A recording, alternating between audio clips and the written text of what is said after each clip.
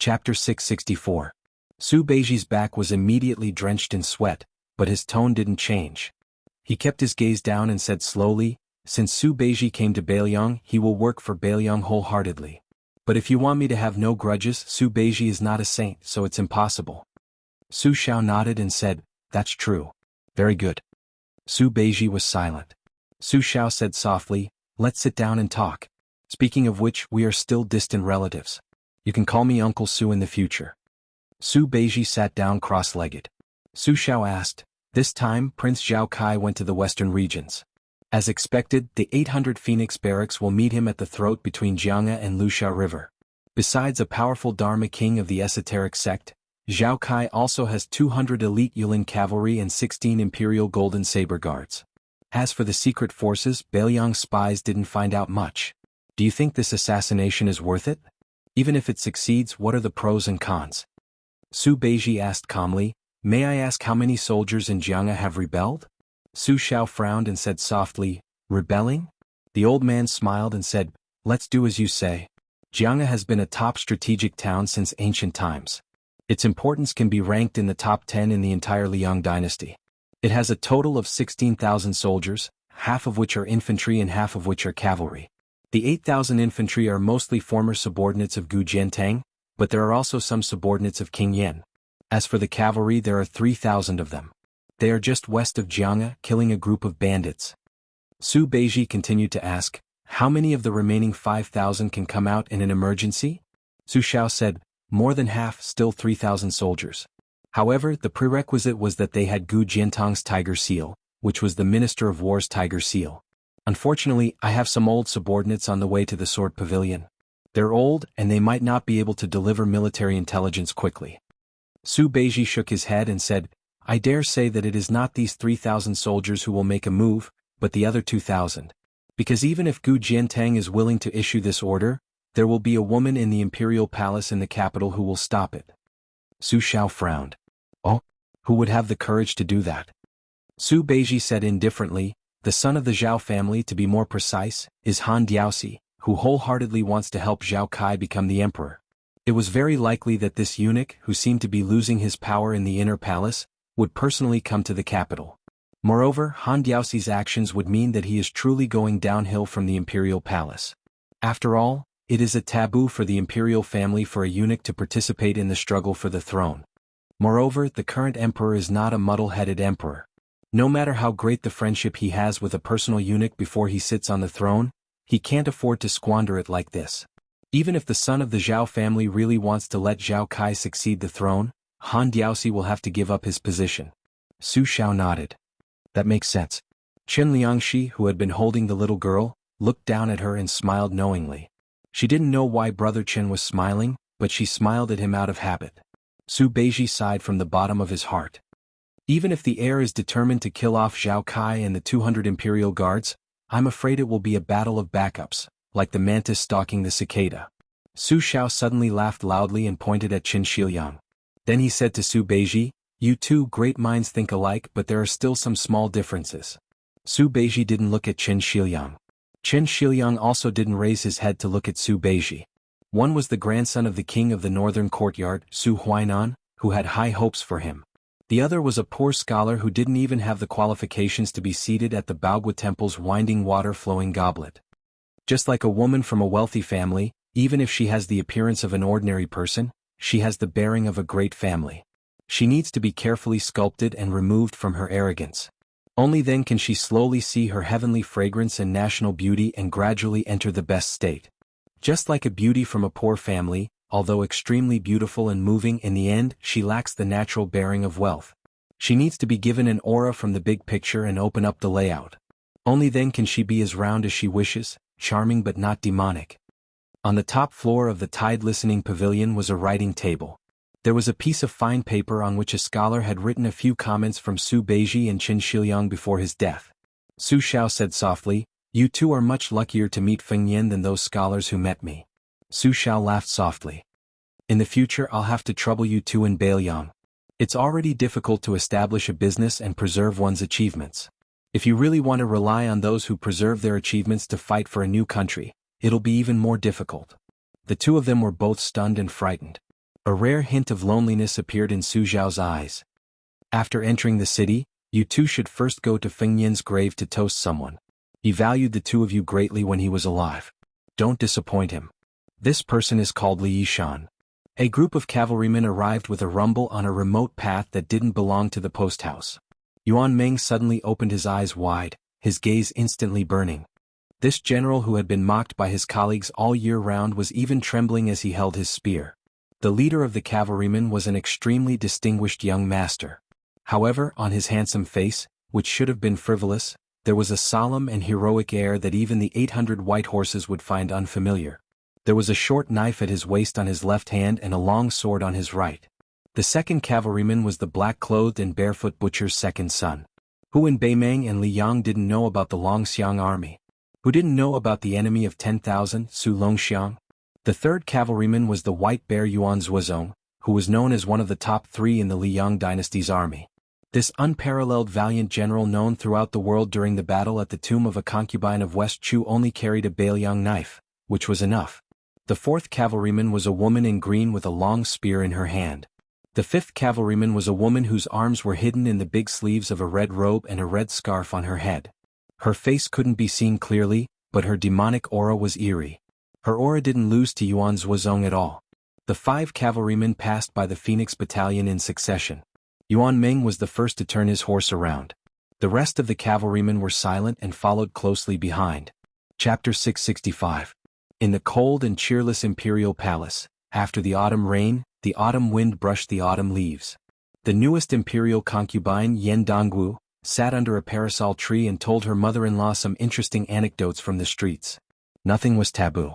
The relationship between mother-in-law and daughter-in-law was harmonious, far beyond what people outside the palace could imagine. This talented woman of northern Liang, who was only slightly overshadowed by Su Weisheng, smiled as she spoke of the matter of writing a poem on a red leaf. That gentle, courteous and thrifty, scholarly prince immediately picked up a piece of wudong leaf that had just drifted down and didn't have time to sweep it away. He stood up with a serious expression and bowed with his hands clasped in front of his chest. "Wife, please write a poem for me." Empress Zhao Ji, who was sitting to the side, was wearing a phoenix coronet. Although her appearance was average, she was extremely dignified and elegant. She was deeply respected by the emperor.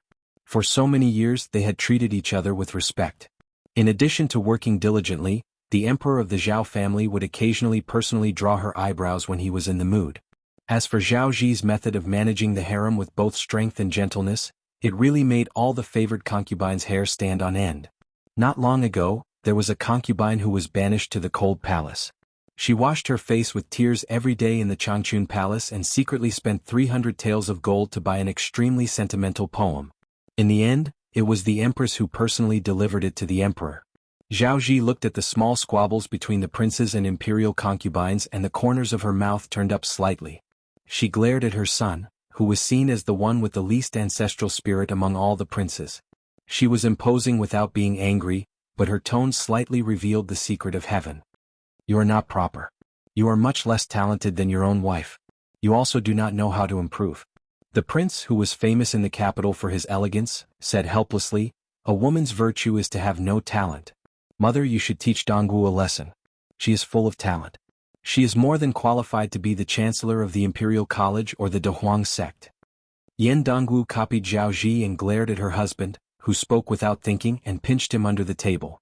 Zhao Ji reached out and slapped her son's forehead. "Are you scolding me indirectly? Or are you scolding me and Dong Yuwu together?" When the prince smiled, his handsome face would be filled with a heartwarming warmth. It was very warm and intoxicating. Such an elegant man born in a royal family could make the noble ladies in the capital go crazy for him. Back then he married the Beiliang girl, Yen Dongwu, who happened to be the daughter of a Beiliang civil official. It really made the entire capital feel incredulous. However, reality proved that the two of them were a perfect match. Yen Dongwu had appeared at the palace banquet several times, and no one could find any fault with him. This made many old foxes who had lived in the capital for a long time feel gratified. The prince held Yen Dongwu's cold hands and faced Empress Zhao Ji. He smiled and said, "I have scolded both of you. Both of you are very talented. You are also a good-for-nothing who brought shame to my mother. You are the two women I love the most in the world. I love my mother more when I am with my mother. When I am at home I love my wife more. Zhao Ji joked. If Fengya heard this, let's see how you deal with it. The prince sighed sadly. This stupid girl. I have been worried for nothing for 20 years. These years she has come to find you more often than I have. Zhao Ji said calmly, when she gets married and suffers some hardship, she will know who really cares for her. The prince shook his head and said, I can't bear for her to suffer. It hurts so much. Zhao Ji smiled again. Your wife is still here. You don't need to think before you speak. How can you love your sister for a lifetime? Besides, it is useless to rely on your love. Yan Dongwu said softly, Princess Suizhu's personality is really good. Zhao Ji nodded. The prince reached out and held a yellow leaf. He sighed, it is so cold in autumn. Thunder rumbled in the gloomy sky without warning. The prince frowned and said, it sounds like winter thunder. Zhao Ji, who liked the clean scene in her field of vision, gently brushed away a leaf that had just left the branch on the table. She raised her head and squinted at the west. The prince listened to the thunder and smiled as he quietly threw away the autumn leaf in his hand. After Su Shao granted him the title of king, Gu Jiantang, who destroyed the spring and autumn kingdoms, took charge of the Ministry of War with the rank of first-rank general. He was one rank higher than the other 5 ministers and became the nominal head of the military in the Liang dynasty. Apart from the 6 vassal kings in the imperial court, only Grand Secretary Zhang Julu and the leader of the remnants, Sun Shiji, were on par with him. Last year he rushed to the northern border of the empire to personally take charge of all border matters and rarely participated in court meetings. However, no one dared to write a memorial to remove the title of Minister of War because they empathized with Great General Gu's hard work. The Ministry of War was still the watertight general's camp of the Gu party. As a first-class important minister of the border, as well as the leader of Gu's party, apart from his previous night duty in the palace, Gu Jiantang almost never had any private contact with Zhang Julu. When he returned to the capital this time, he made an unprecedented visit to Grand Secretary Zhang's residence, doing so openly, not caring if the emperor suspected that the civil and military officials were of the same mind, or if the other officials in the capital were in cahoots with each other. This type of official taboo that the powerful ministers of previous dynasties feared like a tiger, on Gu Jiantang's side, it became a trivial matter. The great general came out in casual clothes, even bringing along the newly appointed guerrilla officer Yuan Tingshan, who might be his adopted son or son-in-law. On the same street, there were many pairs of eyes staring fixedly from behind the doors of most of the important ministers' residences. When Minister Gu walked out of the blue-eyed Grand Secretary Zhang's residence in large strides, they quickly reported to their masters who were waiting for news. No more, no less, exactly an hour. It wasn't even enough time to drink 2 pots of tea. What kind of important military and state matters could be discussed? After entering the mansion, Yuan Tingshan, who had been wandering around aimlessly, followed the great general into the carriage. He didn't find any clues from this world's #1 bladesman's face. His expression was as indifferent as a white steamed bun, making Yuan Tingshan, who wished for nothing more than a heavenly thunder and earthly fire fight, feel extremely regretful. Yuan Tingshan had an impatient temperament where he couldn't sit still for even half a moment. The silent carriage made him pass his days and years. As soon as they drove out of a street where every door had a dynasty's great bodhisattva sitting inside, he couldn't help but ask, Great General, what is going on? Gu Jiantang didn't pay him any attention. Chapter 666. Yuan Tingshan normally acted like he was #1 under the heavens in front of everyone, but in front of Great General Gu, he was a bit better, not daring to act rashly. After all, deep down he still sincerely admired this future father-in-law who had both military achievements and martial strength, yet was powerless. Originally, the one he worshipped the most was that king with a different surname, the butcher Su Shao. Later on, in Gangnam-do, he tried to assassinate the widow Su Shao, but was seriously injured by that young immortal who could sever fate with a sword. He felt like there was no longer any good karma between him and Su Shao in this life, so he turned his attention to Gu Jiantang. Yuan Tingshan could only mutter, If you don't want to say it, then don't say it. I don't feel like guessing. Gu Jiantang calmly said, You don't need to worry about the northern Jianghu, I will send you to Ji province. Yuan Tingshan's brows furrowed tightly. Ji province? The old nest of the valiant martyr Han family? I heard they were executed for the sake of Grand Secretary Zhang's prestige. Great General, at the time you also contributed quite a bit, right? Gu Jiantang gave Yuan Tingshan a look out of the corner of his eyes. The latter shrunk his neck, saying quietly, Either way, there isn't a single official who isn't vicious and merciless. How many people have I killed? Compared to you all, it's nothing. Gu Jiantang's tone didn't fluctuate at all. When you arrive at Ji province, you don't need to report to me when you kill people. When you arrive at the imperial court, I will help you stop the impeachment. Yuan Tingshan was pleasantly surprised. Really? Gu Jiantang closed his eyes. Yuan Tingshan said with a laugh, when there is a great battle to fight, you better not let this old one get promoted to a high official, or else when the time comes, Bailiang won't be able to bear the consequences. This old one has a death grudge with that surname Su and His Royal Highness. Gu Jiantang closed his eyes, saying with a sneer, just based on you? Yuan Tingshan's hands held the back of his head, leaning against the carriage wall, his expression gloomy. That day will come. Let's see whose blade can take more lives. Gu Jiantang slowly said, there might not necessarily be a chance. Yuan Tingshan said in shock, Great General, what do you mean by these words? Gu Jiantang put on a fake smile, which made the fearless mad dog Yuan feel a chill run down his spine. Sit on the mountain and watch the tigers fight. But this time those sitting on the mountain will all come down the mountain. As the throat of the dynasty that controlled the west, Jianghu housed a sizable number of war elite troops. They had both infantry and cavalry, and the 8,000 infantry were mostly mountain-top powers from the Spring and Autumn War. Most of them were the old subordinates of General Gu Jiantang, and the King of Yen was slightly fewer. The 8,000 cavalrymen were in a complicated situation where three parties were vying for supremacy. Among them, 3,000 cavalrymen were orphans without parents. The leader, Wang Ji, was a general who rose to his position after the spring and autumn period. He often led 200 to 300 elite cavalrymen into the hinterlands of the western regions to hunt. His hands were so bloody that they were almost black, and he was not very popular among his peers. Currently, he was leading 3,000 cavalrymen to kill a group of highland bandits. Other than that, although the general in charge of the 3,000 cavalrymen was not a member of the Gu party, he was a relatively orthodox member of the Ministry of War. He relied on his connections in the capital to climb up the ranks. He belonged to the foreign faction of the Sword Garret. The remaining 2,000 cavalrymen were born and raised in Swords Gate. Cavalry General He Yen had always been a fence-sitter, and he had been living a difficult life. He did not have many men under him, and he had such a spineless leader. Although the 2,000 cavalrymen were strong, they could not gain much from him. What was strange was that the various factions of the Sword Garret were intertwined with each other, and these 2,000 cavalrymen were not willing to cross the wall. The Gu party's General Ruan Daiqing was the nominal commander of the Sword Garret. Today he watched as the 2,000 cavalrymen left the Sword Garret without permission. He had already cursed the 18 generations of He Yan's ancestors in the barracks. He was about to ask his trusted aide to write an impeachment report to the Ministry of War, accusing He Yen of leaving the Sword Garret for no reason. But when Ruan Daiqing was about to finish the report, he stopped. He Yen was the most cunning and slippery person. Why did he suddenly take the wrong medicine? Earlier, when he had personally gone to intercept them, the 2,000 riders had charged straight out of the city. They had the arrogant attitude of wanting to kill anyone who blocked their way. This made Ruan Daiqing almost think that there was a mutiny and could only avoid them. At the time he was only glad that he had caught something on them. Now that he thought about it, Ruan Daiqing calmed down and his abacus sank deeper. He picked up the memorial from the desk and slowly burned it with a match. He said to the startled scholar, change it to a secret letter.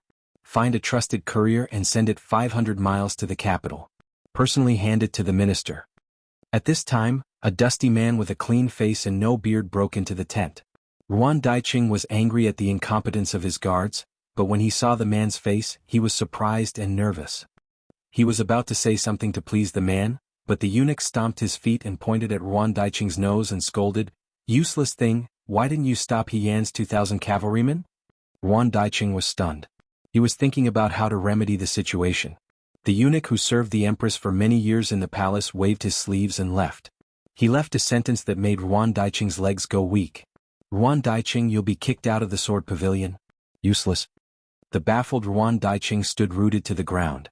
After a long time he came back to his senses. There was no third person in the tent. This general with real power only dared to curse in his heart, son of a bitch, do you have balls? Outside the sword gate, 2,000 cavalrymen galloped like a flood.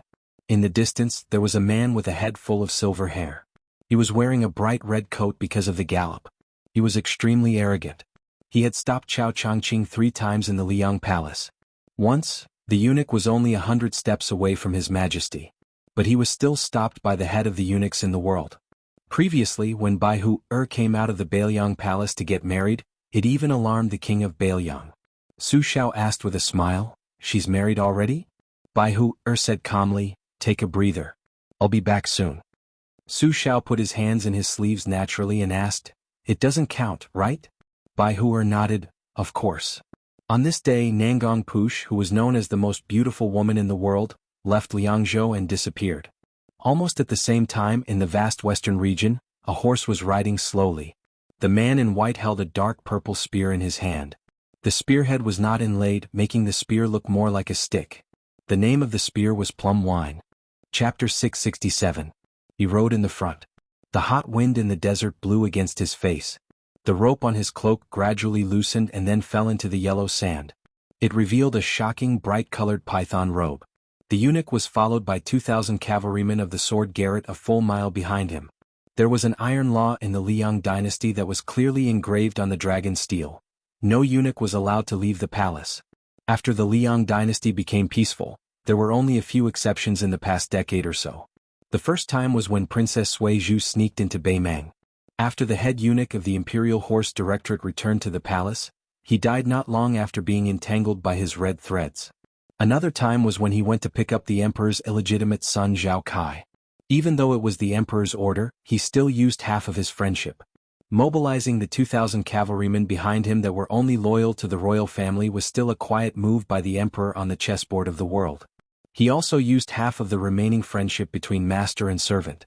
But Han Xingxian, the most powerful official whose real name was very unfamiliar in the court, didn't regret it, let alone think about the emperor's fickleness. The human cat Han Xingxian was greedy for power.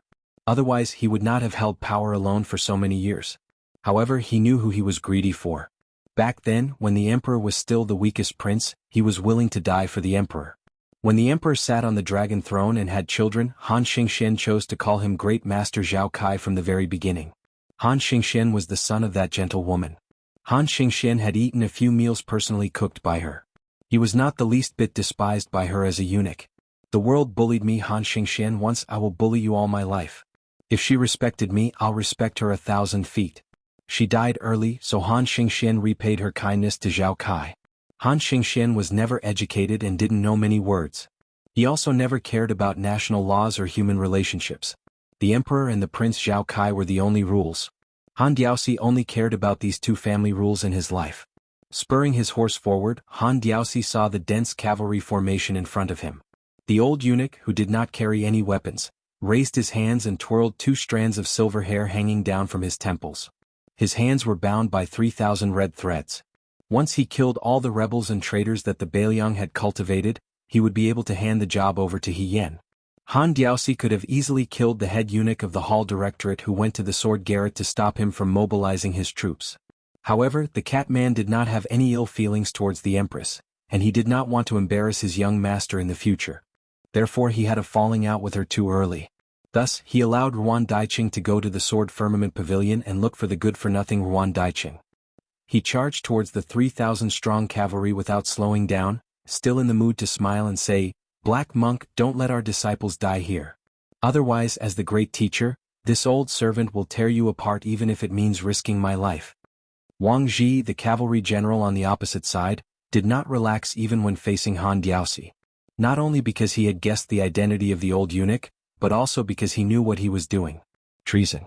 Wang Ji lowered his head and touched the saber that he had kept for many years. The 3,000 cavalrymen behind him did not recognize Ruan Daiqing, the commander of the sword garret. They had been fighting for many years and had even forgotten about the son of the Zhao family. His father was placed in the sword garret by Great General Su as a garrison general. Before his death, he had gathered 1,000 trusted subordinates, and in 10 years he had gained 2,000 cavalrymen. Among them, 300 were from Bailiang who had slowly infiltrated the sword garret. Most of them were 15 or 16 years old youths. Last year 80 of them came in one go. In the quicksand of the western regions, 800 miles away from the Sword Gate Pass, Wang Ji saw the human butcher for the first time. Wang Ji knew that it would not be long before he could use his father's treasured saber, the Bailiang saber. Wang Ji tilted his head and spat on the ground, silently pulling out the Bailiang saber.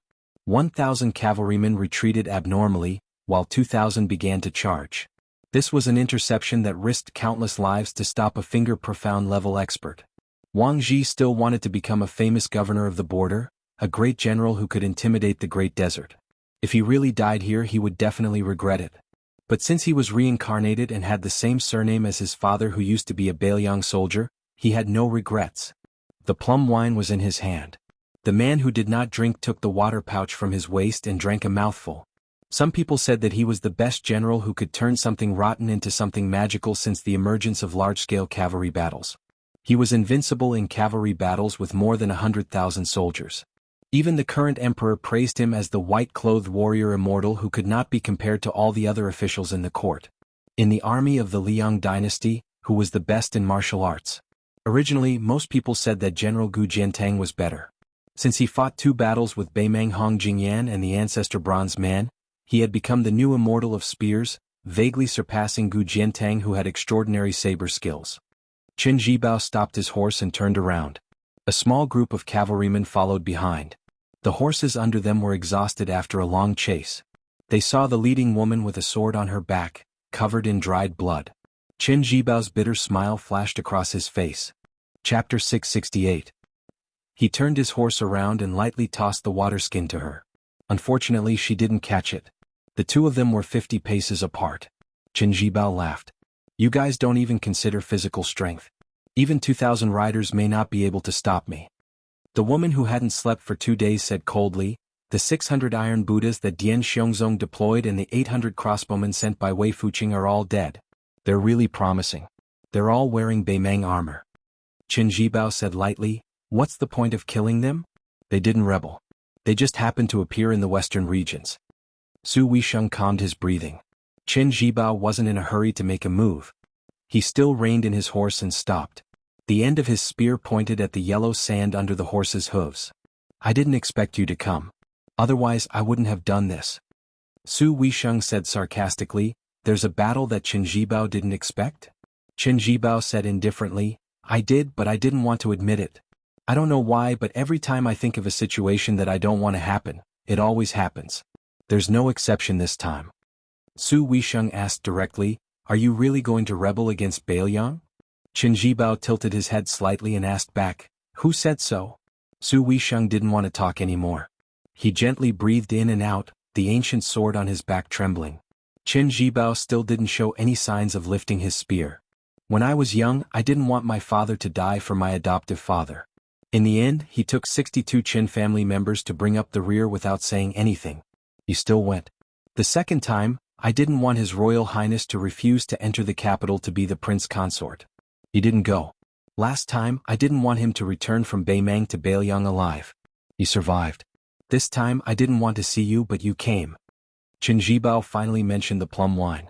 All these years, I didn't do anything. I just wanted my foster father to slowly grow old and die in the position of king of Bailiang. Now, I still don't want to be a disloyal and unjust traitor. So, even though I knew that His Royal Highness had gone out 3 times, I still stood by and watched. The last time I didn't want to do anything, it just had to appear again. Qin Jibao bent down and took out a spearhead from his hanging pouch. He inserted it into the already incomplete plum wine. When he lowered his head, the man in white said slowly, I know that the maiden Wutongin Blue Bird is the daughter of spear immortal Wang Xiu. I knew that the instant spear was left in the armory.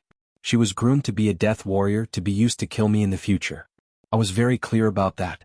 Su Weisheng, since you are the death warrior who has been hiding for more than 20 years, I, Qin Jibao, will let you die today. After all, the last man you saw before you died was me. I will take your corpse to Western Shu and be the princess of Shu for 10 years. This group of horses held the silver bottle that was about to overturn the current power structure in the western region. They actually stopped their horses heading west. The place where they stopped was between the Sword Garret and the quicksand. Behind the group of horses was the Iron Gate Pass recorded in the Spring and Autumn Chronicle. The pass was built by the Emperor Qin. The cliff was like an axe and the stone was like iron. This was a steep canyon that was 20 miles long upstream of the Jiao River.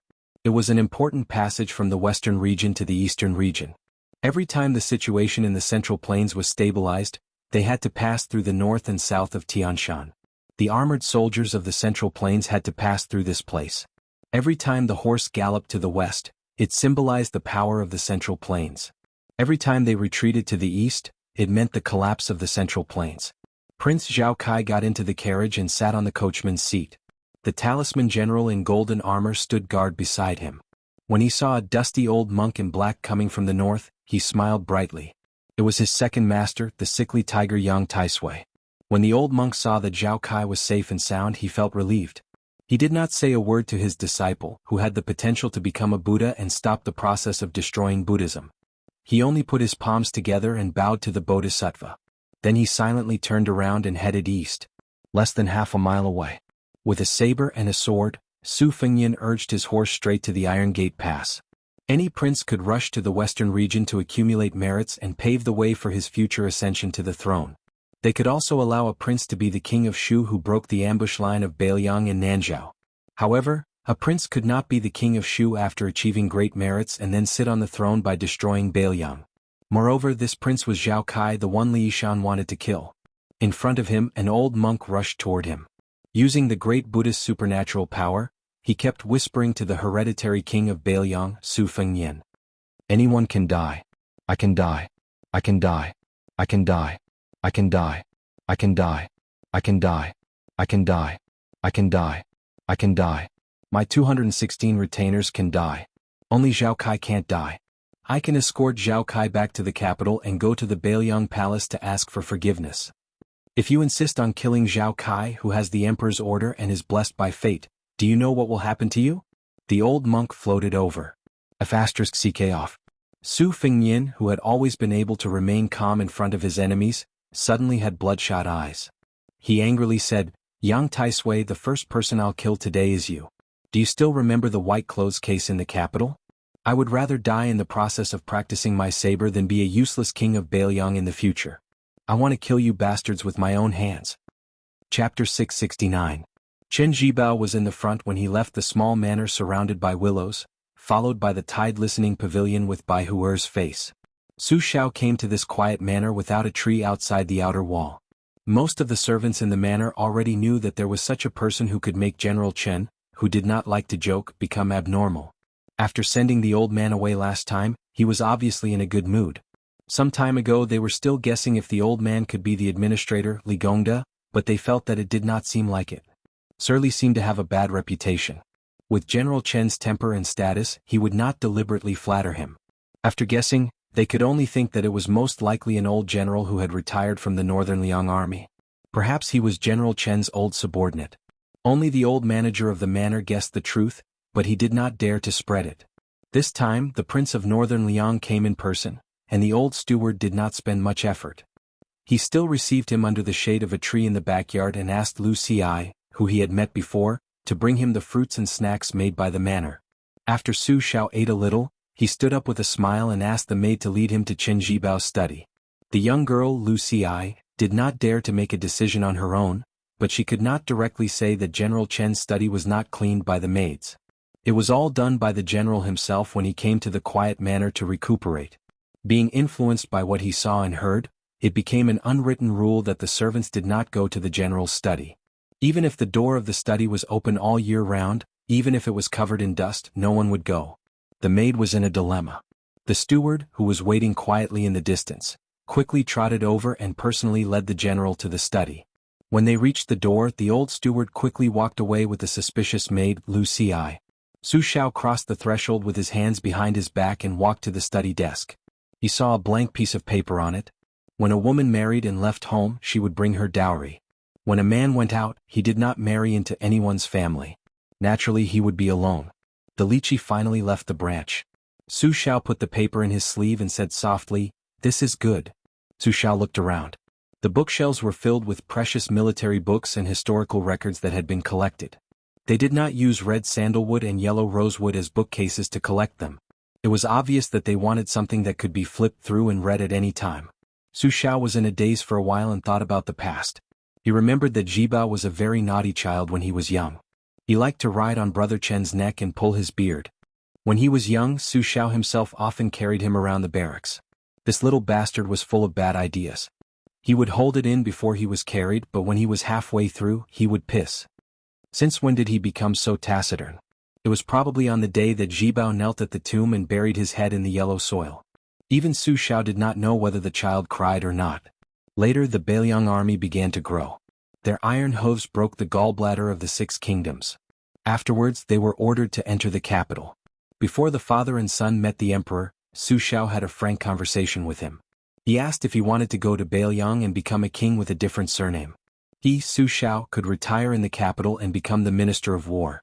Qin Jibao would go to Beiliang and become the only king with a different surname. He would control the throat of the northwest for the dynasty. At that time the emperor also had the same idea.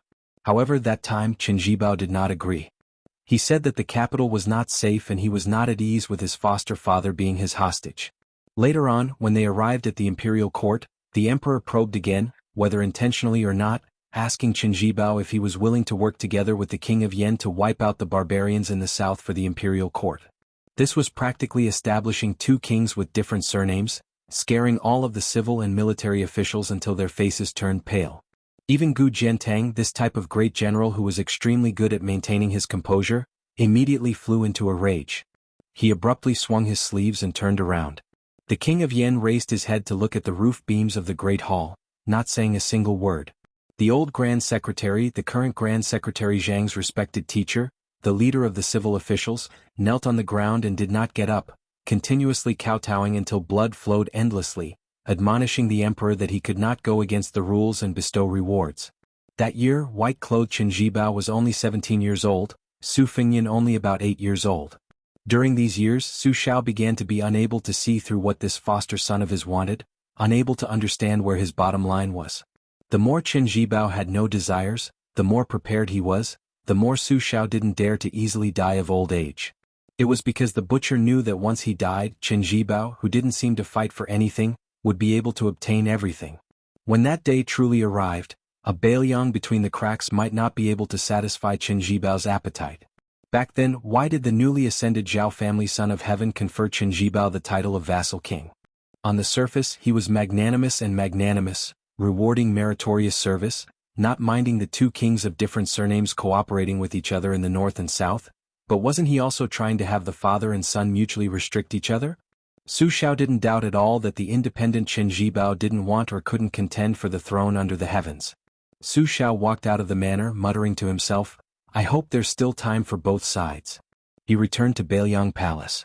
In the great hall, there were no armored guards or murderous auras.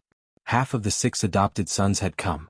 Qi Dangua, who carried the banner, Yi Shizhen, who studied under Yang Kai Zhao Changling, and Yao Jian, who was skilled in greenbag geomancy and dragon-seeking. Qin Jibao, Yuan Zuozong, and Chu Lushan were no longer in Beiliang. Only the 4 of them were left. Seeing their adoptive father gently sit on the chair, Yi Shizhen and Yao Jian exchanged a look and slowly knelt down. Qi Dangua didn't move. He glared at his 2 brothers who had succeeded long ago, his face full of anger. Su Xiao put his hands in his sleeves, leaned back and said, "Our Beiliang spy agency has been divided into 2 in these years. Lu Qiuer is in charge of one half, Shizhen is in charge of the other half. Not long ago, 2 people spent 1,100 caddies of gold to buy a life, hiring a blind woman called Xue Songguan to kill Feng Yin. Shizhen, your 500 caddies was the first move, the death. Lu Qiuer's 600 caddies was the last move, the purchase. Because this blind female zither player did not go back on her words after taking the money, Lu Qiuer's 600 caddies was a loss, but she stopped when she was needed. Whether or not Feng Yin could survive in the northern Mang, he still had to give it his all. I know that Changling had a good opinion of Ji Bao before he died.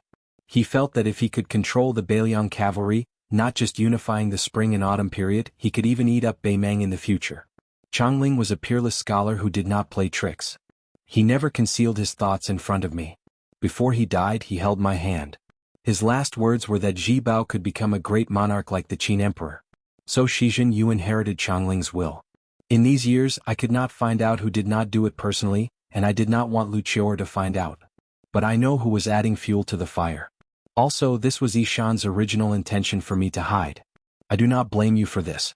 Shizhen, you just wanted to fight for your master, prove that Li Yishan was wrong, and prove that Li Yishan was not as good as Zhao Changling. In these years, the hearts of the old subordinates of Beiliang have been scattered, especially those old people who urged me to become emperor. They still have resentment that has not dissipated. As to you, Yao Jian, you always believed in Huang Longshi's words about the white-robed man slaying the boa dragon. You were stubborn from a young age and wanted to become a state teacher like Beimang's Qilin spiritual master. You also had the great ambition of continuing the orthodoxy of the world. If I had advised you openly, the relationship between father and son would have been long gone. You would not have been able to run all over Beiliang with Feng Yin in those years, so I endured and did not say anything. Su Xiao was really old. He put his hands on the back of the chair and slowly stood up from the chair. The young general who was not afraid of fatigue and death every time he took the lead was actually so difficult. In the end he said, "Now it's hard for me to say that I'm definitely right and you guys are wrong." Su Xiao walked out of the hall. Qi Dangua was guarding the door with his back to Yao Jian and Yi Shizhen.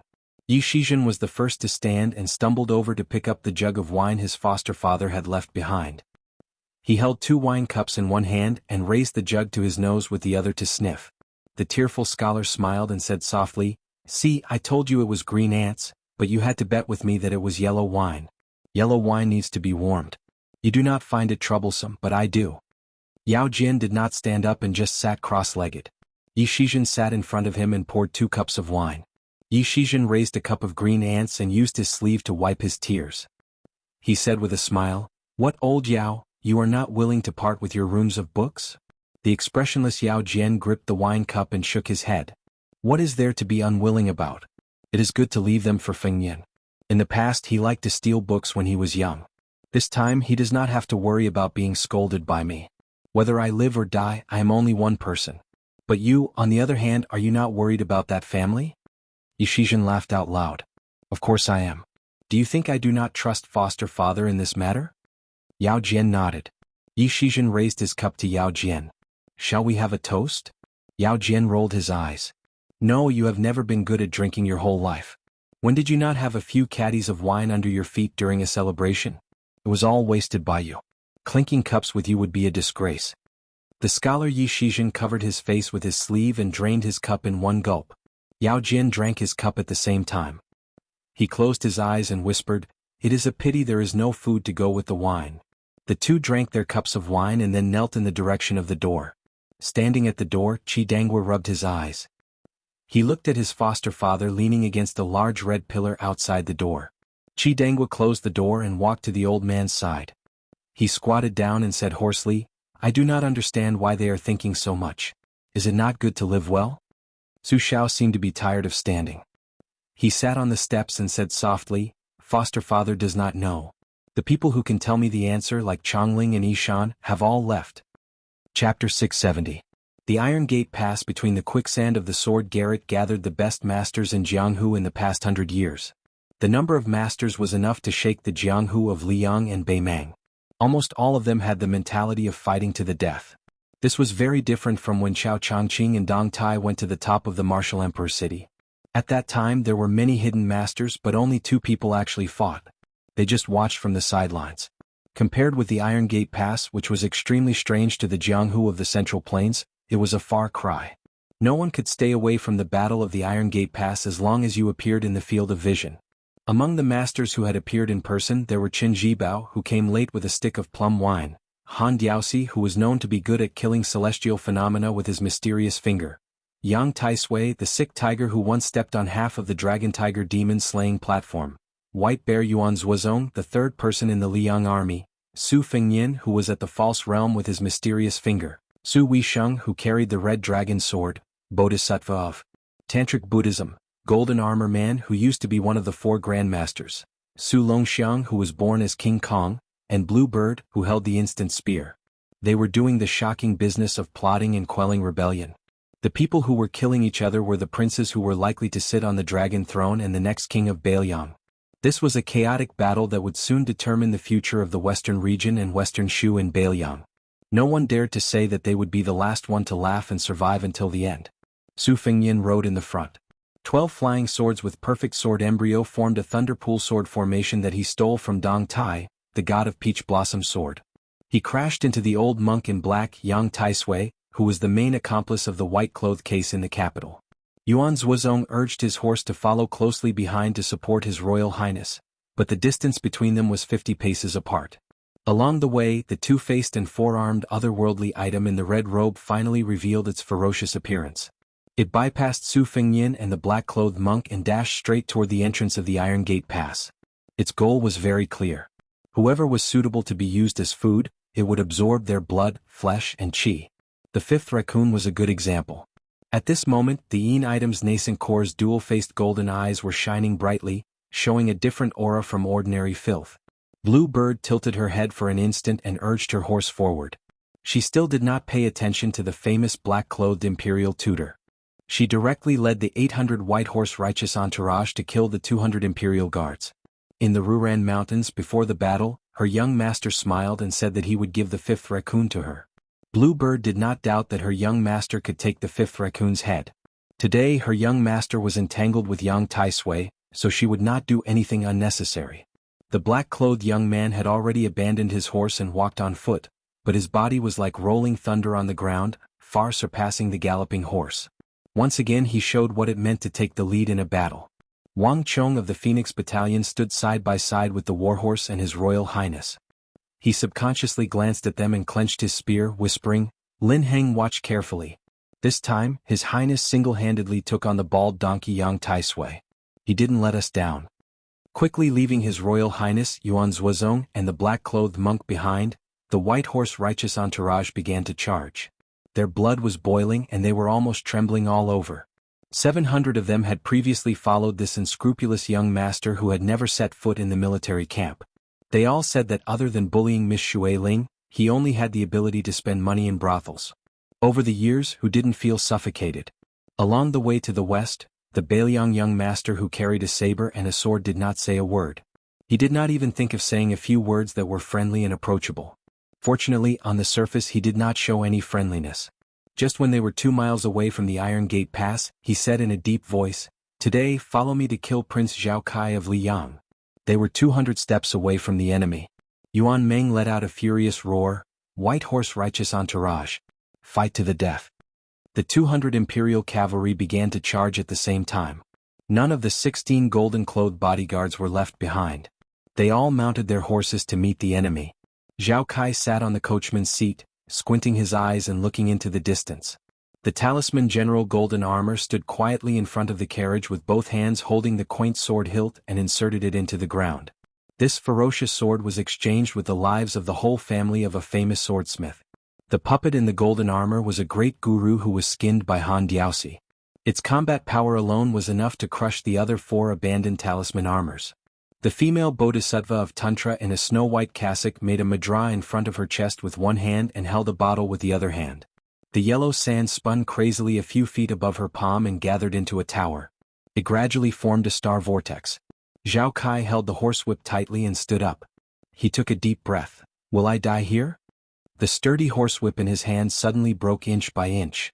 The prince sneered in a low voice, "How can I die here?" Chapter 671.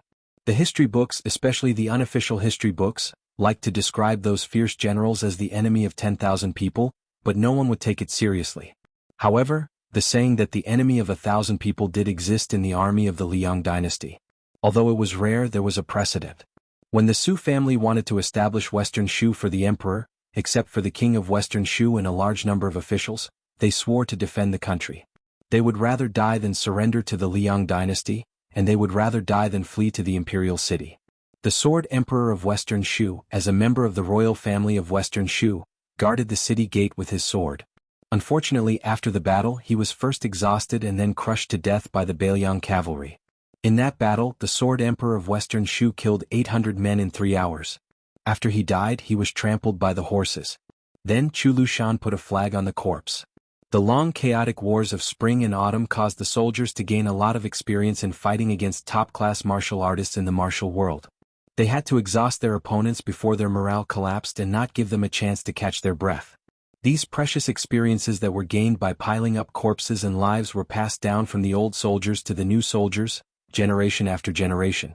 Wang Ji, as a general of the Sword Garret, was in the south of Western Shu where the Sword Emperor died. Needless to say, Bailiang had Chen Zhibao and Yuan Zuozong who survived in the imperial concubine's tomb.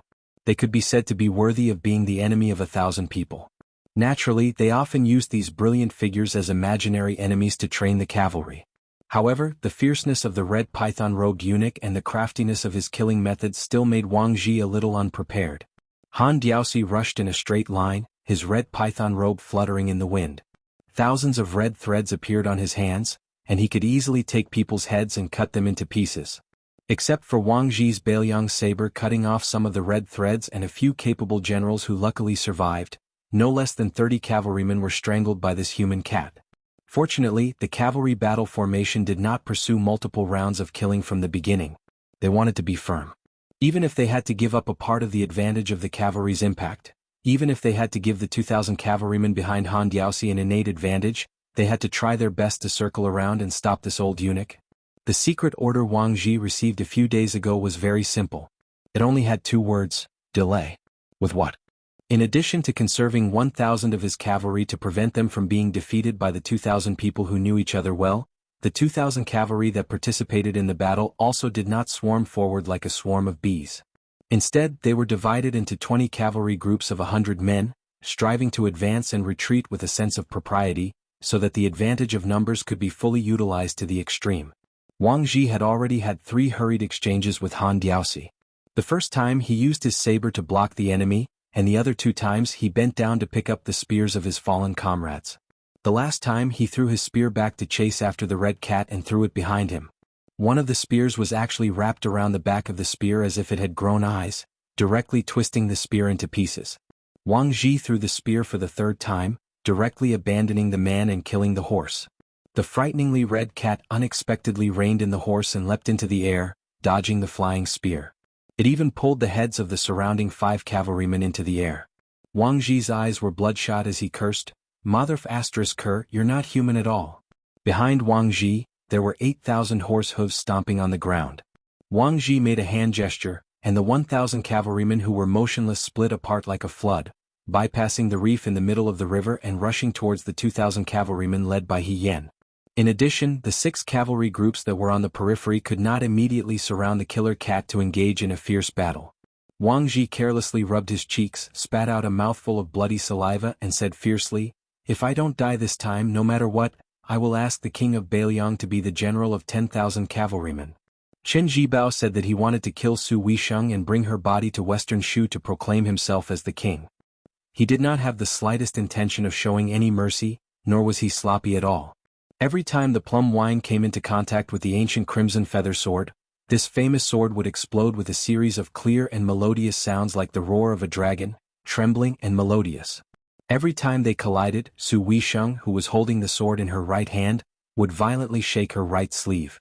The profundity of the plum wine was not limited to this. Every time Chen Jibao struck out with his spear, it seemed gentle, without the slightest bit of anger. But every time he shook his sleeve, the elite cavalrymen of the Great Snow Dragon Cavalry would suddenly die for no reason. Clearly, before they could get within 20 steps of the 2 of them, they died cleanly as if a spear had pierced through their chests. They did not even have the time to feel the pain before their bodies flew backwards, falling into the yellow sand. Chen Jibao suddenly swung the plum wine, sweeping it out horizontally. The ancient crimson feather sword in Su Weisheng's hand drew a frightening arc that would definitely break an ordinary famous sword. The 2 cavalrymen behind Su Weisheng and her horse were once again mysteriously killed. Before they fell off their horses, their bodies in the air were exactly the same as the ancient crimson feather sword, drawing an arc in the air. Lightly taking back the plum wine, Chen Jibao pointed at the ground, and the tip of the spear spun out a flower. Looking at the woman who was spitting out blood, he lightly smiled. "This is the time when the plum is still young. You really don't plan on extending your left hand?" The second sword of Taoism, the ancient crimson feather sword, in the end, is still the word, order. Su Weisheng did not make a sound. Chen Jibao turned his head to look at the Iron Gate Pass. "I originally wanted to go there and cut down the python and dragon, and then enter Shu alone. This way no matter who it is acceptable." The plum wine in his hand gradually turned a deep purple. Su Weisheng threw the ancient crimson feather high into the air. High into the clouds, it attracted the heavenly thunder. Su Weisheng was just about to blurt out the word, order. A spear pierced through the abdomen. Chen Jibao pulled out the plum wine, drawing a stream of blood from the woman's body. His face was expressionless. Su Weisheng was still trying his best to say the word, order. Then, the white-robed man spun to the end of the spear and knocked him off his horse. It seemed like he was showing mercy, but in fact, this plum turning from green to purple was the real killing move. At this moment, a woman was flying south on her sword. Behind the woman was a green-robed Confucian scholar leisurely following. The young woman was extremely beautiful, and the way she rode the sword was like a carefree immortal. She fiercely glared at Su Weisheng, who was her second mortal enemy in her life, and said coldly, "I'm just watching. Don't expect me to make a move." On the other hand, the middle-aged Confucian scholar who had dominated the world chuckled and said, "The plum wine goes best when it's purple."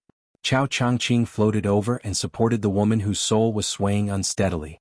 He pressed down on her heart meridian, gently inserted a pill, and gently put her down. Only God knew if she was dead or alive. He was just doing his best. In fact, it was still difficult to escape death by forcefully attracting the heavenly tribulation. Death warriors deserved to die.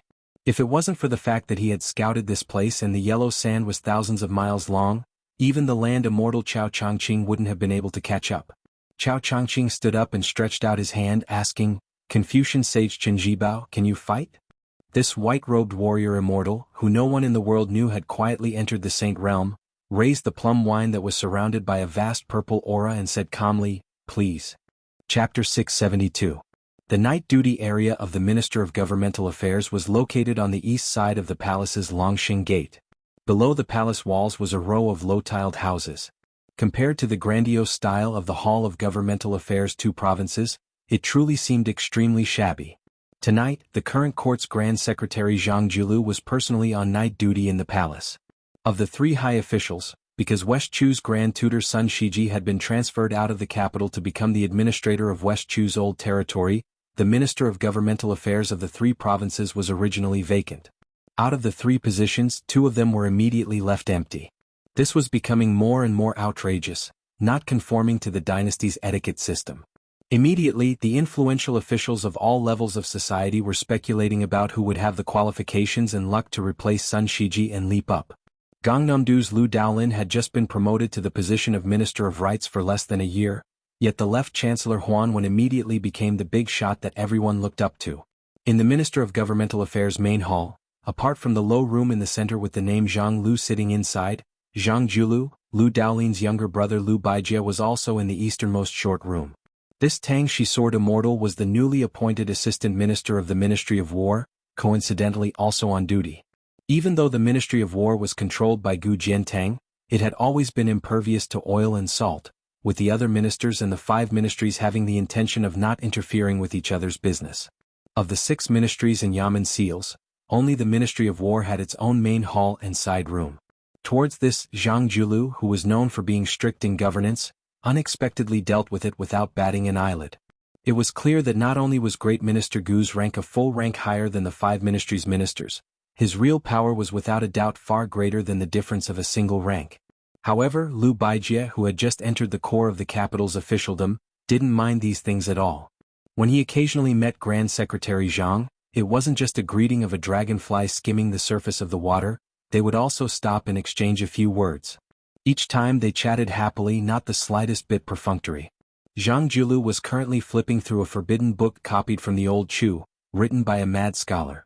Sun Shiji, who had rushed to Guangling Path to take up a post to appease the clamoring public opinion, actually wrote a letter specifically for this matter, pleading for leniency for that scholar, pleading for leniency. When Zhang Julu received that letter during the day, he didn't immediately reply, only asking for a forbidden book from the Imperial Archives, carefully flipping through it. Just as he was reading to the point where his brows were furrowed, the blue-eyed, purple-bearded Grand Secretary heard a burst of bold laughter from outside the main hall. The number of old fellows who dared to cause such a ruckus in the inner court could be counted on one's fingers. Zhang Julu put down the forbidden book and glanced at the full moon hanging on the wall outside the window. In the room, several of the influential officials of the 6 ministries subconsciously stopped writing and put down their books, all of them looking at the Grand Secretary. Zhang Julu smiled and gestured at everyone, indicating that they should ignore him. Unlike when the previous Grand Secretary was in charge of the minister's desk, although the officials in Zhang Lu were all 4th rank and above, they were actually almost a generation younger than before. There were very few gray-haired old men with muddled eyesight. Most of them were around 50 years old, and there was even one in his early 40s who had entered the central government as the assistant minister of the Ministry of Personnel. Zhang Julu gently stepped over the 2 thresholds and walked out of the main hall that was privately called Zhang Lu by the court. He saw the left Chancellor Huan Wen's old face that couldn't be any more familiar. In addition, There was also the Minister of Rights Lu Daolin, who was originally on duty in front of the Imperial Palace's West Qinshi Palace. When a prince left the capital to be conferred a vassal, it was a major event that would affect the entire situation. The Ministry of Rights of the Imperial Clan Court and the Hall of Governmental Affairs had to put in effort in all aspects. There was not the slightest bit of error. However, between Huan Wen and Lu Daolin, there was another man. The most conspicuous thing about him was the yellow dragon robe he wore. Zhang Julu quickly stepped forward and was about to bend down to pay his respects when the emperor gently supported his arm. Zhang Julu no longer pretended to be humble. Out of the corner of his eye, he saw a young eunuch. He said he was young, but that was only in comparison to the previous eunuch from the ceremony directorate, Han Shengxian. Originally, it should have been Han Diaoxi who accompanied the emperor at his side. Zhang Julu, who had never interacted with the eunuchs of the internal court, didn't want to delve too deeply into it. It was enough to know what was going on in his heart. Lu Daolin saw that the three of them had no intention of immediately entering the room, so he was the first to take his leave and walked into Jianghu. The emperor waited until the Minister of Rights entered the room before joking in a warm voice, "My two beloved ministers, please come with me to the Ministry of War's main hall for a while? I know where the tea is good. It's the authentic spring spirit lake tea before the rain. Zhang Lu's side isn't good. The tea is also sloppy and can't enter one's mouth." Zhang Julu, who didn't pay much attention to the rules when interacting with his subjects in private, smiled and said, "Sure, I don't like shamelessly freeloading wine. Things like freeloading tea, there's no harm in doing it a few times while General Gu isn't here. However, I reckon that Chancellor Huan won't be interested." Huan Wen glared at him and said, "Zhang Baiyan, you've only just seen His Majesty and you're already in a hurry to set me up?" Zhang Julu glanced unhappily at Huan Wen, who had his hands behind his back. "Such a strong aroma of wine, do you think I can't smell it? Since His Majesty has rewarded you with good wine, you should obediently shut up and drink your wine later. Don't get drunk and go crazy." Huan Wen, who was exposed by his bad friend, laughed loudly. The emperor of the Zhao family was also in a good mood. He walked with the two pillars of the country to the Ministry of War's East Wing main hall. There was a saying that there was a confrontation with Zhang Lu here. With regards to these harmless disputes, the emperor heard them and dismissed them with a laugh. Even in front of Zhang Julu and Gu Jiantang, he could still casually tease them without any ill feelings. After crossing the threshold, they saw that His Majesty had personally come to the main hall.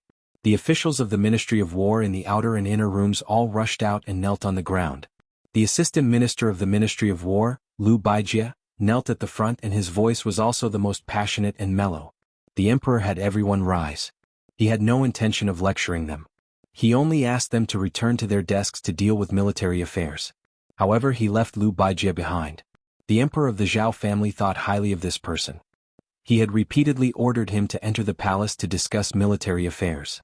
He had even asked Sword Fairy Tang Shi to teach swordsmanship to a few of the imperial grandsons.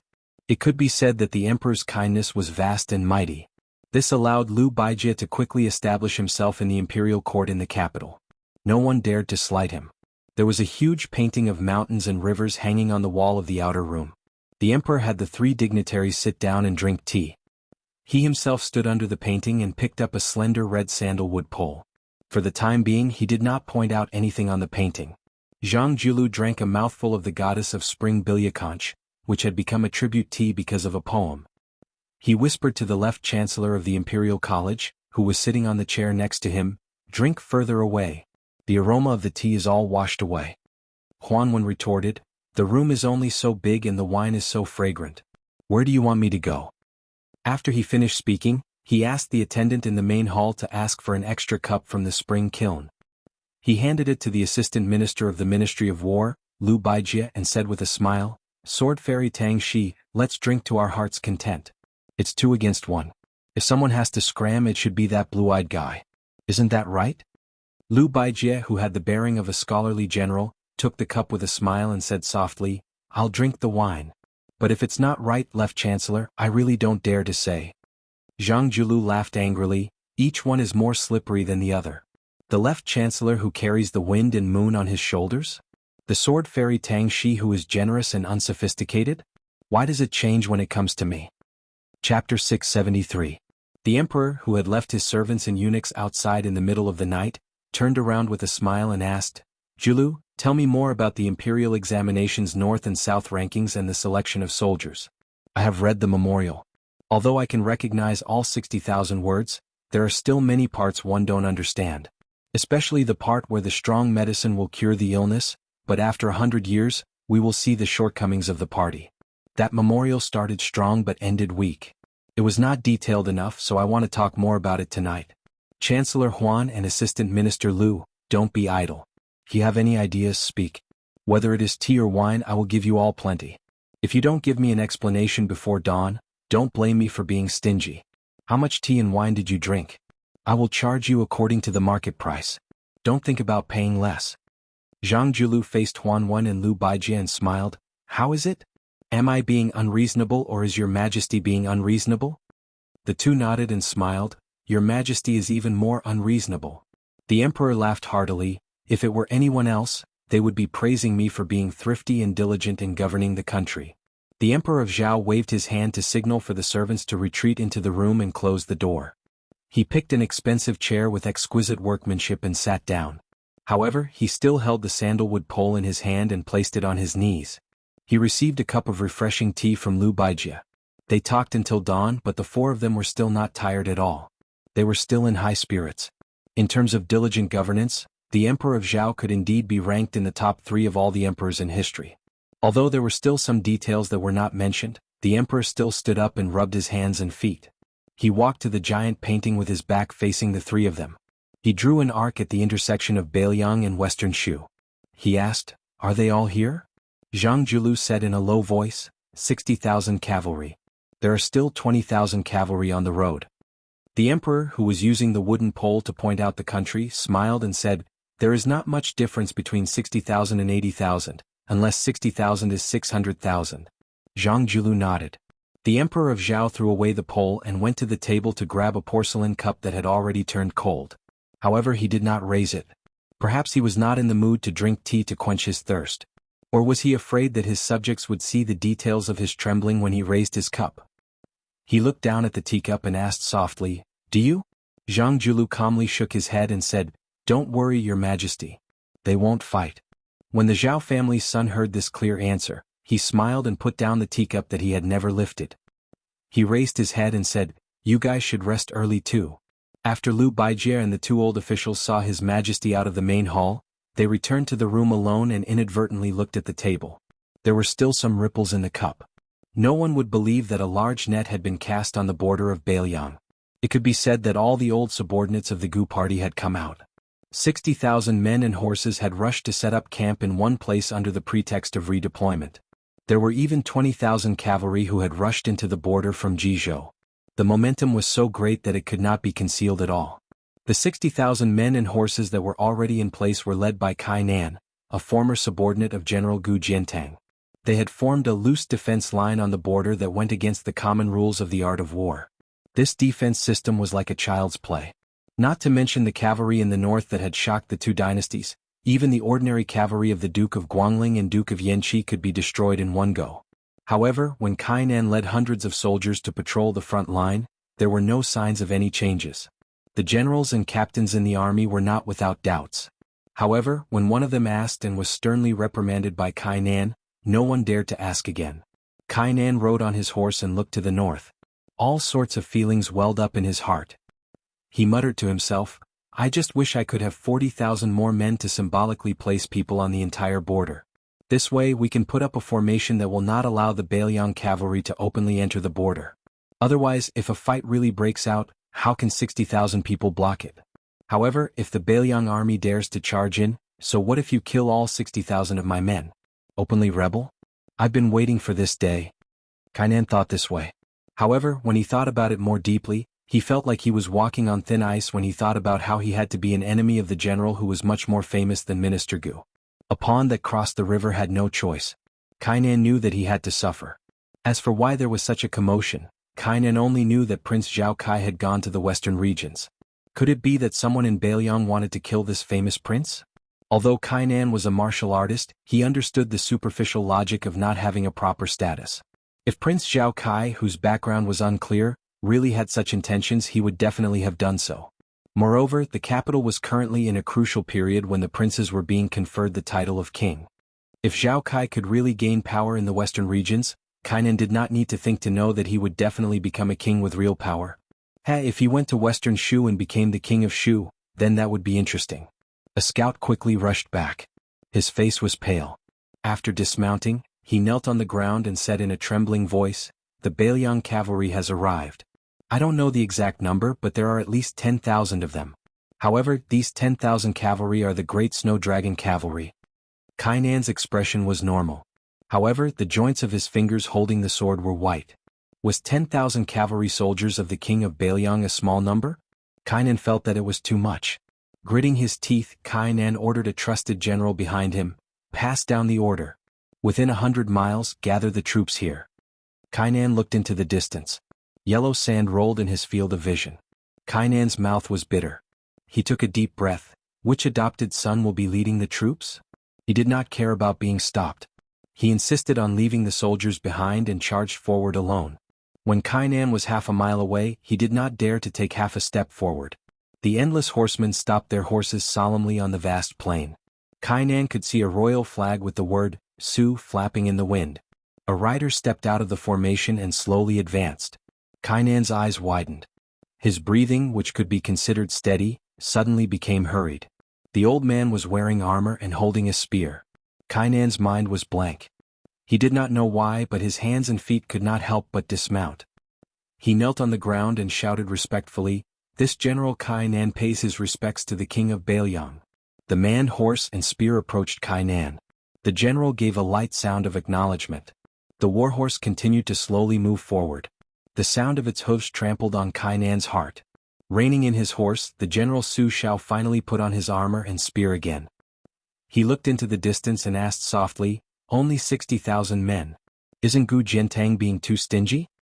Kainan, who had been kneeling on the ground all this time, could not care about his pride. His face was covered in sand. He did not dare to make a sound. This butcher smiled, "Don't worry. I'm just waiting for someone. I won't kill anyone. As long as you don't interfere, this king has no interest in falling out with anyone." Su Shao smiled, "Let's go, General Kai. Let this king see the glory of the Gu clan's cavalry." On this day, when the king of Bailiang, Su Shao, and his cavalry were about to enter battle, someone dismounted and shouted, "Greetings to the general." The 20,000 cavalry soldiers who had rushed over all knelt. Chapter 674. East of Iron Gate Pass was favorable for cavalry attacks, so it was naturally a good place where it was easy for people to die. 200 light cavalry faced 800 light cavalry. The 200 Imperial Army soldiers didn't cower in the slightest. It was different from a few years ago when the children of influential families from the capital mixed into the Imperial family's personal army to earn a living. After Zhang Julu took power, he personally flipped through the Imperial Army's records. As long as they were the descendants of ministers or high-ranking officers, they would all be expelled from the Imperial Army in a single day. That day the military camp was already half empty. Many of the children of generals who relied on their own abilities to enter the army were no exception. This made Zhang Julu extremely unpopular among the capital's officials and generals. When quite a few old generals who had meritorious achievements met, they all began to curse at him. One of the old generals who lived on the same street directly blocked the door, questioning that purple-bearded and blue-eyed man, questioning why with his grandson's strength, he couldn't be an ordinary soldier of the Imperial Army. Grand Secretary Zhang walked out the door calmly saying, "Your grandson indeed has the ability, but your great-grandson definitely won't have this ability in the future. This official is only closing this door 20 years in advance." Back then, the old general who still held an important position didn't understand that scholarly and twisted reasoning. Fortunately, he didn't dare roll up his sleeves and use force against the current Grand Secretary, only deciding to never interact with him again. The two families who originally had a harmonious relationship even had a joyous marriage delayed. Only many years later did the old general retire from the Ministry of War's second highest position, and only then did he take the initiative to apologize. The black-clothed youth passed by Feng Battalion's officer Yuan Meng and Blue Bird, facing a middle-aged martial artist who rushed out of the cavalry formation. This imperial bodyguard didn't use a blade. After his arms were grabbed by Su Longxiang's hands, the flesh on his originally thick and solid arms immediately dried up, becoming a ghastly bag of bones. After breaking free from his shackles, he seized the initiative with a flip of his hand, wishing to tear apart the hands of the sallow and skinny youth in front of him. Su Longxiang still allowed him to exert his strength quickly, only kicking out. The middle-aged imperial bodyguard, who had been protecting the imperial prince Zhao Kai all this time, had originally intended to trade a life for a life by tearing off Su Longxiang's arms and forcefully blocking the kick through his chest. However, when his arms suddenly expanded to the size of large bowls, the youth still didn't move an inch. The imperial bodyguard immediately let go, both hands pressing down on the youth's toes, his entire body borrowing the force to soar into the air, avoiding a fatal blow. The man from Jianghu's hidden sects crossed his legs, as if he was climbing a ladder. He was fast, but Su Longxiang's hand was even faster. He grabbed one of the man's ankles, pulling his entire body down, and raised his knee to strike. The man, who had immersed himself in secret manuals after entering the palace, used all his strength to elbow him, but he was still hit in the stomach by the youth's knee. His well-built body floated backwards. Fortunately, the cavalry behind him were skilled in horsemanship and were able to quickly circle around him. The man's 5 fingers were like hooks grabbing the ground, carving out a gully several zhang long on the ground. Only then did he stop retreating, his stomach churning and blood seeping out of the corner of his mouth. The man stood up with a bit of fear in his eyes. Since scholars could sell their talents to the royal family, many of the top boorish men were willing to sell their martial arts to the court. Unlike the Su family in Beiliang, who had no official position or power, as long as one had the ability, they could take a position in the royal palace in the capital. Because of his outstanding martial arts, this golden saber imperial bodyguard, who had been bestowed with a yellow saber by the emperor, was a well-known figure. Once, when he returned home to visit his family, his sect had been suppressed by the governor and the general. When he returned, the world had been turned upside down. The snobbish governor had asked an old scholar to write a plaque and personally sent someone to hang it in the sect.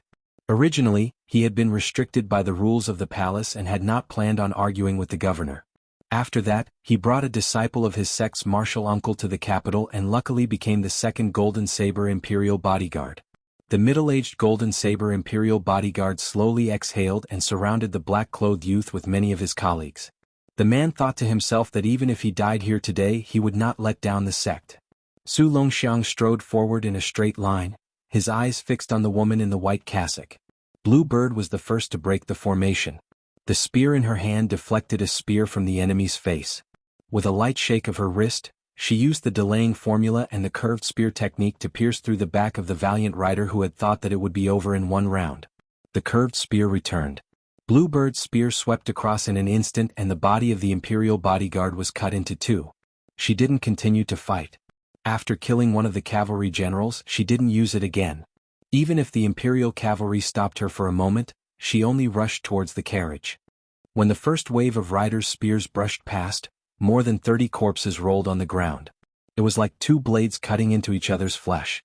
The 2 wounds continued to tear and expand rapidly. Yuan Ming's spear flipped over an enemy rider. The body of the imperial bodyguard who had a bloody hole in his armor was thrown into the air. The rider who still had the strength to fight turned his body in the air. He wanted to land on the ground and stabilize himself before pulling out his sword to fight again. Unfortunately, before he could land on the ground, his head was chopped off by a white horse rider. Yuan Ming laughed loudly. "Ruthless Hong, this head is yours. When we get back, don't be so stingy. I'll treat you, Field Officer Yuan, to a good meal." The expressionless Hong Shuwen muttered softly, "Let me be a deputy field officer and I'll treat you to wine." Chapter 675.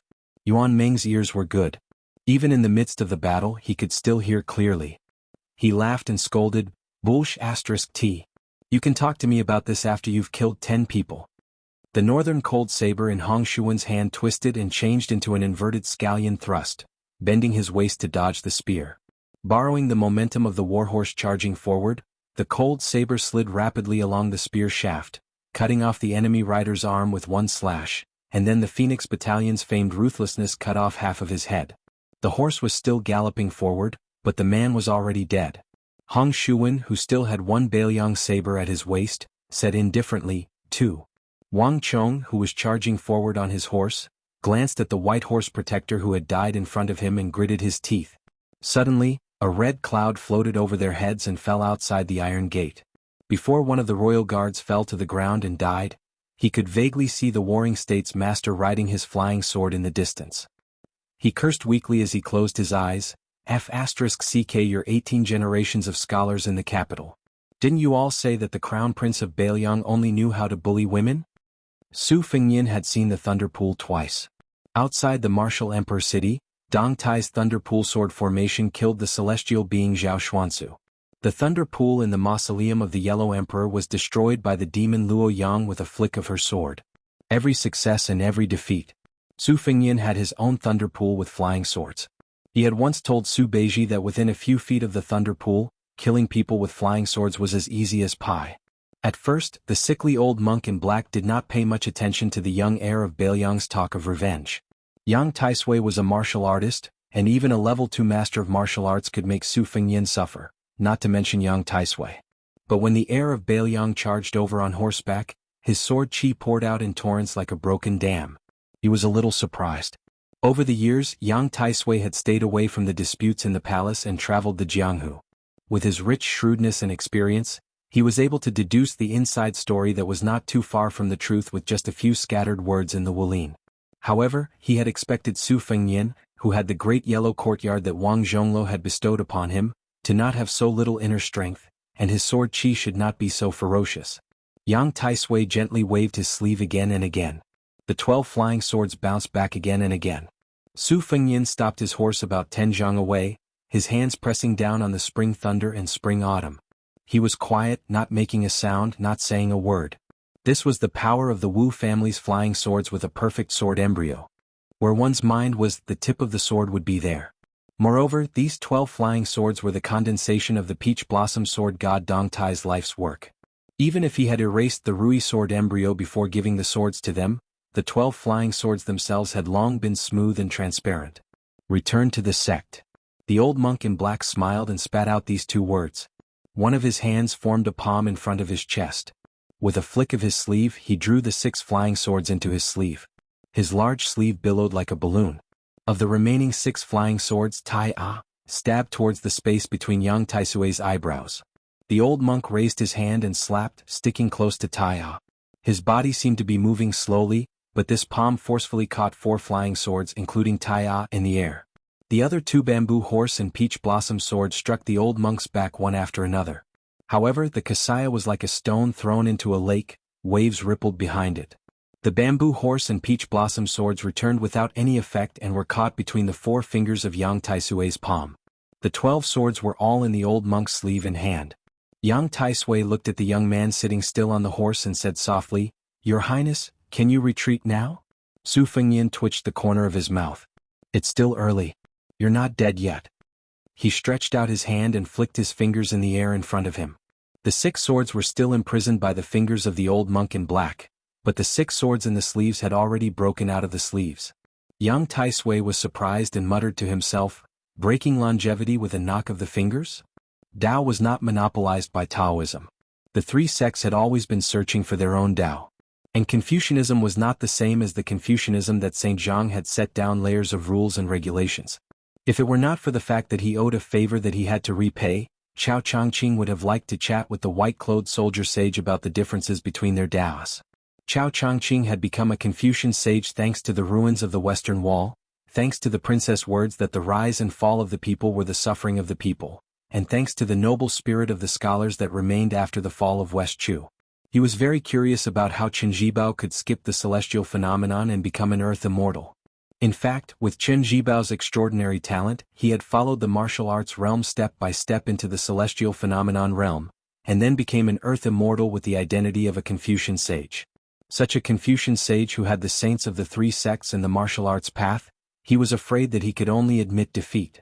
The current Chen Zhibao was in a very mysterious and unprecedented state. He was neither a fake earth immortal, nor was he a transcendent earth immortal like Wang Xianji. What a pity. How good would it be to wait for another 10 years? However, there was one thing that he could be sure of. Chen Zhibao's quiet entry into the sage realm had a lot to do with the death of the dragon tree holy monk of the 2 Zen temples. After a long sigh, Chao Changqing stretched out his hand and grabbed. He replaced Su Weisheng to say the word, imperial, that he did not have time to say. A purple heavenly thunder was forcefully grabbed down from the 9 heavens. The reason why Chao Changqing was known as the top of the celestial phenomenon realm was naturally because of his great talent. Previously, after Chen Zhibao faced Chao Changqing, he gently dismounted and patted the warhorse to let it run away. He looked up at the thunder falling. Suddenly he stabbed the dark purple plum wine into the ground. Chao Changqing smiled slightly and said the word, Imperial, again, this time with his palm facing down. Law Phenomenon. Chapter 676. Under the new sword master Su Fengyan's breaking longevity, the 6 top-notch flying swords of the Wu family sword tomb broke through the old monk's Sumeru mustard seed sleeve, pierced through the cage and soared into the sky. Yang Taisui, who was holding on to the remaining 6 swords, gently flipped his palm, as if he was reversing heaven and earth. His childhood sweetheart, spring water, peach blossom, vermilion bird tea, could only spin rapidly within 2 feet of his palm. Even though the 6 flying swords were like rainbows, they were still unable to escape for the time being. However, the sickly old monk's kasaya was also cut open by the flying swords, strands of it floating in the air. Yang Taisui flipped his palm again, reducing the distance the flying swords wreaked havoc from 2 feet to 1.5 feet. After a few flips, the 6 flying swords were tightly bound and almost immobile. The old monk in black said indifferently, His Royal Highness originally had the Buddha's embryo Taoist root, a rare talent that is very different from the ordinary outstanding martial artists.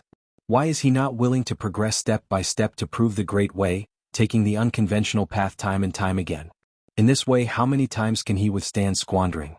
Wudong's old supreme leader Wang Zhonglo painstakingly created the big yellow pond. As long as he carefully watered and widened it, then a small pond would become a vast lake. At that time, the 108 golden lotuses would circulate endlessly, and one chi ocean would sway with 180 golden lotuses. What kind of celestial phenomenon would that be? It is precisely because His Highness did not cherish it and went against heaven's will that the pond has dried up and the golden lotuses have withered, leaving only a single bai, and standing alone. His Highness still does not repent and is not willing to turn back. Yang Taisui used the lion's roar and shouted the last 2 words, turn around. Su Fengyan's warhorse was pushed back as if it was hit by a hurricane. In the end, it bent its knees and touched the ground. Su Fengyan floated down from his warhorse and slapped the scabbard of the spring and autumn sword. The scabbard swung in an arc, and the spring and autumn sword left its scabbard. After drawing a large circle in the air, the sword hovered in front of Su Fengyan. Su Fengyan walked in front of the warhorse, and with such a shield, the warhorse quickly raised its knees and steadied itself. After riding for such a long distance, the Fergana steed, which was entirely golden and resplendent, had already developed some sort of mystical connection.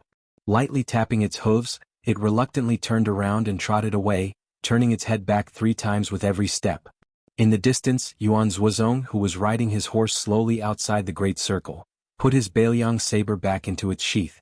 Su Fengyan said coldly, the first 2 sword deities, Li Chungang and Dong Tai, did things like opening mountains. However, the saints of the 3 sects closed their doors and sealed their mountains, fearing karma and karma. Once tainted, it would be like a seed thrown into a stone wall. Sooner or later, it would burst the cliff. The dragon tree monk did not become Buddha because he was unwilling. The abbot of the 2 Zen temples had already achieved perfection, but he cared more about spreading Buddha land and spreading mercy everywhere. Although you, Yang Taisui, have shaved your head and put on a kasaya, you are still a legalist in your bones. What you practice is the art of maneuvering. If you become a Buddha's head, that would be the biggest joke.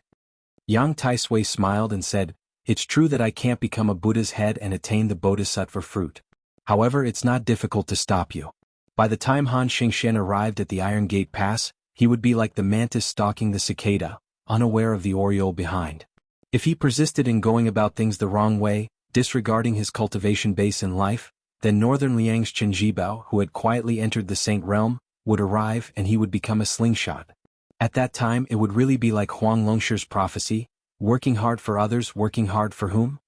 Your Highness is a rare intelligent person. You should know that it's better for Prince Zhao Kai to be the king of Shu than for Chen Jibao to be the second king with a different surname. The reason why Bailiang and Beimang can be a tripartite balance of forces is that there is less internal friction. Once they are separated, it's hard to say. In my eyes, Bailiang's real enemy is Zhao Kai, who will be the king of Shu 10 years later, and Chen Jibao now.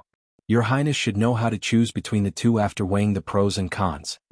Su Fengyan shook his head and said, That's not how the abacus works. The old monk in black used Buddhism's great direct knowledge to imprison the bamboo horse, vermilion bird, and the other 5 flying swords. It seemed to be an understatement, but it was definitely not as leisurely as it seemed. The flying swords were buzzing like thunder and lightning in the sky. At this moment, every inch of his palm was filled with killing intent. Yang Taisui was about to speak when Su Fengyan waved his hand and said, You Buddhists believe in following fate. Although you are my senior, your fate has already been used up in that drinking session. Since that's the case, let's not play around here. Today we have to end it cleanly.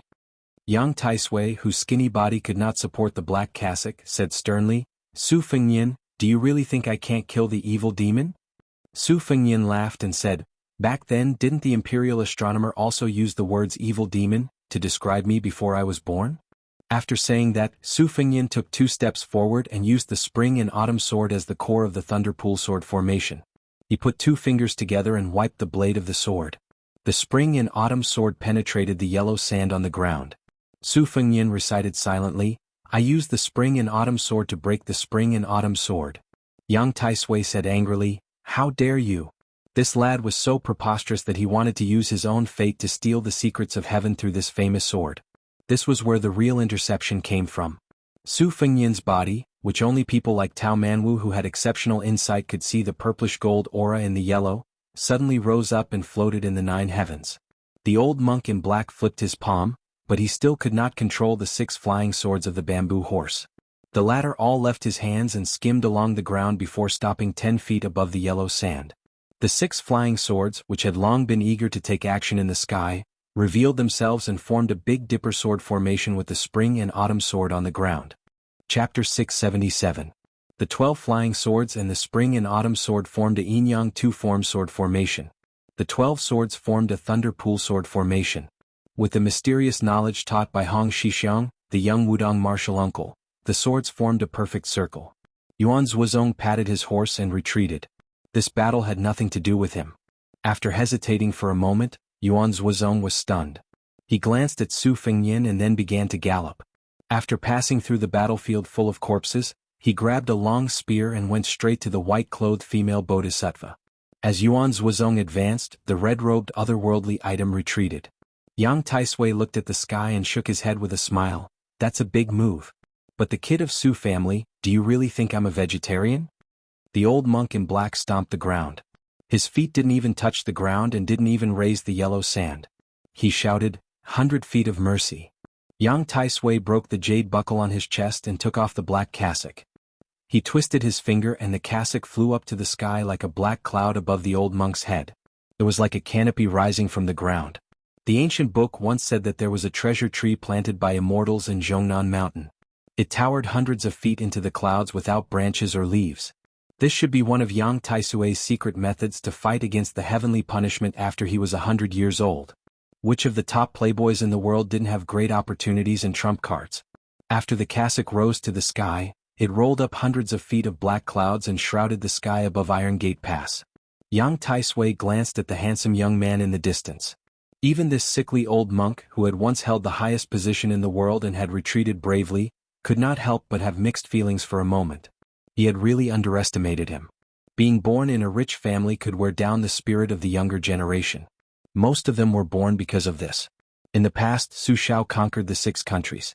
His achievements were unparalleled. This was the first dead knot. That woman was pregnant with Su Fengyin. She entered the palace in white and became an immortal on earth. She became a sword immortal overnight. This was another dead knot. Su Fengyin did not want to be a hedonistic son of rich parents. This was another dead knot. Su Fengyin had been restraining himself for 20 years. Now that he had achieved great success in his martial arts practice, the hostility and resentment in his heart had tightened the knot that had never been untied.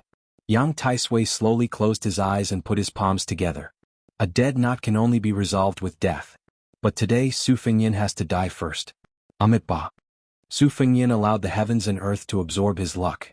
Blood slowly flowed out from his 7 orifices. Since Su Fengyin started practicing saber martial arts and later on he even raised his sword. How many fights and dangers had he experienced? Perhaps even he himself couldn't remember it clearly. His sword chi had once rolled over the dragon wall. He had once shaken Kunlun alone. He had once guarded the city gate with his sword. He had once killed Ji Xian with a single slash. Between heaven and earth, several sword formations and the black clouds of Kasaya were sliced apart layer by layer, constantly squeezing. Whether it was Li Yang or Bei Meng, the winter thunder that came early in the morning outside the Iron Gate was the most shocking.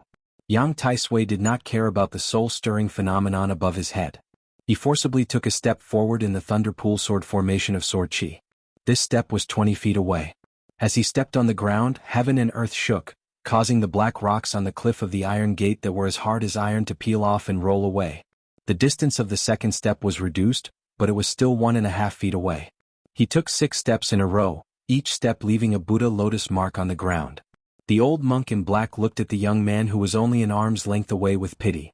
These 6 steps plus the previous stomp were the true supreme Buddhist supernatural power of 7 steps blooming lotus. Inside the sword formation, other than the obvious 6 huge lotus flowers, there were also countless small lotus flowers that appeared out of thin air on the ground. It was like a fairy scattering flowers all over the sky, but also like the blessing of 500 arhats. The huge sword formation shook. This part of heaven and earth was like a heavenly deity shaking a huge bucket, rippling without end. The 7th lotus of the 7th step bloomed under the feet of Su Fengyan, who was at the edge of the sword formation. Su Fengyan's face was yellow and gold, and he looked a little dispirited. However, the old monk still persisted and sent out a palm, passing through the thunder pool sword formation. He did not care that a flying sword that was guarding this part of the formation cut his skin and pushed his palm towards Su Fengyan's chest. No one noticed that a red robe had made a huge arc path and floated behind Su Fengyan, who was flying backward. The 2 bodies shuttled past each other without any delay. It was as if the 2 celestial beings had left their bodies and were wandering between heaven and earth. Su Fengyan grinned. The purple gold flower bud in his body suddenly bloomed, then withered and fell into the waterless pond. Spring thunder saber in his left hand. He painstakingly built the thunder pool sword formation. He was just waiting for this moment to be broken by his saber. Ever since he became the rich bait of the red robe otherworldly item, he had been waiting for this moment to feed back. After losing his big yellow room, it was like sweeping the house and welcoming guests. Only when the house was clean and the small temple could sit the big bodhisattva Daning. In the space of an arm, Su Fengyan opened the gate of heaven with his saber. He slowly brushed past the motionless old monk in black. The thunder pool was destroyed. The Kasaya floated down. The Daning floating in front of Yang Taisui opened his mouth and inhaled. The 2 pairs of golden eyes that were originally impure became clearer. 2 arms grew under his armpits. Su Fengyan covered his mouth with his hand. Blood flowed between his fingers as he slowly walked forward. First, it was the fake mysterious finger. Then, to make things worse, he borrowed strength to achieve the fake celestial phenomenon. In this life, unless he stepped on dog shit and directly became an earth immortal, he could forget about becoming a peak master. Su Fengyan looked at Zhao Kai, who staggered back into the carriage. Everything would be worth it if I kill you and then kill Qinjibao, who wanted to benefit from it. Chapter 678. Su Fengyan, who was staggering, wished that Qinjibao could appear in front of him right now. The pseudo-celestial phenomenon that he had obtained from using all of his luck and otherworldly item Daning would not last long. His body was like a flood breaking through a dam. What flowed away was not only the cultivation that he obtained from the Daning, but also the enlightenment and blessings that came with reaching the celestial phenomenon state. This was not like borrowing money. It would not be difficult to borrow money again after paying it back. Su Fengyan had placed his hopes on God. Next time, if he wanted to use an otherworldly item to deceive others, it would be as difficult as ascending to the heavens. Unless he was determined to destroy himself, the prerequisite was that he would be willing to lend the otherworldly item that had reached the celestial phenomenon state. At that time, the otherworldly item would have resonated with heaven and earth, and Su Fengyan would definitely die. The wealth that he had earned could be counted on one hand. Now that he casually counted it with his fingers, Su Fengyan seemed to have nothing left. He went to Beimang and buried 2 heads. One was buried by the Ruoshui River, and the other was given to his second sister, Su Weisheng. All his efforts were for naught. Even if he could leave Iron Gate Pass alive, his dream of becoming a hero since he was young would become a fool's ravings. However, since he was here, Yang Taisui and Zhao Kai must die in the Battle of Iron Gate Pass. As long as Qinjibao appeared and wanted to do something like killing the dragon python, he must die. Yang Taisui had already said that death was the solution to a dead knot. If they did not die, only Su Fengyan would die. What would be destroyed would be the foundation of Bailiang. Any hesitation or compassion was tantamount to stabbing oneself in the heart. The identity of the heir of Bailiang was predestined. Su Fengyan could not escape even if he wanted to. However, the king of Bailiang was not something that Su Fengyan could easily obtain. This seemingly unreasonable logic Su Fengyan and Su Shao, this pair of father and son, understood in their hearts. Every family had its own difficulties. Moreover, there were many people who kept adding fuel to the fire, making this even more difficult to learn. Su Fengyin did not walk fast. He seized the time to grasp the knowledge and experience. When he arrived at the battlefield between the White Horse Army and the Imperial Cavalry, there was a light cavalryman of the Phoenix Battalion who died in battle. He died with his eyes open. Obviously, he had dismounted and fought the enemy's cavalry. His arm holding the Bailiang saber was trampled on his chest. Was? Su Fengyin squatted down and stroked his eyelids.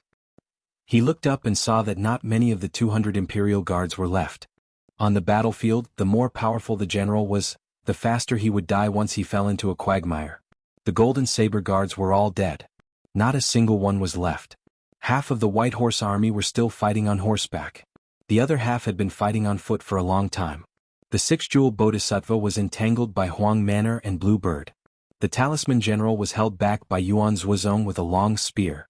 Prince Zhao Kai, who was sitting on the coachman's seat dejectedly, was not sure if he was waiting for Han Diaosi to come and save the situation or if he was waiting for death.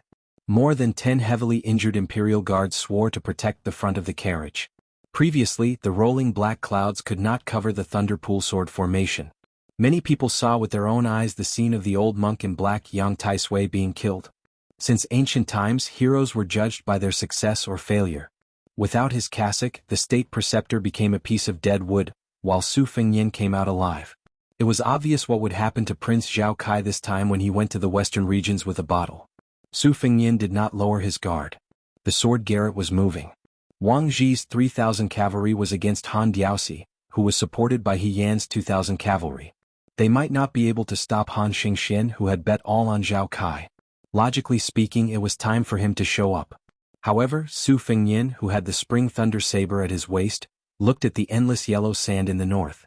Was Qin Jibao waiting for the next fight between the snipe and the clam? That was right.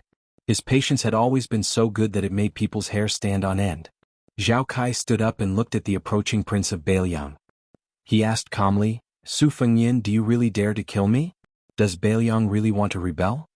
Su Fengyin did not pay attention to this prince who had participated in the assassination at the Reed Marsh in Xiangfan City. He just looked at the female bodhisattva who was fighting Huang Man-er at the entrance of the valley. Zhao Kai can give you a silver bottle that symbolizes the Liang dynasty. I'm not the son of the Zhao family, so I can't do it. But I can lend you 100,000 cavalrymen of Bailiang. You help me pacify the western regions, and I can leave 20,000 soldiers and horses to guard the north and south of Tianshan. Do you want to do this deal? Of course you have to pay me a deposit to kill Zhao Kai. I can't bear the label of rebellion. The western regions are in turmoil and chaos, and a large number of wandering monk soldiers have appeared to kill the prince. That's why I have a reason to lend you the soldiers. You want the western regions to be free, so I'll give you this freedom. Zhao Kai's expression was uncertain. Yuan Meng tore off a strip of cloth from his inner robe and wrapped it around the knife wound on his arm. He grinned sinisterly. This was His Royal Highness who could make King of Jing and Zhao Heng suffer in silence. The ruthless Hong Shuwen, who was covered in blood, remained on the horse's back. He held 2 Bailiang sabers in his hands and gently patted the horse's belly. The 6-pearl bodhisattva did not bat an eyelid. She sent Huang Man-er flying again and again. More than half of the Iron Gate Pass had already collapsed. Every time Huang Man-er retreated, Qing Niao's instant arc spear would follow, not leaving the slightest gap. Chapter 679. Su Fengyin walked towards the entrance of the valley. Behind him a red cloud floated. He turned around and saw the otherworldly item dragging a small and withered corpse. The otherworldly item landed behind Su Fengyin. It was happy but not happy. It looked even more solemn. Su Fengyin patted its head and pointed at the cliff. The otherworldly item tilted its head and flew towards the cliff of Iron Gate Pass. It stepped on a big hole and placed Yang Taisui's corpse into it. A master of Taoism was buried on a wild cliff. Su Fengyin waved his hand and signaled Huang Manor and Blue Bird to stop. The otherworldly item circled around the mountain peak and landed on the narrow road behind the entrance of the valley, blocking the escape route of the Tantric Dharma King. Su Fengyin looked at the Buddhist mirror in the woman's hand. It was like a small world. He smiled and said, "I don't know when Qin will come. Are you waiting for him too? If my crow's beak is right, we don't need to talk nonsense." The bodhisattva frowned her charming eyebrows. They looked at each other and their eyebrows gradually relaxed. Su Fengyin felt relieved. He said suspiciously, "Don't destroy the talisman armor. I have a use for it." Above her palm, the sand gathered to form a star. 9 sandballs had been revolving mysteriously like the stars in the sky. At this moment, the star collapsed and countless yellow sand drifted away between her fingers. The Bodhisattva didn't say a word. She just walked towards Zhao Kai, who was much luckier than Su Fengnian. As she walked, the Bodhisattva lowered her eyebrows and pondered. Even with her innate skill in Taoism, she couldn't figure out why Zhao Kai was defeated. In the eyes of the common people, the saying of climbing up the social ladder was a common view of seeking benefits. However, when one reached her level, it was infinitely more magnificent. Just like Hong Shixiang's sword-cutting fate, even if a normal martial artist had reached the finger shen state, he would not be able to see any clues. However, the people of the 3 sects, especially the Qi cultivators who were proficient in Qi observation, could see the pillars of Qi collapsing one by one. Similarly, the people of the 3 sects attached themselves to the imperial court and each had their own motives. Take Mount Longhu's great heavenly master Zhao Danping for example. She had stayed by the emperor's side all these years and bore the infamy of Prime Minister Qingxi. In fact, she had benefited greatly. Since there were experts in Taoism who could return to simplicity, there was only one of them. There were also people who found loopholes and filled in the gaps, using countless ones to form a square and circle. Even she couldn't explain the mysteries behind this. Since she was able to discuss Buddhism and longevity with the white-robed monk Li Dongxin on the devil-slaying platform of Mount Longhu, she naturally had her own unique views. Su Fengnian used an external force to steal the heavenly secret and killed Yang Taisui at the cost of his lifetime martial arts. In her opinion, it was reasonable but not reasonable. Not everyone had the qualifications to participate in this assassination. A chessboard in the end only had those positions. It was impossible for the 2 sides to slowly arrange 361 chess pieces. Beiliang and Liang were playing in the western regions. The butcher Su Xiao wouldn't personally enter the Iron Gate Pass area, and the emperor of the Zhao family was the same. Originally, on the chessboard, Su Fengnian and Zhao Kai both had a 50% chance of winning. However, some people didn't intend to watch the game silently. In the eyes of the Red Sect's Dharma King, these people happened to be people who had the potential to become immortals on Earth in the future. They completely disrupted the game. One of them blocked Han Diaosi. 2 of them stopped 100 miles north of the Iron Gate Pass. She didn't plan to die in this game of chess. Since Su Fengnian gave her a way out and allowed her to choose herself out of this game of death, even if she really wanted to kill the young man in one fell swoop, she had to suppress that thought and go with the flow. The white-clothed Bodhisattva walked in front of Zhao Kai and the golden armor talisman general. Zhao Kai wasn't too flustered and exasperated. He just lowered his head and muttered to himself, "How could this be? Second master is dead but I still have great master. I shouldn't die here. I should be the emperor." The ambitious prince's face was covered in tears and he was sobbing. He raised his head and asked in a choked voice, "It shouldn't be like this, right?" The white-clothed Bodhisattva was silent. Zhao Kai smiled sadly and wiped his tears. He gently waved his hand and asked the golden armor talisman general to walk to the side of the carriage. He took the giant sword from the talisman general's hand and slit his neck. Before he died, he looked at the capital in a daze. His last words were only one word: "Father." As soon as Zhao Kai died, the golden armor talisman general, which was connected to its master's qi, lost all its vitality. Su Fengnian had the white horse righteous Tsong take the corpses and weapons of his fallen comrades and leave Iron Gate Pass. The golden armor talisman general was dragged by Huang Manor with one hand. The next step was to head north. Han Diaosi couldn't decide the direction of the situation. Even if he killed his way through the encirclement of Wang Ji's 3,000 cavalry and arrived in front of Su Fengnian, it would be futile. Just as Su Fengnian had said to the female Bodhisattva, this assassination attempt would be framed on the entrenched power of the western regions. Once the news spread to the capital and the court, no one would believe it except for the common people. But what could he do? Su Fengnian wasn't afraid of the emperor's wrath. What he was afraid of was that this assassination attempt was still within the man's expectations. If Zhao Kai was just a pawn that could be reluctantly abandoned, who would be the enemy that Su Fengnian would have to face? Was it a prince who had been hiding his strength all this while? To the east of Iron Gate Pass, Han Diaosi was running alone in the desert.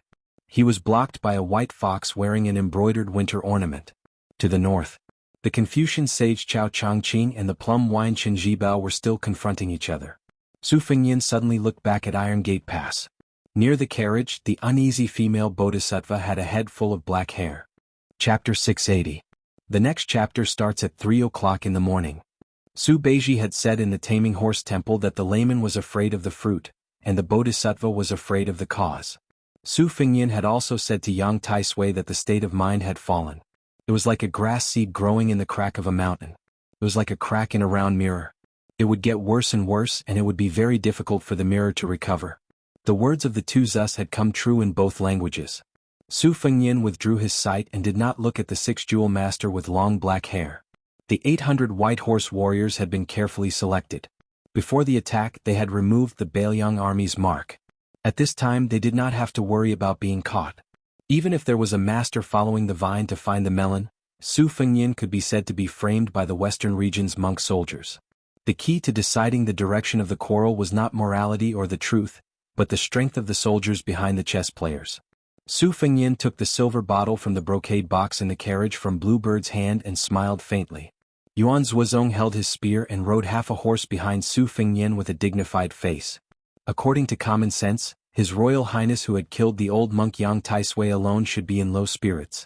It was expected that he would be in a coma. However, Su Fengyin was riding his horse. He was in high spirits and did not look tired at all. Instead, his aura was at its peak.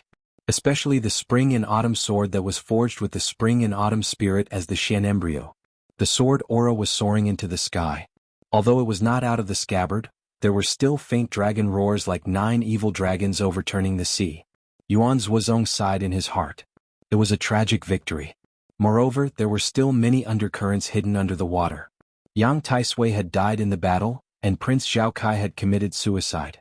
In this way, the relationship between Bailiang and the imperial court had been completely wiped out.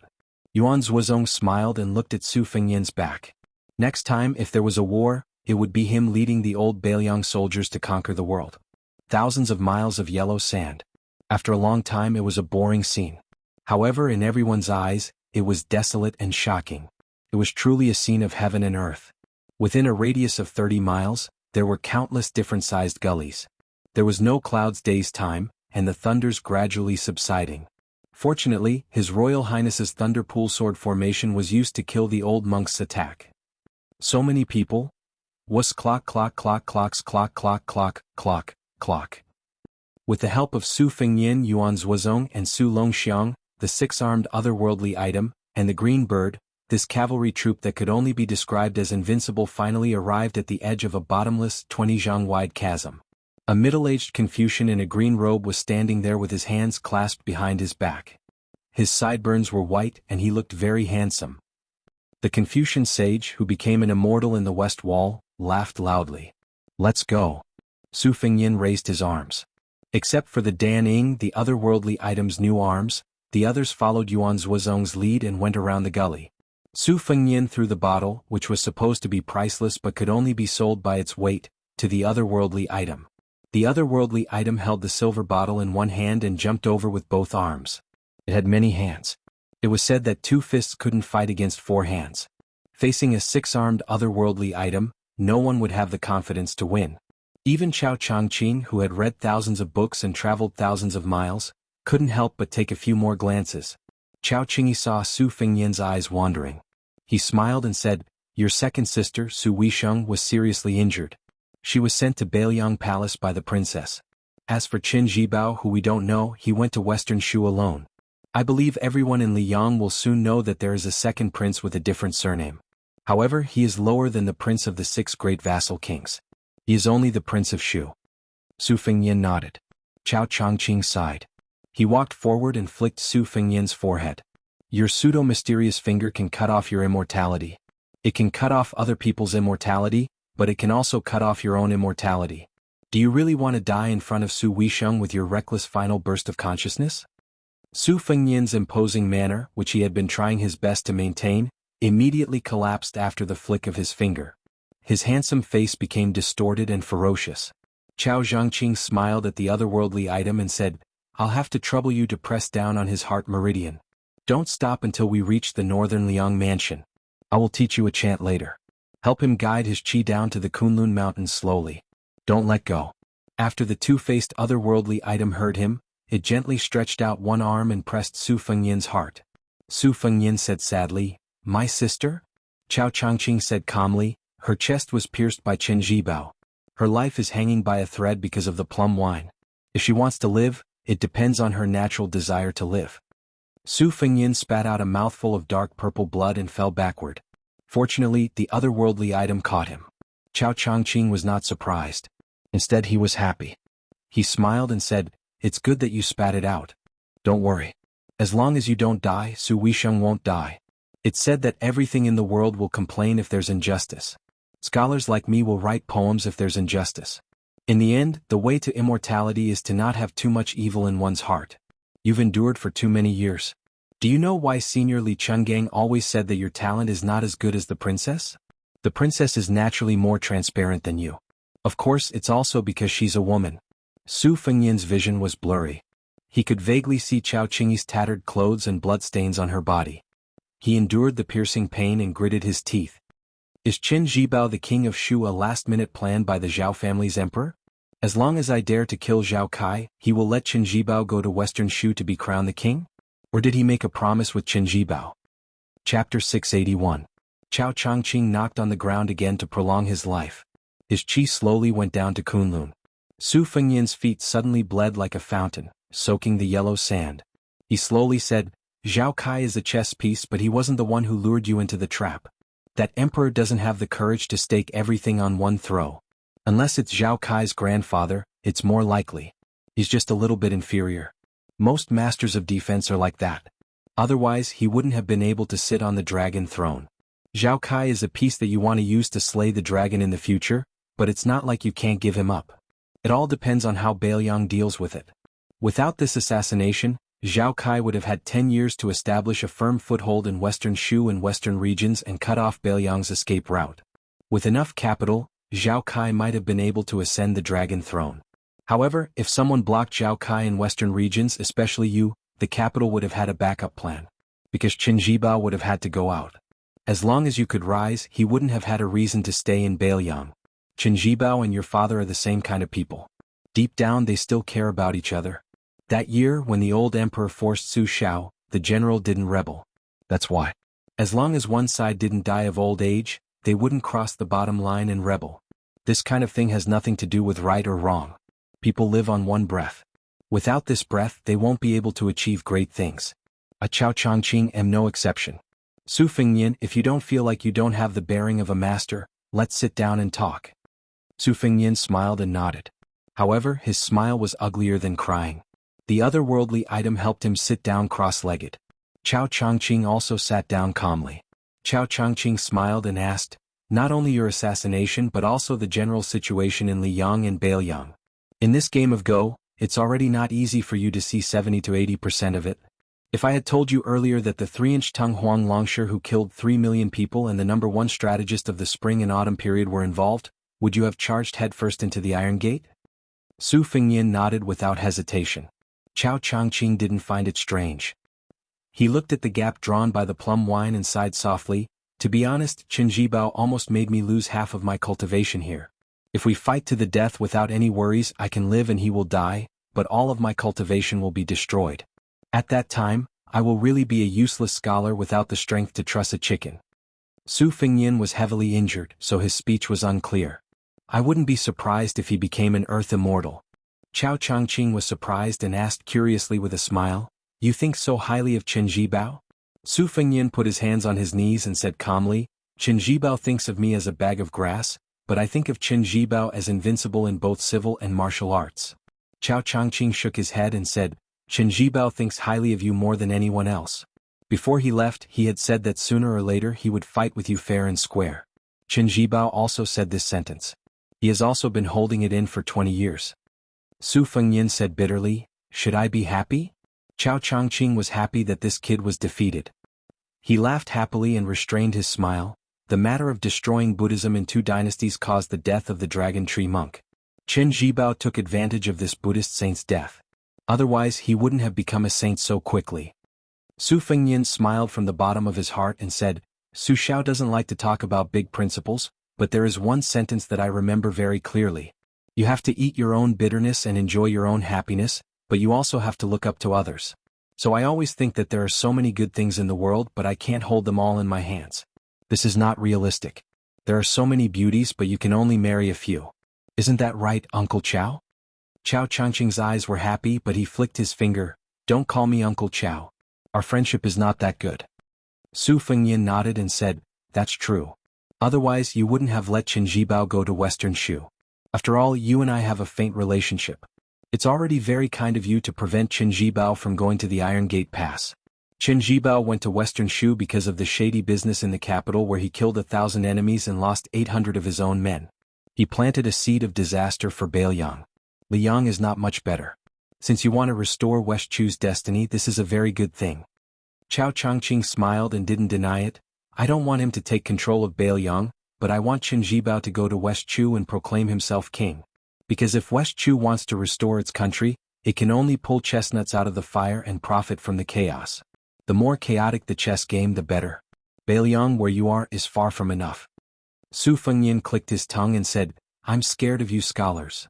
Chao Changqing hesitated for a moment but still said, Su Fengyan, there's something I still want to remind you of. You have to be the king of Bailiang and the heir apparent of Bailiang. In the past, you've taken the unconventional path and won by surprise troops time and time again. But in the future you still have to use both right and strange tactics. Just like this ambush where you pull one hair and affect the whole situation. In the end, there are many things that not only the son of the Zhao clan, but also the old foxes of the Liang dynasty like Zhang Julu and Gu Jiantang are well aware of. It's just that under Li Yishan's instructions, Su Xiao has taken the path of overt scheming these past few years. He can't be criticized, and that's why Bailiang has the foundation it has today. Don't let down the expectations of the older generation of Bailiang. Zhao Kai didn't lose in terms of luck this time, but because he wanted to use the small to fight against the big, and seek great riches and honor in the midst of danger. But he forgot one thing. He's a prince and has to fight for the throne. But in times of peace and prosperity, the sons and grandsons of the Dragon clan who are approaching the throne step by step all emphasize on keeping a low profile. In the capital, the first prince has shown his power and the fourth prince has hidden his power. You have to be careful. Su Fengyan slightly bowed with his hands folded in front of his chest. I sincerely appreciate your advice. Chao Changqing gently waved his sleeves and folded them on his knees. To be honest, I didn't like you before. I thought you were fickle and sentimental. But now that I've seen some things with my own eyes, I think you're a better person. Last time, when I went to Beimang, I passed by Bailiang and had a secret meeting with the great general. This time, I acted according to the agreement and stopped Qin Jibao. It can be considered that I've paid off the old debt that West Chu owes to the Su family. From now on, we don't owe each other anything. If it's time to kill you, I won't hesitate to do it. Su Fengyan smiled. Aren't you afraid that your princess will scold you? Chao Changqing was stunned. He bent his finger and flicked Su Fengyan's forehead, making the latter take a deep breath. The otherworldly item's joyful face smiled knowingly. Su Fengyan muttered to himself, it's almost winter. She's going to get frostbite again. Chao Changqing was speechless. He smiled and said, that's right. She's going to make a scarecrow and scold you again. The otherworldly item helped Su Fengyan get up. I'm in a hurry to go back to see my sister. I'm sure the princess doesn't want to see me. Uncle Chow, should we part ways or walk together? Chao Changqing stood up and brushed away the dust. Let's go our separate ways. Don't try to worm your way into being friends with me. Su Fengyan let the otherworldly item float onto the horse's back. He cupped his hands and bid farewell to the Confucian sage Chao Qingyi. He left them in the dust. Chao Changqing stood in place. This time, Su Xiao appeared at the border wearing a general's armor instead of Prince Liang's boa robe. Therefore Chao Changqing watched as the young king of Bailiang left. Chapter 682. After that, Huang Longsher. The whole Liang dynasty liked to use this saying to ridicule someone's hindsight. Of course, hindsight also came from Huang Longsher's original creation of Xiangqi. Xiangqi replaced Xiangqi, which was also known as Xiangqi, and became second only to Xiangqi. In a small tea house in Beimang, the featherless parrot still liked to call everyone it met grandpa. The shopkeeper of the tea house with the surname Huang was still so unmotivated. The young girl who raised a big cat did not give a good face to the customers. In addition, the business of the tavern was so cold and bleak that it was like a graveyard. This made Wen Hua, who had never been able to earn money to go to the brothel to pretend to be a romantic, very depressed. Today there was a wooden sign outside the tea house saying that it was closed. After Wen Hua walked into the tavern with the birdcage, he never treated his internal organs badly. He made a bowl of fragrant onion noodles and buried his head in it. The manager, old Huang, took out 3 wooden boxes from somewhere and put them full of chess pieces. 2 boxes of black and white chess pieces, and 1 box of colorful glazed chess pieces.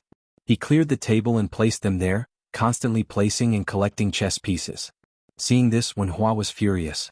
Pretending to be a ghost, if you have the ability to learn from Su Fengyin, set up a stall to gamble and earn copper coins. Behind closed doors, pretending to be a chess sage, chess master and chess immortal. What kind of hero is he? After eating the onion noodles, he was thinking about whether to secretly go to the kitchen to reward himself with another bowl. However, thinking that he couldn't make ends meet, he really didn't have the face to take advantage of her. Wen Hua didn't waste it at all. He licked the big white porcelain bowl clean and sighed at the empty bowl. Bored to death, he could only carry his bowl and chopsticks over to old man Huang's side to sit. Miss Jia, who would laugh at a customer whenever she was unhappy, was carrying a sunflower. Her legs rested on the bench as she stared blankly.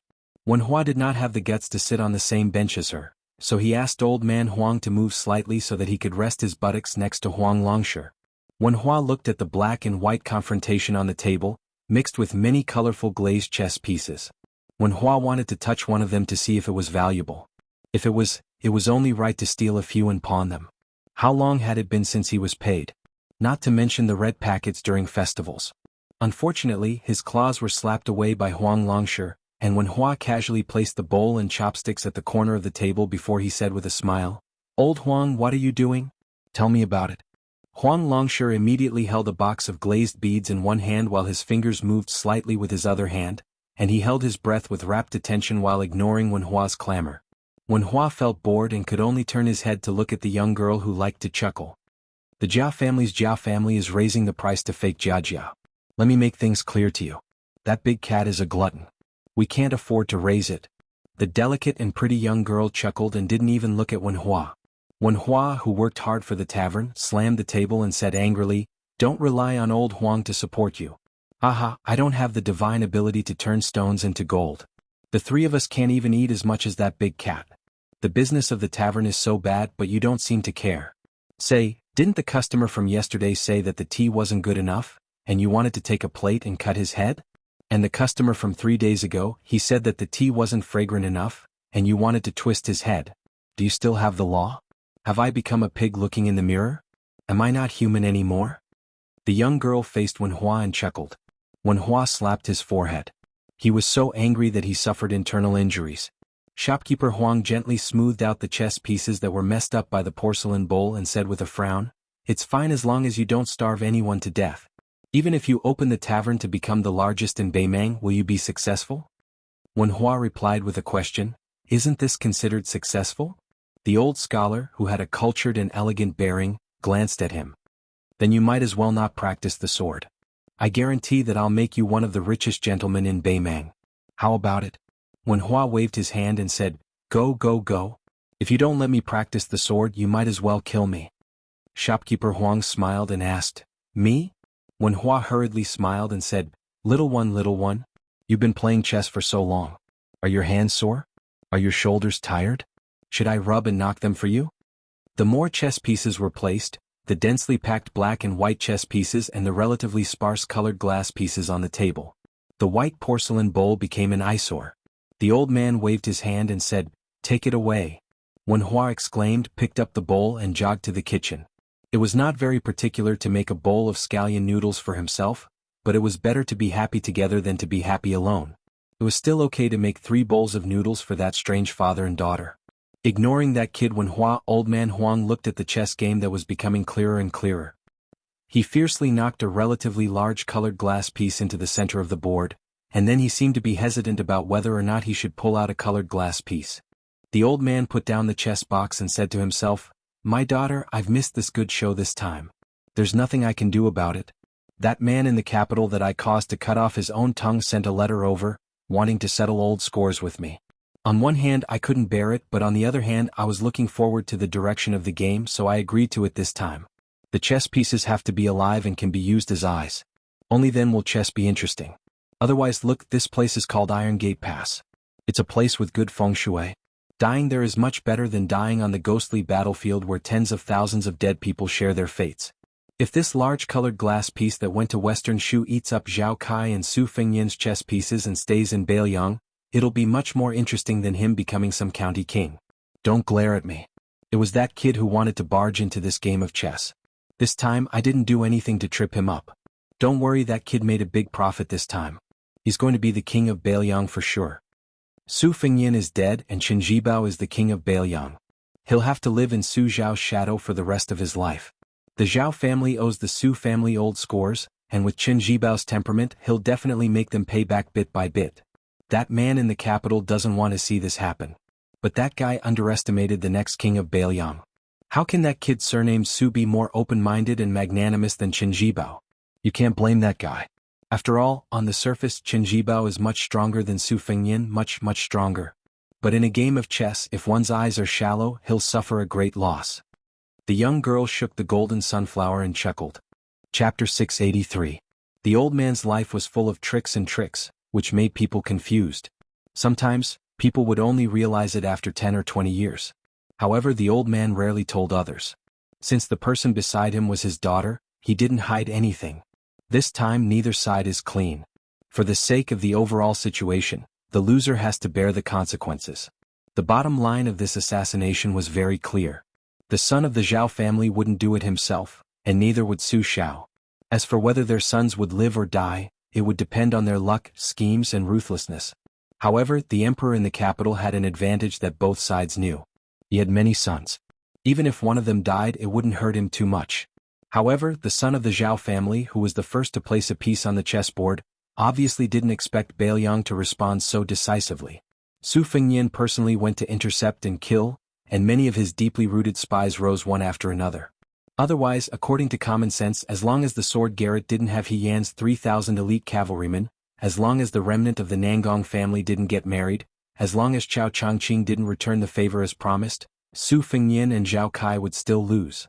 Qin Jibao would neither win nor lose in a short time. He would defeat Beiliang and become the king of Shu. However, when Su Xiao died in the future, Beiliang would most likely be in his pocket. Compared to Su Xiao, Qin Jibao has both advantages and disadvantages. His advantage is that he's young, and he deserves to be called a distinguished person in both civil and martial arts. He's kind of like me. Ha. Okay. I won't boast about this to you. Qin Jibao's advantage was that he had been accumulating power for many years. The one who had chilled the hearts of the scholars of the world was only his adoptive father, Su Xiao, and not this war sage who was at the pinnacle of Confucianism. The disadvantage was also very obvious. If he wanted to be the king of Beiliang, he would not have the proper title. After he was bestowed the title of king of Western Shu, the morale that he had accumulated in the Beiliang army would also decline along with Su Zhao's death. Therefore, if he really wanted to be the emperor, he could only wait for at most 10 years. Any longer, whether it was luck or the hearts of the people, he would not be able to gather them. Everyone was the same. What kind of reputation could last for 2 or 3 generations? Only Su Xiao was an anomaly in the Liang army. Qin Jibao, you're still lacking. I've long said that the bunch of old scholars in the imperial astronomer were all half-baked people who only knew rigid numbers and did not understand the mysteries of heaven like water. After being deceived by me for so many years, they still have no memory. Zhao Kai, this kid is also interesting. Does he really think that his luck is invincible? That female master of the western region is not that smart. Zhao Kai's luck was accumulated by Han Diaoxi, who had been with the dragon for more than 30 years, and that old bald donkey Yang Taisui. In addition, she also had her own cultivation. With her by his side, Zhao Kai's luck was imperceptibly accumulated by another layer. Isn't he a piece of delicious cake that has the hope of ascending the throne and becoming the emperor? How many people from the 3 sects would have a good ending if they were personally involved? The Dragon Tree Monk and Yang Taisui were all dead. The few Taoist masters of the Dragon Tiger Mountain, the older generation, also did not have a good ending. In the end, they are all pitiful people who think that they are above the world, but in reality they are not at all free and unfettered. I, your father, have fooled so many auspicious signs and phenomena during the spring and autumn period. This group of smart people still haven't seen through it. It can be seen that the difference between intelligence and intelligence is like the difference between heaven and earth. Beimang's Taiping is old, yet he refuses to accept his old age and still wants to play a game with me. I wonder if I was the one who created the chess situation that clearly divides the world? The world should be handed over to the young people. If you squat in the latrine and don't shit, How can you water the fields when the old shit is hard? Hearing this, the corners of the girl's mouth curled up as she chuckled. When Hua, who was carrying 3 bowls of onion noodles over, said angrily, "Old man Huang, can you not talk about this while eating?" Seeing that the shopkeeper did not move, Wen Hua glared at him and said, "Why aren't you clearing the table?" The old man chuckled and waved away the chess pieces on the table with a wave of his sleeve. Wen Hua put down 3 pairs of bowls and chopsticks and continued to chatter, "You only know how to play chess. So what if you can play chess? When I become a sword immortal, no matter who you are, if you dare to jump in front of me, I will serve you with a sword." The old man picked up his chopsticks and asked with a grin, "Oh? Then if I teach you how to use the sword and make you suffer so much, then when the time comes, the first thing you will do will be to slash me?" Wen Hua laughed and said, I wouldn't dare. How could I, Wen Hua, be an ungrateful person? I'm handsome, have a good temper, and have an ancient heart. Not to mention these advantages, the key is loyalty. The old man shook his head with a smile and was slightly helpless. He picked up a fragrant onion noodles with his chopsticks and ate with his head lowered as he said, "Go to Liang's capital." Wen Hua was stunned and asked in a low voice, "You're going directly to the capital to make a name for yourself? Don't you need to warm up your hands in a small place first?" The old man wrapped a chopstick of noodles and didn't stretch his neck to help his daughter blow the hot air off the noodles, fearing that she would burn herself. The girl laughed brilliantly and plucked a small petal of sunflower before placing it on the edge of the old man's bowl. It looked festive. The old man was in a good mood and said to Wen Hua, "Don't you want to amaze the world with a single brilliant feat? Also, you'll be able to see the white jade lion, the brothel girl that you fell in love with at first sight." Wen Hua slurped the noodles and said with a smile, "What's wrong with a brothel girl? I just like her. I'm definitely going to the capital this time." The old man smiled lightly. After eating the noodles, the old man took out some silver and instructed Wen Hua, who had finished cleaning up the bowls and chopsticks, and returned to his seat. "Go buy a jug of good wine." Wen Hua rolled his eyes and said, "Only you, old man Huang, can make a tea seller go buy wine to drink." Not long after, Wen Hua returned with a jug of wine, and the old man said indifferently, "Keep the remaining silver for yourself." Wen Hua chuckled. He said that he was going out, and then he went to the small room in his residence and took out a bag of silver that he had hidden well. He put it all away and ran out of the tea house. He had long since taken a fancy to a set of erotic paintings. Today he had finally gathered enough silver and went out to buy it. In the past, he and Su Xiaoxiu both had this kind of hobby. However, at that time they were traveling the Jianghu and were so poor that they didn't know what to eat every day. That was because they had no money. Now that they had some money, they had to think about their brothers. Wen Hua thought that the next time they met, he would take this as a meeting gift. The gift was light, but the sentiment was heavy. If that brat dares to dislike it, I'll definitely use a wooden sword to cut him. Hee, the girl didn't drink and watched the old man drink alone. The old man laughed softly and said, "Of the 13 rankings of the spring and autumn period, I alone occupy the top 3. As for the other 10 people, apart from Qin Jibao who entered Shu, and Song Guanhai who dominated the literary scene of Liang for these years, they have pretty much all left. Oh, the 3 heroes of the Song family are also about to be killed by Lu Xuan." The old man didn't seem to have a good tolerance for alcohol. After drinking more than half a jug, he fell asleep.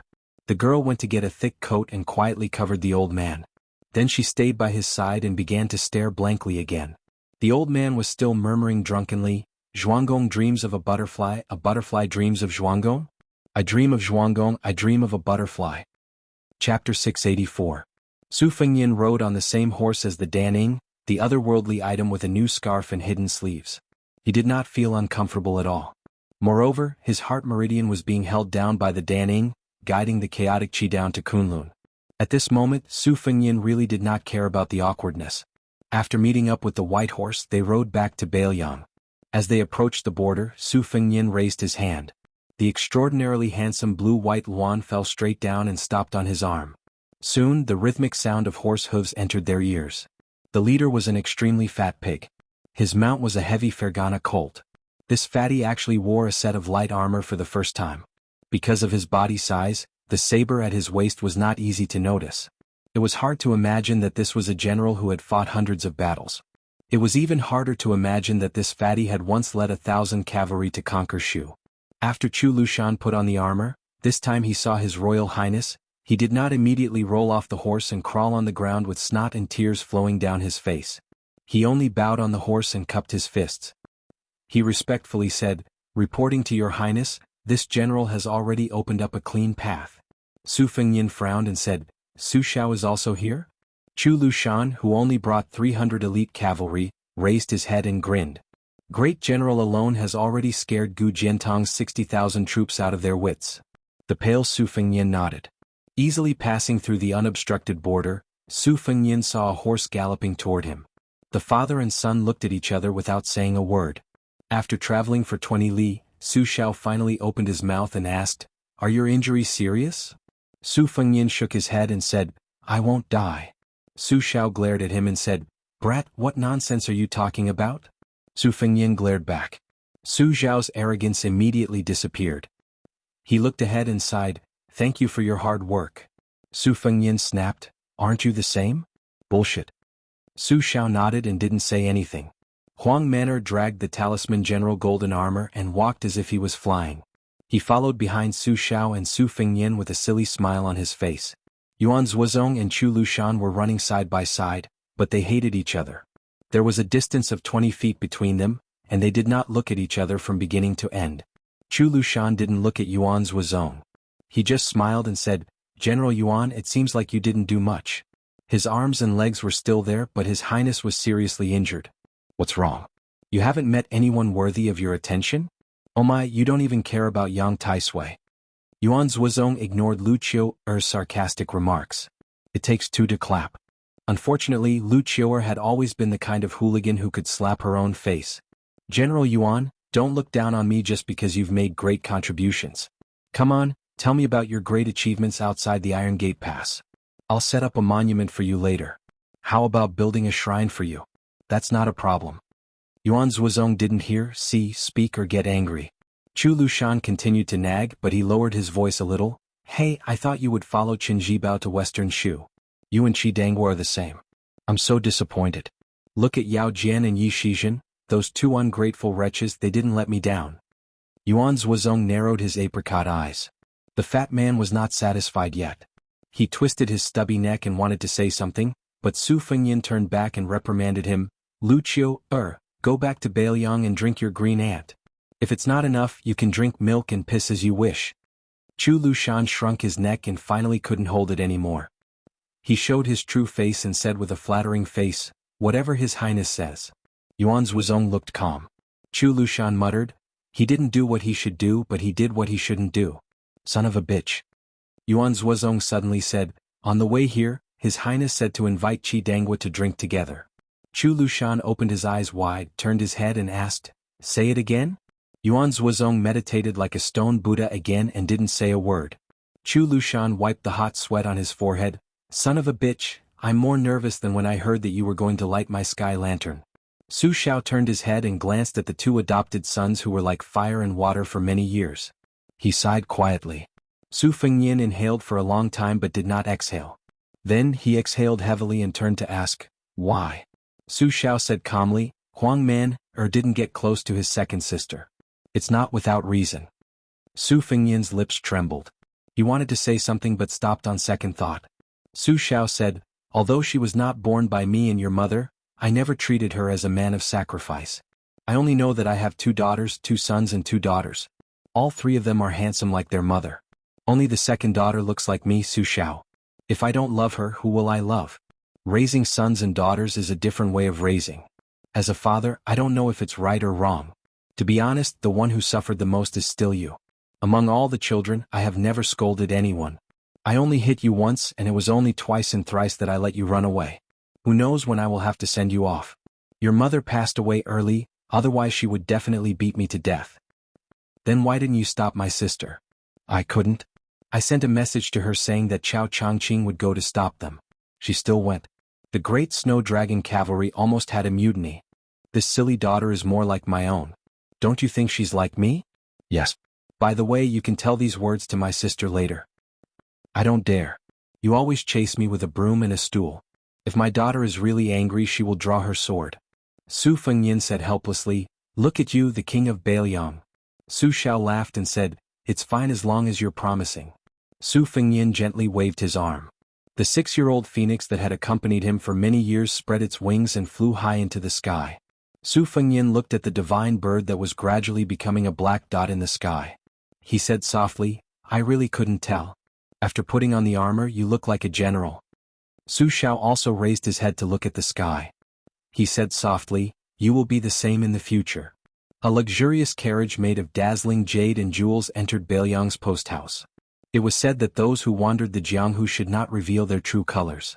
The master of this carriage really did not know the dangers of the Jianghu. The coachman was a middle-aged man with a robust physique. It was late autumn and the chill was penetrating. He was still wearing a tight black shirt.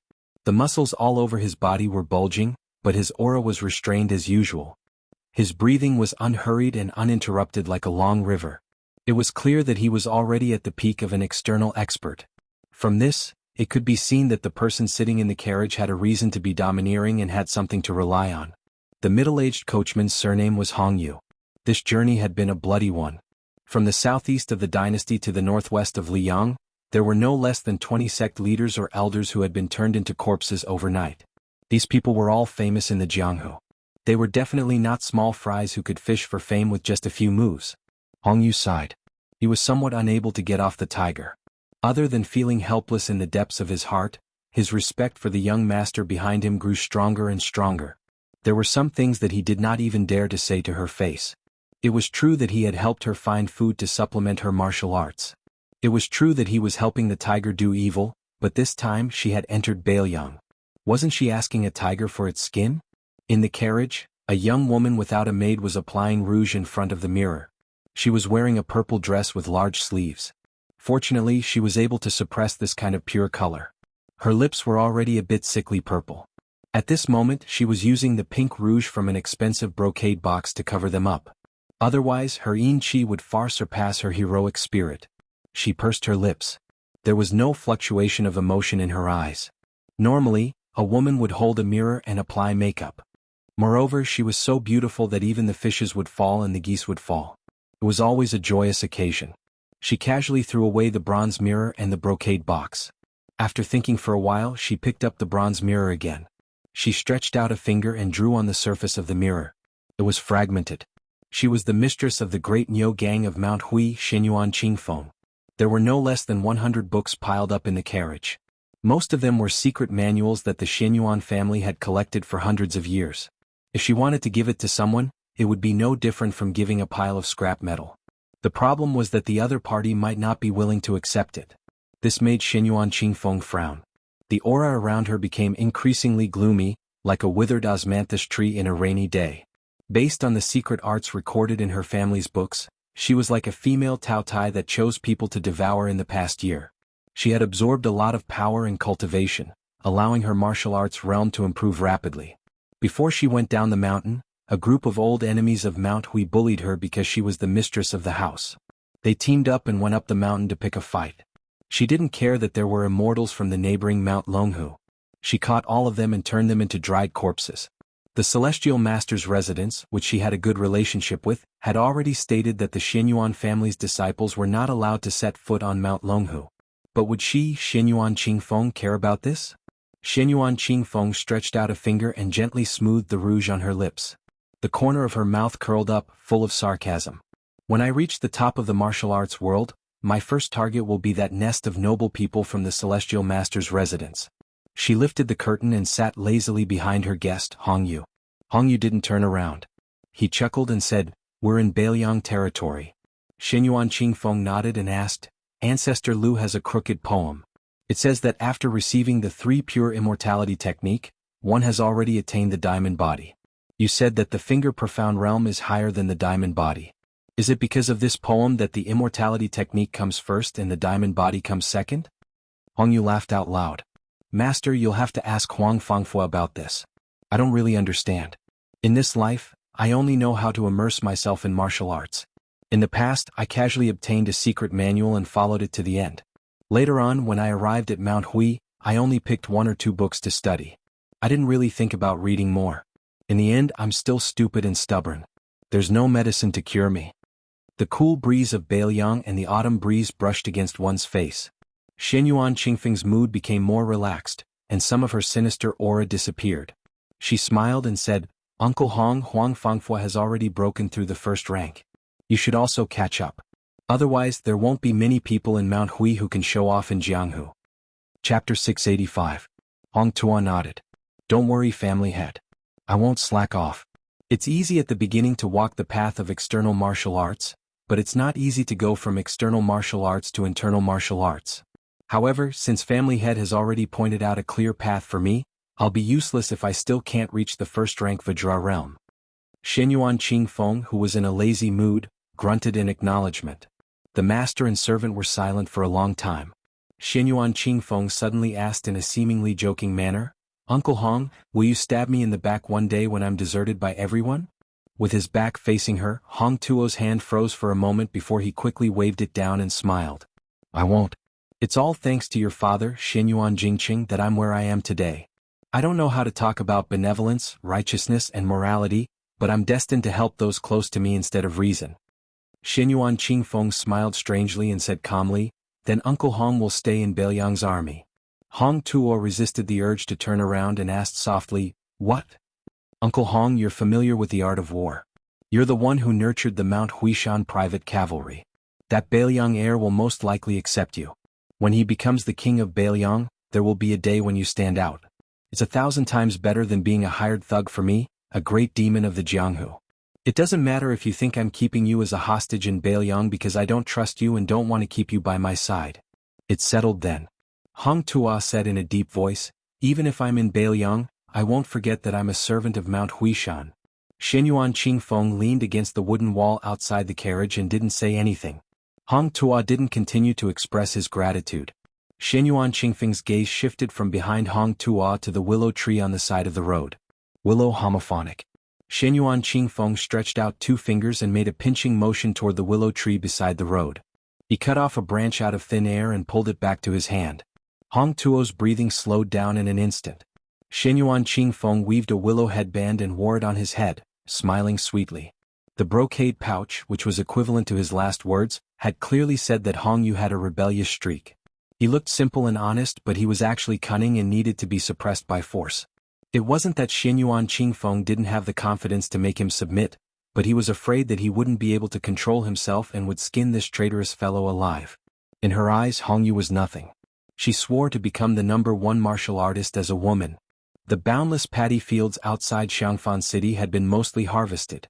It was a bumper harvest year, and the common people all said that it was thanks to the new king of Jing'an's good fortune. However, this king of Jing'an, Zhao Sun, had a good reputation among the common people, but among the Qing province's Green Party, his reputation took a turn for the worse. They all scolded this vassal king for forgetting his roots and burning the bridge after crossing the river. He had only just become a vassal king, but he had already begun to side with outsiders. The reason was that the imperial court had ordered all the vassals to transfer their elite troops to the border to change the defense and increase the defense.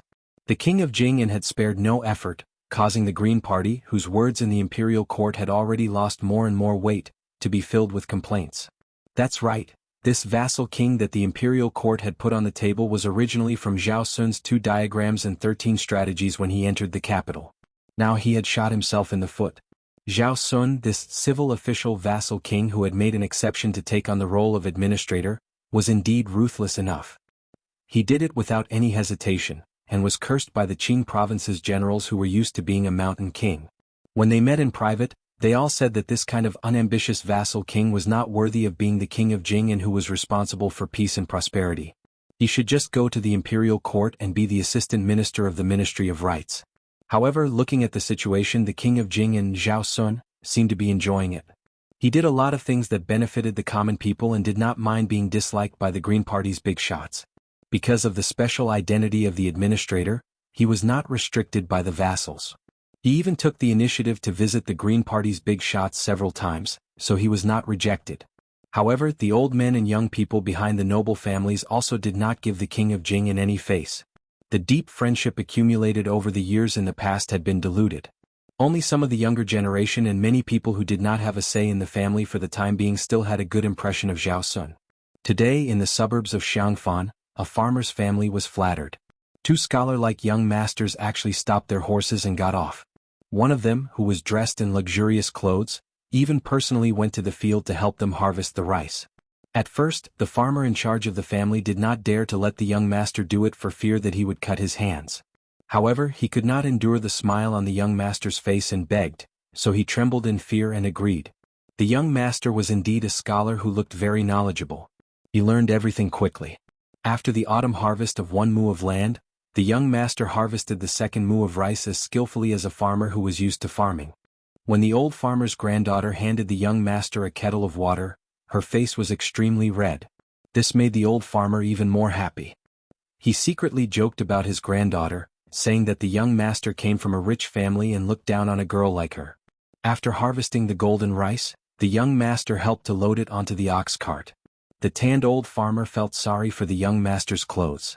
In the end, he looked at his granddaughter's playful appearance and shook his head with a smile. He sighed in his heart that the young master was really a good person. The young master who personally went into the field to harvest the rice sat on the ridge of the field. He wiped the sweat from his forehead, took off his shoes and socks and stepped on the muddy ground. Beside him was a young scholar with a gentle smile. He was dressed plainly, no different from a poor scholar. He did not go into the field because he was blind. There was an attendant hidden in the distance who wanted to bring a pot of iced cold wine that was sent from the mansion on a fast horse, but he was dismissed by the young master in brocade clothes.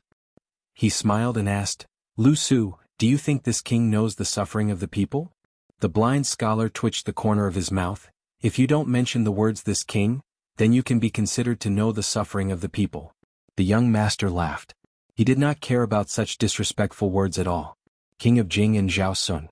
The blind Lu Su who used to make a living by gambling chess in Yongzi Alley. Zhao Sun sighed and said worriedly, "Lu Su, regarding the matter of the Green Party, you told me to first feed the small fish, then use the long line to fatten them up. Then use a slow fire to cook the old tortoise.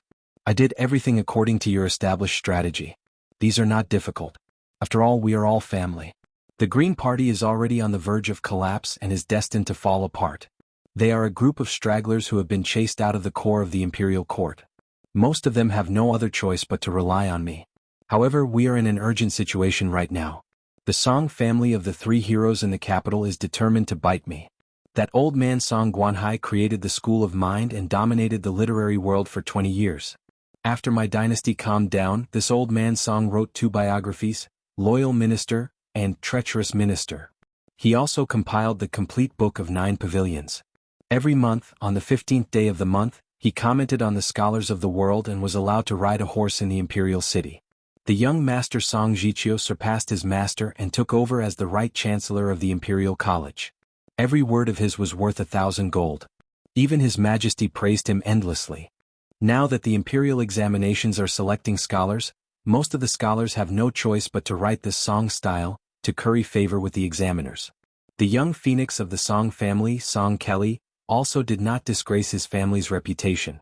In one fell swoop, he was ranked 2nd and became the new yellow gatekeeper. If he is sent out to be an official for a few more years, he will immediately mix with the sand and come to our side. Song Guanhai still bears a grudge. Father humiliated him in court and called him an old man.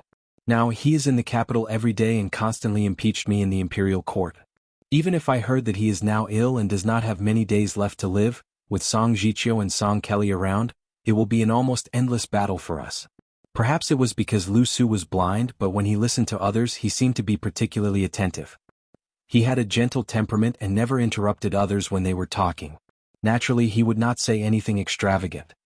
He quietly waited for the king of Jing'an to finish complaining. He did not jump to conclusions and only asked calmly, "King of Jing'an, do you know that Song Guanhai was a loyal and good official in the palace?" Zhao Sun was influenced by Lu Su. Coupled with the fact that he was not hot-tempered, he was much calmer now. He nodded and said, "Of course I know." During the spring and autumn period, Song Guanhai, who was a slave of 3 surnames, told the late emperor about the difference between a loyal official and a good official in order to clear his name. A good official is one who is not afraid of being punished by swords and axes.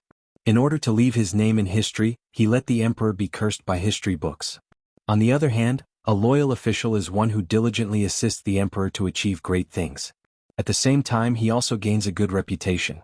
His descendants pass on the torch and his fortune is boundless. Song Guanhai, that old man of course, regarded himself as a loyal official. In the past 20 years he has ridiculed, remonstrated countless times. Even the empress has personally pleaded with the emperor on his behalf several times. Only then did he escape imprisonment. On this point, I really admire this old man's song from the bottom of my heart. The corner of Lu Su's mouth curled up into a mocking smile. He shook his head and said slowly, "It's just the long and short doctrines of a school of vertical and horizontal doctrine." Suddenly he uses Confucianism, then he turns to old man Huang and then he worships the law. There's no integrity to speak of, so he can't be called a teacher. His Majesty once said that teacher song is slow and understanding, but I think it's charming. The world thinks it's a compliment, but if you look deeper it's not a good thing. In other words, it's an argument that has a lot of leeway. After being stunned for a moment, Zhao Sun laughed happily. He clapped his hands and said, "Fresh, fresh. Lu Su, your words are very satisfying. I want to drink wine." Lu Su's state of mind was still as calm as an ancient well. He smiled faintly and said, "The last time I asked the maid to read the secret letter you sent from the capital, one of the rumors was written ambiguously. It was rumored that Song Guanhai secretly kept a copy of the memorial to the emperor. However, he has resisted the urge to hand it over to the historian. This is a person who wants to be both a loyal and a good official." Chapter 686. Zhao Sun frowned and said, "It's hard to say whether this is true or not. Even if Song Guanhai really does have the secret memorials, as long as we don't hand them over to the scribes, what can we do with them? If we bring them into the coffin one day, it's even more hopeless. This old man Song will definitely be able to let His Majesty write the inscription on the tombstone after his death." Lu Su said calmly, "Based on Song Guanhai's character, it must be true. As for whether he will hand them over to the scribes after his death, considering the good fortune of his descendants, even if he is old and muddle-headed, his son Song Zhiqiu will stop him." "But," Zhao Sun said impatiently, tell me." Lu Su, who had no intention of keeping them in suspense, paused. Zhao Sun hurriedly apologized with a smile. "I was too impatient." Lu Su said, "When people are approaching old age, especially when they know that they are still alive, some powerful people who have no foresight and no worries will often make some mistakes that can be big or small. Even if Song Zhiqiu wants to patch it up, it's not watertight. We just need to wait until Song Guanhai passes away and strike while the iron is hot. We can use the spies in the Song residence to deliberately leak this information to a certain power in the capital that is hostile to the Song family. If there are no dead soldiers or spies, it's fine. Groundless rumors and slanders are just as reliable. The capital has no shortage of people who make groundless accusations. But there is one thing that is extremely important. The news must be passed quickly and reach the emperor's ears as soon as possible. We must not give the Song family the time to destroy the copies of the memorials. If they were quickly destroyed, then if they wanted to overthrow Song Guanhai, they would have to let the Prince of Jing'an's estate take the lead and instruct someone to gather 342 memorials and spread them throughout the capital. However, this way you would inevitably be implicated, which would not be wise. We can't underestimate the intelligence of His Majesty's spies and the keen senses of those old people in the officialdom. Also, Prince Jing'an, please keep in mind that Song Guanhai is the eldest imperial prince and the fourth imperial prince's benevolent teacher. Although you've met them once in the capital and you seem to have a good impression of each other, the disadvantages far outweigh the advantages. If there was no need for King of Jing'an to personally deal with the Song clan's disaster, and if there were no traces left behind, then they could tarnish their own reputation by faking the leak of a copy of the memorial, saying that it was all because of you. This way you can completely remove yourself from the capital's officialdom and temporarily distance yourself from the two princes. Furthermore, you don't have to worry about His Majesty becoming suspicious of you. After all, he is not an ignorant and mediocre ruler. Instead, he will only place more trust in you. This is the right path for Xiang Fan and you, the administrator." King of Jing and Zhao Sun mulled over it carefully and nodded repeatedly. However, Zhao Sun immediately asked, "Can this small matter really topple the Song family?" Lu Su smelled the unique fragrance of the autumn rice paddies and a smile finally appeared on his face. When acting in the officialdom, one can't go overboard. It's the same principle as stewing old duck soup. Slowly stewing it will bring out the flavor, but if it's too long it will lose its flavor. The Song family scholarship is good, but as an official, they are far inferior to Grand Secretary Zhang, Chancellor Huan and the others. Compared to West Chu's Grand Preceptor's son, they are far inferior. Also, since ancient times, the requirements for writing are great, but the requirements for getting to the point are small. Don't look down on this kind of small matter. What truly made the Song family fall from glory is precisely this kind of small matter. Officials who reach the pinnacle of glory are always accompanied by fortune and misfortune. Song Guanhai is not Su Xiao, nor is he Gu Jiantang, nor is he Zhang Julu who seems domineering and eccentric, but actually has an incomparably deep foundation. The Song family, which has only been rich for 3 generations, has lost its foundation and is frivolous. It seems that the family is full of glory, but Song Guanhai has made too many enemies, so it is very difficult for them to maintain their integrity in their later years. Song Jiqiu is the right chancellor of the Imperial College, Song Kelly's little yellow sect. Once disaster befalls them, those students who call themselves the Song sect's lackeys will mostly rush home to pick up their brushes and change sides. Not willing to hit someone when they are down can already be considered outstanding. King of Jing'an, you can choose to make a move after Song Guanhai's death, or you can make a move when Song Guanhai is seriously ill. If it's the latter, you can probably anger and scare this old man to death. Zhao Sun fell back, lying down on the ridge of the field. He crossed his legs and looked at the sky with narrowed eyes. Then what will happen to Song Jiqiu and Song Kelly? Lu Su replied, let's see how they will deal with it. They will bring a bramble and ask for punishment. Even if they don't acknowledge their father and acknowledge the imperial court, there is still hope for them to make a comeback. If filial piety is the most important thing, or even a little bit of extravagant hope of being both loyal and filial, then they will die in poverty. Zhao Sun was speechless. Lu Su was also silent. He grabbed a handful of soil. Zhao Sun suddenly sat up and asked with a smile, where did you learn all these things? Lu Su said self-deprecatingly, I was blind and had nothing to do, so I could only blindly think about some things. Zhao Sun stretched lazily. Do you think that old duck soup is really delicious? When we go back, I'll ask everyone in the residence to make 2 cups for you. Lu Su nodded and said, as long as you don't deduct my salary. Zhao Sun, who had taken note of the matter of making the soup, patted his butt and stood up. Lu Su gently put down the handful of soil in his hand and stood up as well. He said softly, that woman's background is unknown. I hope that King of Jing'an won't get too involved with her. It's fine as long as you don't fall in love with her. Zhao Sun said sternly, how dare you? Lu Su smiled but did not say anything. They were in a deadlock. Zhao Sun's expression suddenly changed. He grabbed Lu Su's arm and said sincerely, I've been waiting for you to say this. I know that in Xiangfan only you are sincere to me. How can Zhao Sun not know? Lu Su, I hope that in the future when I take the wrong path, please be frank with me. I'm just a blind man who can't take the imperial examinations and can't be an official. As long as King of Jing'an is willing to tell me, I will tell you everything I know.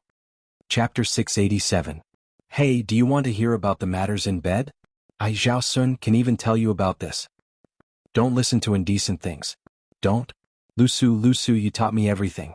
Today, I must turn the tables and tell you about the matters between men and women.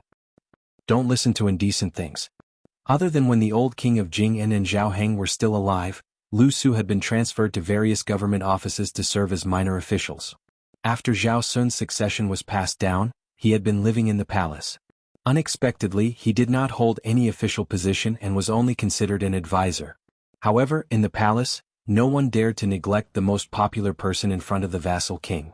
Even the head butler, who had been in charge of the palace for 2 generations, was also concerned about the blind Lu Su's well-being when he met him, fearing that he would make the slightest mistake.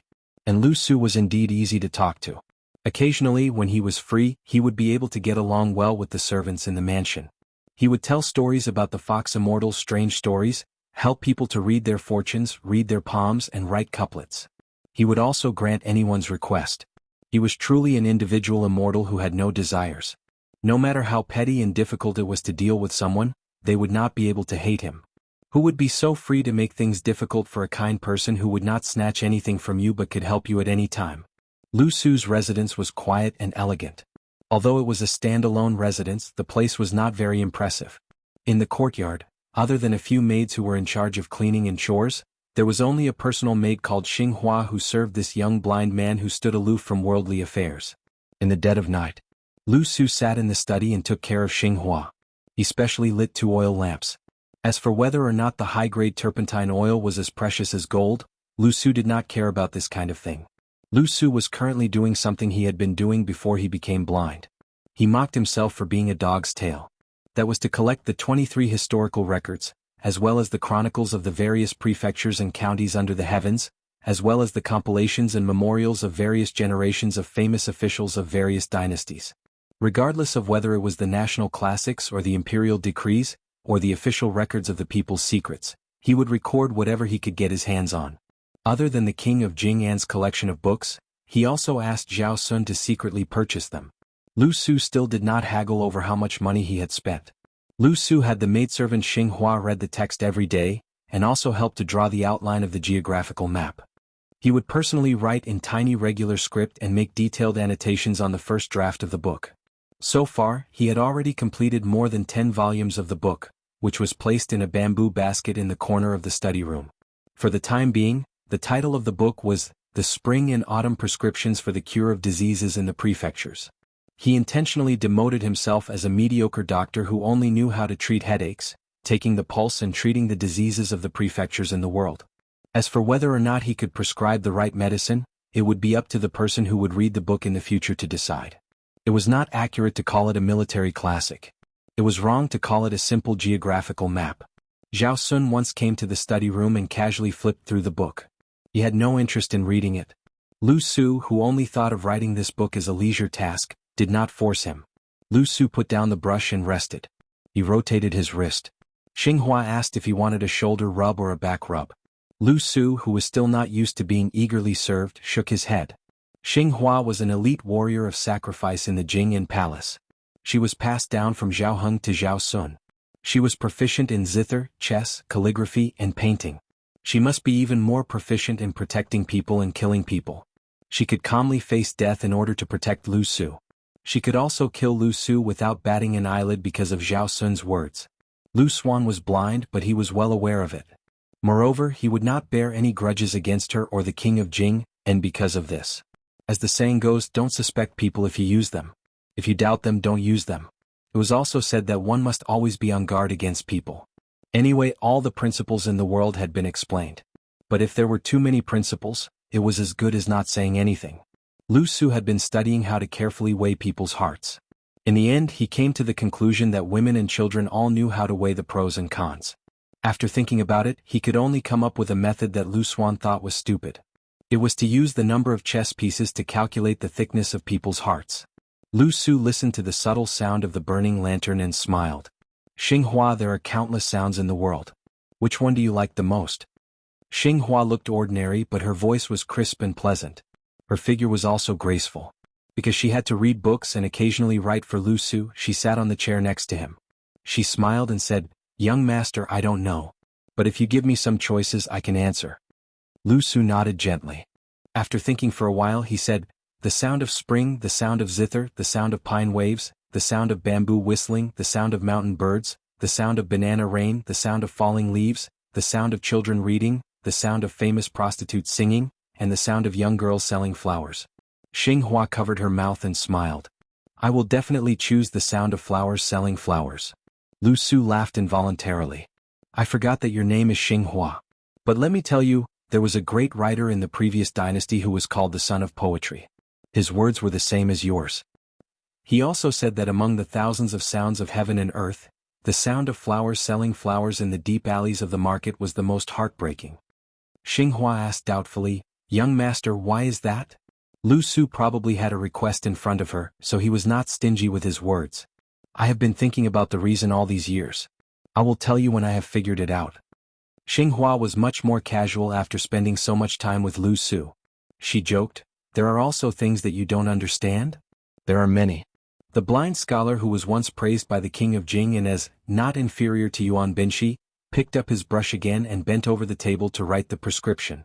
This king was Zhaoheng, not Zhao Sun. Lu Su still did not know who Yuan Binshi was that made Zhaoheng hold a grudge against him before his death. Chapter 688. Shenyuan Qingfeng handed over a wooden name thorn made from the heart of a 1,000-year-old cassia tree and was brought to Bailiang Palace by the steward. They passed through corridors and finally arrived at the pavilion in the middle of Tidehark Lake. The young man's hair was as white as frost. He casually tied a red rope into a knot and sat on the railing near the water. He leaned against the gold-painted pillar and played with the name thorn Shenyuan Qingfeng gave to the prince's estate. Shenyuan Qingfeng stood outside the pavilion on a lotus pedestal embedded in the water. Along the way, all sorts of feelings welled up in his heart. Years ago, during the Lantern Festival in Wuzhou, this handsome young man was together with a perverted scoundrel. After an argument, he was chased away by her retainer like a rat across the street. At that time, Xinyuan Qingfeng only thought of him as a useless and uninteresting man from a poor family. He was uneducated and had no hope of passing the imperial examinations. He could only rely on his looks to trick some pretty girls from small families. Afterwards, when he occasionally thought of that farce, he only guessed that his mother must be a great beauty capable of causing the downfall of a country to be able to give birth to such a good-looking son. Who would have thought that after reuniting with him at Mount Hui, he would suddenly become the infamous heir of the Northern Liang Empire, leading 100 armored soldiers into the Longhu Empire? It could be said that it was because of him that she was able to become the owner of the Bull Gang. However, Xinyuan Qingfeng still couldn't connect him to the man who was about to become the king of Beiliang. It wasn't until she personally stepped into the prince's estate on Mount Qingliang that she gradually understood that Su Fengnian would become the second prince of Liang dynasty after Su Xiao. Su Fengnian rubbed the name thorn made from the heart of acacia tree and smiled at the woman who came all the way from Jianghu to the northwest of the dynasty. There were many thousand-year-old caches on Mount Fengyao, but they gradually died in the past 100 years. The last Tangrui was no exception. Thus, Mount Hui's cache wine became a masterpiece. Su Fengnian waved his hand and asked softly, "Other than the 100-odd secret manuals, did you bring cache wine?" Xinyuan Qingfeng walked into the pavilion and chose a seat furthest away from him. He looked straight ahead and calmly said, "There isn't much left in Mount Hui, but if you want a drink, I'll bring you a jar next time." Su Fengnian placed his nameplate on his knees. His face showed signs of fatigue. He closed his eyes to rest. He didn't seem to be a good host. Xinyuan Qingfeng didn't complain at all. In her opinion, as long as he was Butcher's eldest son, he had the right to be arrogant. She asked calmly, "I've always heard that Beiliang Palace's security is loose on the outside but tight on the inside. They're treating the Jianghu assassin as a fat fish to be hooked. Why is your highness willing to let me enter the pavilion? Aren't you afraid that I'm also an assassin?" Su Fengnian snapped his fingers. He leapt out of the lake in a red robe and over the roof of the pavilion before plunging back into the lake. It was a beautiful scene, like a red carp jumping over a dragon's gate. Apart from the otherworldly item in the red robe that had a habit of staying in the lake, a servant girl slowly walked over with a tray filled with bait for viewing. Su Fengnian waved his hand, indicating that he should pass it to Xinyuan Qingfeng. Su Fengnian opened his eyes and sat back on the satin bench. "I've heard about the commotion at Mount Hui. But even if your cultivation has advanced by leaps and bounds, it won't be easy for you to kill me if I let you sit side by side with me." Xinyuan Qingfeng sneered. Beiliang Palace really doesn't lack experts. Su Fengnian glanced at the otherworldly item that was playing leisurely in the tide-listening lake and said with a smile, "This celestial state expert was exchanged with my life and fortune. You get what you pay for." Xinyuan Qingfeng, don't be so sarcastic. Xinyuan Qingfeng didn't throw the bait into the lake. "I wouldn't dare," he said expressionlessly. Su Fengnian didn't care about this matter and asked, "You want me to support you to become the leader of the southern Jianghu with only 100 or so manuals? Don't you think you're being a bit greedy? You're not my wife either. Why would I do such a bad deal?" Xinyuan Qingfeng grabbed a handful of bait from the green-glazed peony tray. He wasn't in a hurry to throw it into the lake to enjoy the scene of tens of thousands of carps rolling in the water. "I can help you in your hour of need," he said slowly. Su Fengnian stretched out his hand. Xinyuan Qingfeng said, "There's no lack of people in Mount Hui who are eager for success and have real talent. Hongyu is one of them.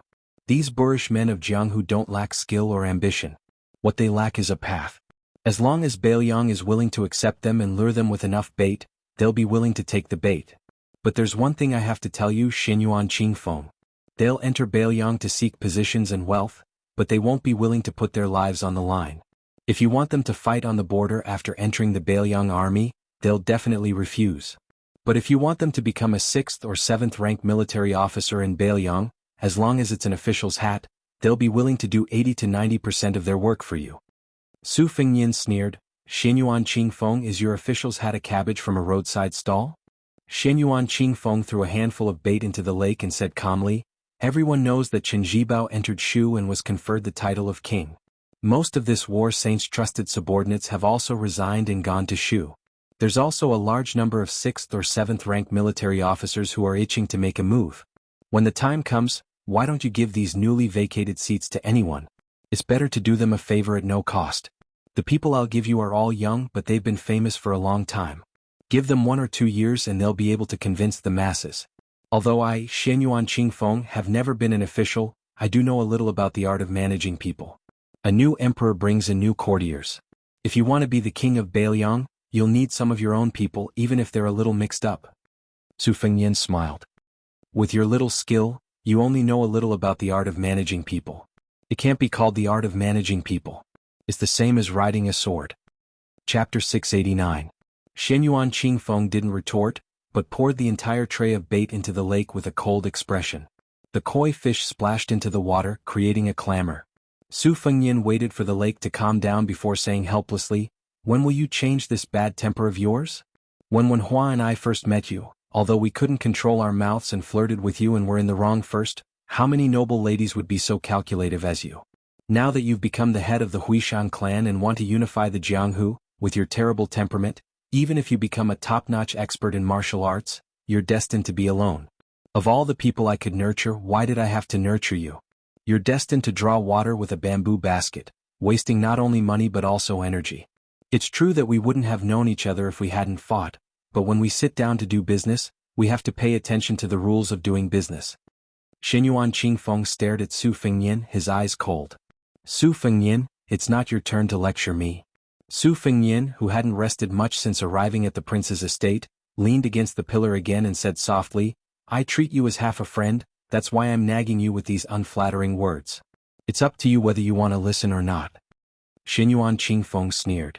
"Can't you be frank with me?" Su Fengnian gently clapped his hands and smiled. "All right then. Since you have a favor to ask of me this time, I'll be frank with you. I have a friend who's fighting Han Diaoxi in the western regions. It's been a while now, and the prince's estate has sent a few loyalists over to help, but they haven't been very effective. Now that your cultivation has skyrocketed, why don't you go and warm up? Just treat it as a dangerous martial arts practice. All right, Xianyuan Qingfeng, do you have a man you like? If not, that's good. That friend of mine is the #1 beauty in the world, Nangong Push. The #2 beauty, Qinyu, is rated as not inferior to Nangong. That's Nangong.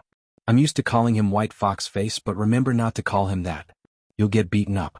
Assassinating the world's premier eunuch, Han Diaoxi, can also be considered as a proof of your allegiance to the Bailiang.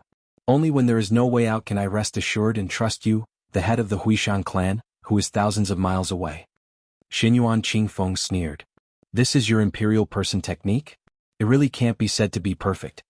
Su Fengnian shook his head and said, "I'm the same as you.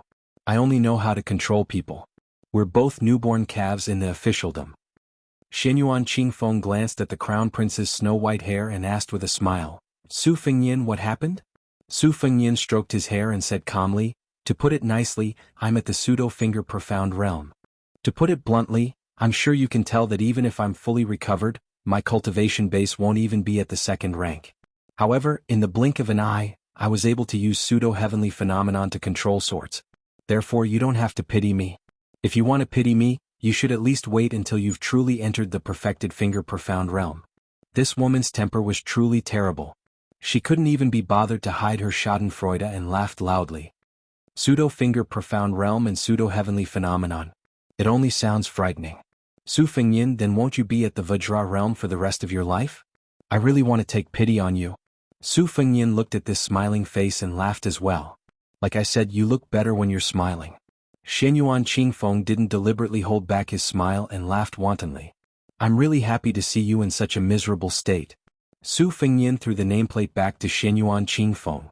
Although we're not familiar with each other, we're not strangers to the point where you need to hand over your nameplate to visit my house. In the future, if you come here again, you don't need to go through the front door. You can even climb over the wall to enter. As long as the good news I want from the western regions comes, I guarantee that your Mount Hui won't lack money or people. Xianyuan Qingfeng took the nameplate and placed it on the blue and white plate. Suddenly, his smile disappeared and he asked seriously, Su Fengnian, are you saying that a dying man's words are kind? Su Fengnian laughed and scolded, bullshit, Xianyuan Qingfeng. Can't you say something nice that doesn't sting people?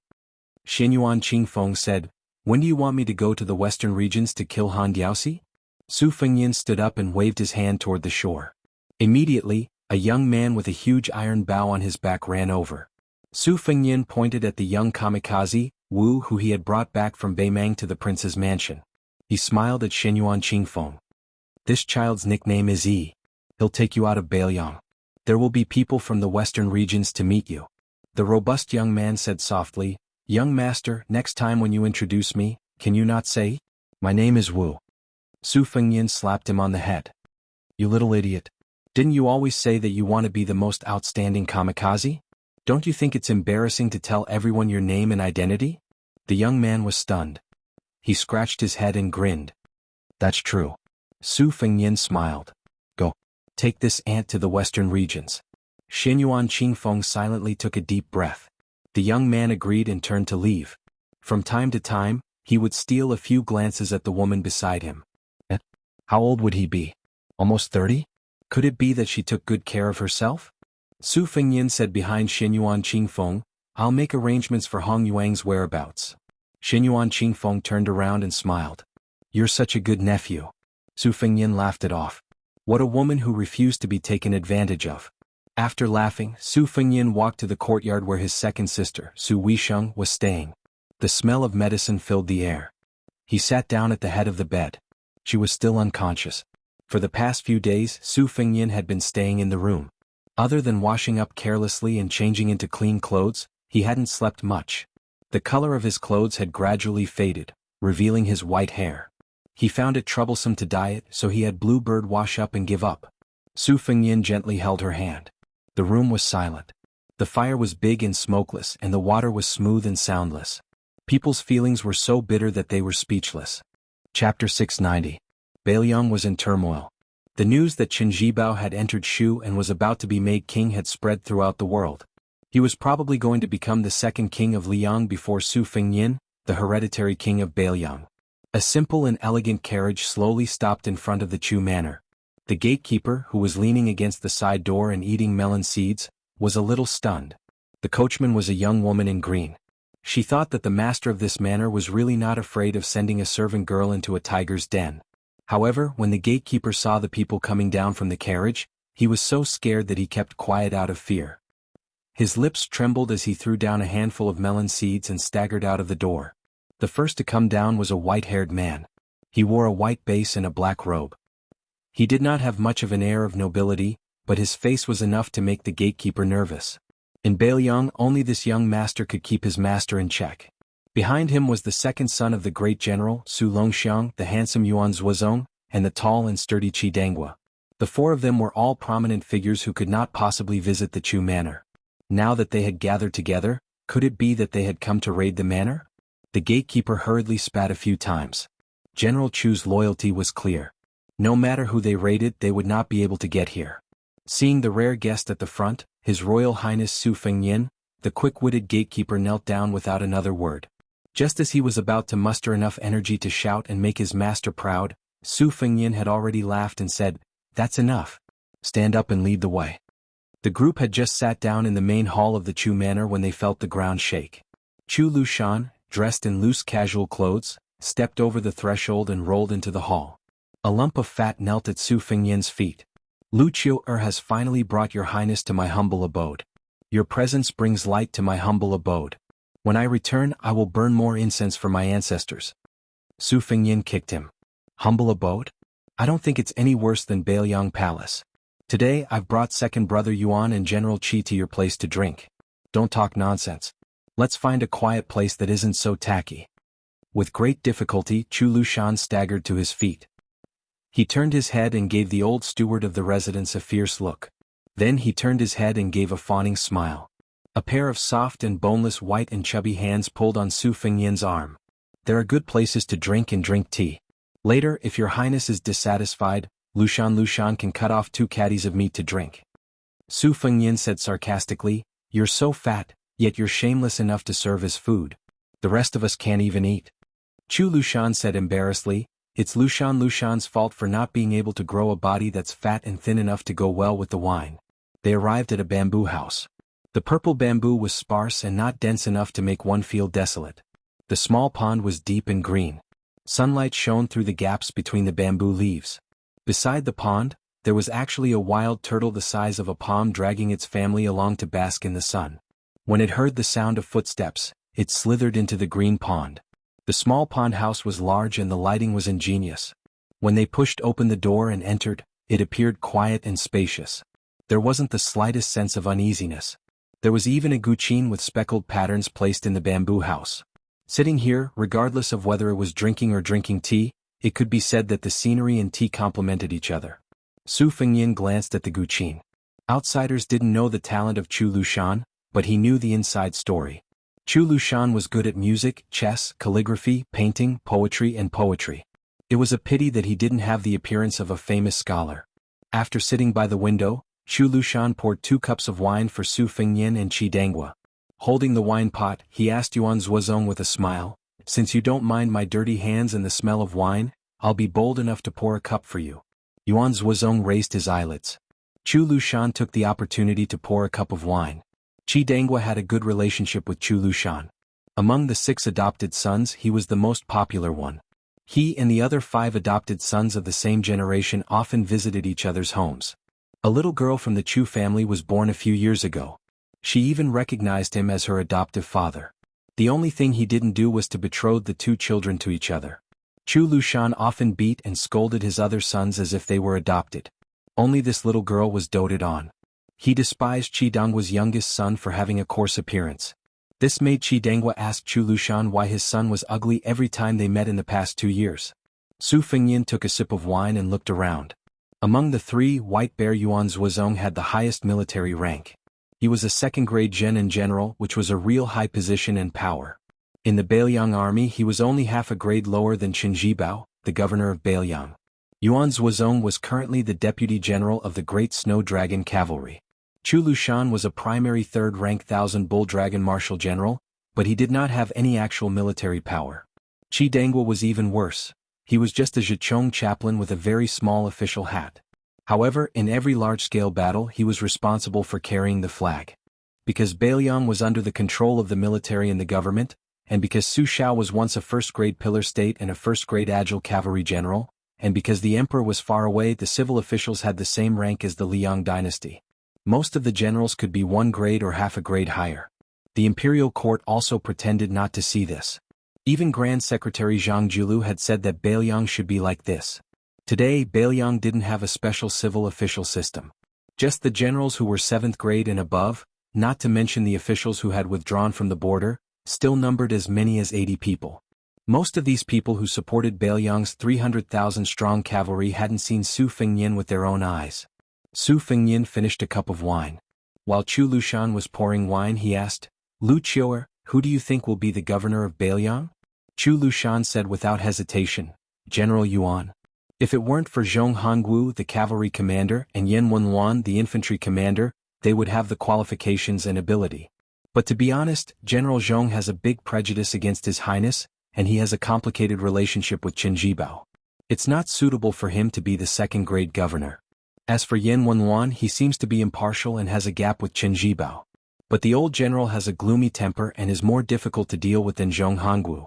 I've been watching him for more than 10 years, but I haven't heard him say anything bad about His Highness. On the contrary, it's not reassuring. In the end, General Yuan should be the governor of the 2 provinces. It's reasonable in all aspects. Why are you staring at me? I said this in front of His Highness and you, Yuan Zuozong. It's the same in front of my adoptive father. Believe it or not. You don't appreciate my good words. You're hard to please. Yuan Zuozong smiled and lowered his head to drink. Huang Manor had been squatting beside the zither in a daze. Su Fengnian said calmly, "Lu Qiuer, give me a list of names. I'll promote 1 or 2 ranks as appropriate. If it's really necessary, it's okay to skip 3 ranks." Chu Lushan took out a stack of paper from his sleeve and handed it to Su Fengnian with a smile. Yuan Zuozong frowned and coldly stared at Chu Lushan, who could predict the future. Su Fengnian smiled and spread out 3 pieces of paper on the table. There were more than 60 people on the paper. In addition to the names, there were concise military resumes. The advantages and disadvantages were clear at a glance. The writing was Chu Lushan's unique semi-cursive. It was dangerous but not strange. It was natural and unrestrained. Su Fengnian read it all and pushed it to Yuan Zuozong. After reading it carefully, Yuan Zuozong's eyebrows slightly relaxed. There were more than 10 people on the paper who could be classified as Chu Lushan's direct subordinates. But most of them were the frustrated middle and lower level captains in the Bailiang army. What they had in common was that they were young and good at fighting. They were full of vigor without any lethargy. Su Fengnian asked with a smile, "Lu Qiu'er, don't you have any scruples? Won't you take it out later?" Chapter 691. Sitting like a small hill, Chu Lushan chuckled and said, "There's no need for that. The general is my adoptive father who was willing to die for me. Needless to say, your highness is the master that I, Chu Lushan, am willing to submit to. It's pretentious to hide these things from you. By the way, there's one more thing that has been stuck in my throat for many years. I have to get it out today. If I'm wrong, please don't take offense." Su Fengnian nodded and said, "Let's hear it." Chu Lushan sat upright and said, "There are nearly 1,000 civil officials in Bailiang who can be called high-ranking officials, but they're all a mess. Most of them retired from the Bailiang army. They're good at leading soldiers, but they're just laymen when it comes to governing and pacifying the people. There are only a few of them who don't disturb the people. They're all honest and good officials whom the people are grateful for. Most of these people have a lot of bad temper that is a good habit in the army. They're protective of their children and help their relatives instead of reason. They're rude and unreasonable when governing their families, not to mention being awe-inspiring officials. Fortunately, the people of Bailiang are used to suffering and are afraid of being poor. Otherwise, if they were placed in any place in the Liang dynasty, they would probably start an uprising.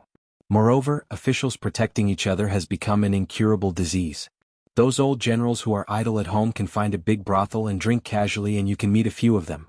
As for the sons of generals behind them, it's fine if they dare to join the army. Most of them can be considered promising. As for those who stay at home, 9 out of 10 of them are domineering playboys who have no regard for law and discipline. Their only ability is to harm the people in the village. Mother Ker Yuan, are you addicted to staring at me? How can I say this to my adoptive father? Do you really think that my adoptive father can't see this kind of situation? It's not easy for him to do it. They're all old brothers who have been fighting with him for decades. Let's not talk about anything else. I Lu Qiu'er will tell you about the Meng family in Lingzhou 2 years ago. Old General Meng and his 2 sons died beside you at the concubine's tomb. Do you remember? In the end, his only grandson grew up, stole someone else's wife, and hired a hitman to kill an entire family of more than 40 people. But what could foster father do? With a crack, the incense of old General Meng was cut off just like that. How many bastards have tried to test foster father's bottom line over the past 10 to 20 years? Yuan Zhuozong snorted. For the first time, Chu Lushan said in a flustered and exasperated manner, "The Confucian school of benevolence and righteousness has always placed the word benevolence before the word righteousness. If you're not righteous, you're just not a subject. If you're not benevolent, you're not even human. In today's world, if things were done according to legalism, it would be even more chaotic. In the past 1,000 years since Sage Zhang, for a whole 1,000 years, Confucians and scholars have been trying to find a balance between the two opposing concepts of benevolence and righteousness. Do you really think it's a simple matter? It's not easy to seize the world on horseback, but is it easy to defend the world under horseback?" After saying this, Chu Lushan quickly wiped the sweat on his forehead with his sleeve and slapped himself a few times. He said in a low voice, "I've forgotten myself. I should slap myself." Su Fengnian gently changed the topic and said with a smile, "Let's get to the point. This time I'm here to tell you, Lu Qiu'er, to let the people like Wei Fuqing go. Don't make things difficult for them." Su Fengnian paused and said flatly, "Also, Su Xiao promised me to let you be the governor of Bailiang." Chu Lushan fell back and the whole bamboo house shook a few times. The fat man sat on the ground with his eyes blank and forgot to stand up. In fact, it was the first time for Yuan Zhuozong and Qi Dangwa to hear this shocking news. Yuan Zhuozong didn't move and looked calm. The latter opened his mouth wide and couldn't say a word. Su Fengnian didn't look at Chu Lushan and said to the other two, "Brother Yuan, General Zhong Hongwu will definitely resign in a fit of anger. At that time you can take over. General Qi, you will take over the 6,000 iron-footed cavalry and Wei Fuqing's crossbow cavalry. Ningame will be your deputy. If you think it's too little, I can give you more. If you think it's too much, I won't care." Yuan Zhuozong put down the wine cup and said, "I won't refuse." Qi Dangwa rubbed his cheeks hard. "Your Highness, can I do it?" Su Fengnian joked, "You can't let me be a general, right?" Chu Lushan got up with a sad face. When he was about to speak, he saw His Royal Highness waving at the window. Not long after, a beautiful woman holding a little girl timidly stood at the door. Chu Lushan ran over and slapped her face. "You blind thing, who let you disturb His Highness's drinking? The child in the young woman's arms cried loudly. Chu Lushan held her in his arms and comforted her softly. The woman's mouth was bleeding, but she still endured the pain and gracefully bowed to everyone in the room. Yuan Zhuozong and Qi Dangwa didn't find it strange. They didn't get up or return the bow. Only Su Fengnian walked to the door and smiled. "Greetings, sister-in-law." The woman with the beautiful face was uneasy. She was only a concubine of the Chu mansion. How could His Royal Highness call her sister-in-law? She didn't know how to deal with it. Chu Lushan coldly said with disgust, "Go back." The woman bowed again and slowly left. Su Fengnian didn't look at her and just stared at the little girl.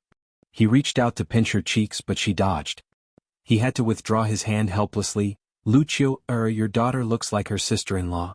No wonder you don't want to be betrothed to General Qi. Little girl, how old are you?" The little girl with tears on her face pouted and didn't speak. She was sulking. Chu Lushan had to smile and said, "She's only 3 years old. She speaks much later than other children. But the first word she says is father. I'm so happy. She can walk for half a year but she likes to stick to people." Chu Lushan rubbed his daughter's rosy cheeks and said with a smile, "Come, call His Highness Crown Prince father." Su Fengnian didn't know whether to laugh or cry and scolded, "Get out of here." The little girl wasn't very sensible, but she already knew how to protect her own. She puffed up her cheeks at the big bad guy who spoke so fiercely to her father. She didn't breathe in or out, but her little face soon turned red. Chu Lushan laughed, "This is her trump card. I don't know where she learned it from. I can't do anything about it every time." Su Fengnian was also amused. "Let her rest for a while. Be careful that she doesn't pass out." Chu Lushan quickly kissed his daughter's forehead. Changxing, be good. Father will give you beautiful clothes later. Don't be angry."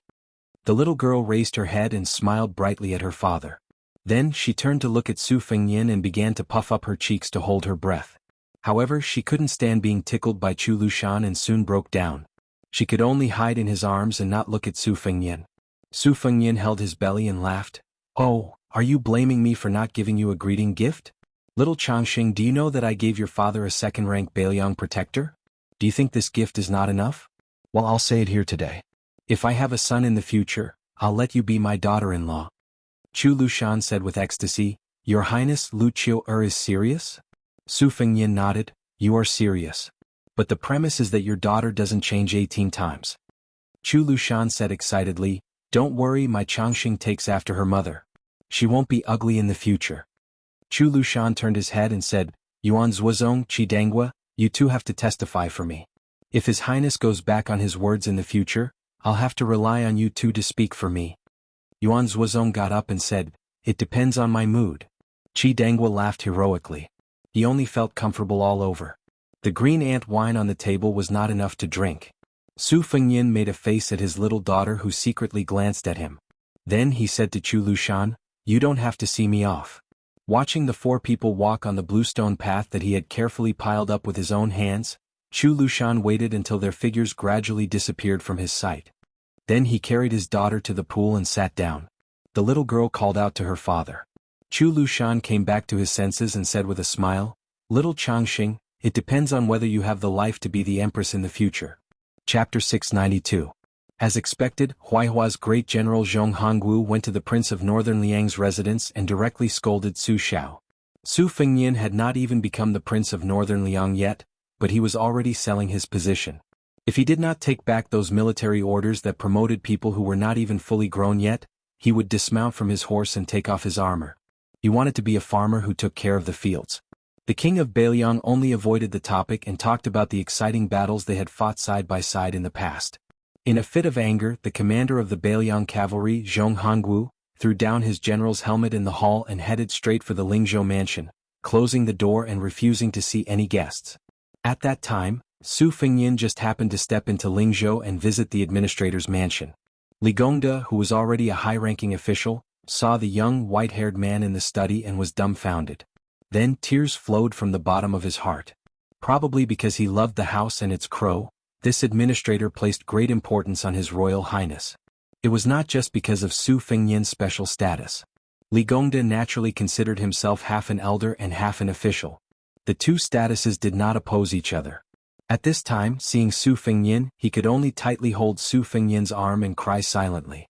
Surly knew that crying like a woman was inappropriate and quickly wiped away the tears on his face. He called for Su Fengyin to sit down and drink tea. When Li Gongda raised his cup and saw the porcelain cup in his hand, his face felt hot. Although it was a small teacup that only weighed a few taels, it was the best ice cup in the Longquan kiln. In the heat of the summer, even if boiling hot water was poured into the cup, it would cool down in an instant. It was very magical. In the past, when Su Fengyin had not visited the Li estate, Surly had welcomed him and sent him off calmly. He had even felt that he was extravagant and had the style of a tycoon. Today, however, was somewhat inappropriate. Fortunately, Su Fengyin did not seem to have any doubts. After drinking the tea, he asked about Li Hanlin's military exploits and his aunt's health, and then prepared to leave. How could Li Gongda let him go? In every possible way, he insisted on having His Royal Highness eat a welcoming banquet at the estate. Unfortunately, Su Fengyin insisted on hurrying back to Liangzhou. Li Gongda could only awkwardly drop the subject. Before leaving, Su Fengyin left behind a golden yellow stone square. Li Gongda had long trained a pair of discerning eyes. With great difficulty, he restrained himself from eating it and placed it back on the table. He did not truly love it too much to part with it. After seeing him out of the study, Li Gongda accompanied Su Fengyin to the Yi sect. Coincidentally, they ran into Li Fuzhen, who was returning to the estate. Meeting in a narrow corridor, the old fox's administrator did not even care about his face. Using the excuse of having a stomachache, he turned and left. He had his daughter send His Royal Highness off on his behalf. On this trip, Su Fengyin's coachman was Blue Bird. In secret there was an otherworldly item, the Daning. On the surface, the only person that could be brought into the estate was the scholar Qin Shiliang. When he met Li Gongda, he only said that he was a scholar from Liangzhou who was not part of the mainstream. Li Gongda, however, wished that he could memorize all 18 generations of Qin Shiliang's ancestors in his mind. Who knew if this scholar in humble attire would become a county chief tomorrow, and then the governor of Lingzhou the day after? Qin Shiliang saw that the atmosphere in the corridor was awkward. Without revealing anything, he took a few steps back. Clasping his hands behind his back, he sized up the precious inscriptions in the corridor. He distanced himself from Su Fengyin and the cool and elegant woman. Su Fengyin smiled and said, "I won't trouble you to see me off. I know the way." Suppressing the shock of their first meeting, Li Fuzhen silently turned around and led the way in front. However, she did not speak the entire time. When they arrived at the E-sect that was too late to open when they left, Su Fengyin thanked her with a warm face and a cold butt. He then led Qin Shiliang down the steps and into the carriage. Li Fuzhen did not cross the threshold to see them off. She watched as the E-sect slowly closed. In reality, Li Gongda was standing not far behind his daughter.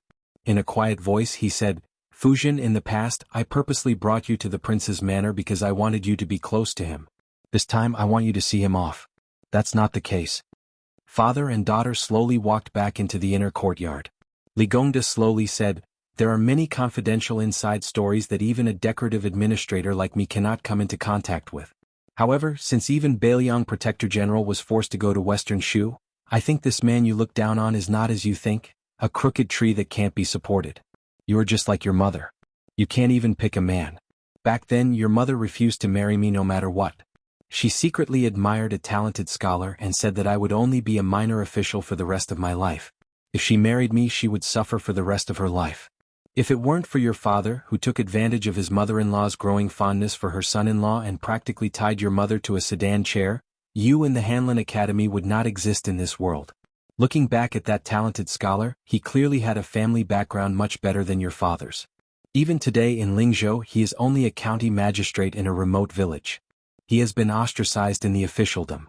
All he can do is return home and vent his anger at his wife. This is because your father did not make things difficult for him. Every day he would drink and go crazy, saying that he was born in the wrong era and that his ambitions had not been realized. When I was the magistrate of Lingzhou, that fellow had angered the son of a general in the same county and had almost lost his position as the county magistrate. He was already at the age where he knew his destiny, yet he still shamelessly gave me money, calligraphy, paintings, and famous ink stones. As for father, I accepted all of them. If I didn't accept them, I was afraid that he would go bankrupt and jump into the river to commit suicide. Later on, during the county's evaluation, I helped him write 16 words. His character was upright, honest, and self-disciplined. He had no grievances in prison and he was selfless in court. Only then did he keep his position as county magistrate. After that, your father returned everything to him. Your mother has always been kept in the dark about this matter. You can just treat it as a joke. The reason why I'm telling you this is to let you know that a moment of glory and disgrace is nothing. Looking at a man is the same as looking at jade. In the Book of Rites, there is Yun Dague who does not cut out the finest quality. He is like a fine jade without a single strand covering the flower. Some men are just like a green jade. Outsiders may think that the color is alright, but the quality and quality are very poor. Fu Jin, don't be in a hurry to defend that fellow that you like. Your father said that he would not break up a couple, so he will keep his promise. These past few years I have been paving the way for him. Due to his poor family tree, your father helped him enter the ranks. He went from a poor scholar to a noble family. Even if he did not pass the exam, it is fine. Your father helped him go from an official to an official. But look at him. Other than wanting to stick to you all day long and saying words of love that don't cost him money, has he ever spent any effort on currying favor with the officialdom? Yes, you might say that it is because he has a noble character and does not want to wallow in the mire. But did he write a few poems that are popular among the people or something? Or did he work hard to bring benefits to the people? For an official like him, if he does not fight, his spine will not be straight. You are not charming and your knees are not too bent, but aren't you a little too comfortable? He clearly knows that your father will not starve him to death, so he took out his salary to buy you a few exquisite gifts. Does that mean that he cares about you? Fu Jin, your father is not a pedantic noble family descendant. Today's official position was snatched from others step by step. Your father is stingy and shrewd to everyone, but I am not stingy to you and Hanlin at all. Of all the people you can be angry with, you had to be angry with your father. When has your father ever been wrong about whether someone is good or bad? Of all the people you can listen to, you had to listen to your mother, who is blind. She said that person is good at understanding others, but in your father's eyes, he is just a sweet talker who knows how to coax people. Women are just easily swayed. They can't be counted accurately. Li Fujin's eyes were red as she choked and said, after all is said and done, Su Fengyin is also not a good person. When has he ever said any sweet words to women? I don't care if he is a loser or just pretending to be crazy. Li Gongda said calmly, when you met today, your father deliberately let you be alone. Did he say a single word to you? Li Fujin wanted to say something but stopped. Li Gongda calmly asked, did he look at you? Li Fujin angrily said, I did not look at him. How do I know if he looked at me or not? Li Gongda smiled and said, oh. Then he slowly walked away from the fork in the road. Li Fujin stood in the same spot and was out of her wits. She was all alone. In the carriage far away from the governor's mansion, Qin Shiliang, who was born as a poor scholar, talked about politics as if he was making a joke. Beiliang Province has 3 provinces, Liangyu Province and Ling Province. Liangyu Province and Liangyu Province are important places at the border and border with Beimang. Only Lingzhou Province is relatively fertile. It is a place with more oil and water than Liangyu Province. It forms the structure of Beiliang's general in the north and officials in the south. For the same yamen, the number of officials in Lingzhou Province is usually twice or even 3 times that of the other 2 provinces. It is like the backyard of Beiliang's army when they retire. The children of the officials who are not working in the army also have to come to the various yamens in Lingzhou to get a share of the pie. When the father steps down, the son will take the position, and the grandson will take the position to fish in oil and water. It would be strange if there were not many people. This makes Lingzhou's yamen especially mountainous and intertwined. In Beiliang's officialdom, it is joked that if you can be a stable official in Lingzhou, you can also be promoted 2 ranks in other provinces and have your butt firmly rooted in your seat. There are benefits for those at the top and there are benefits for those at the bottom. Using Li Gongda as the governor has both advantages and disadvantages. The advantage is that Beiliang's tax collection is not a problem, but this is just a way to reduce expenditure. It is nothing more than taking 2 or 3 of the 10 copper coins that go into the Beiliang's private pockets and giving it to the Beiliang army. Furthermore, Li Gongda is not the kind of good official who can get more money. Beiliang's salt and iron are huge profits, and the government has always been unable to make a profit.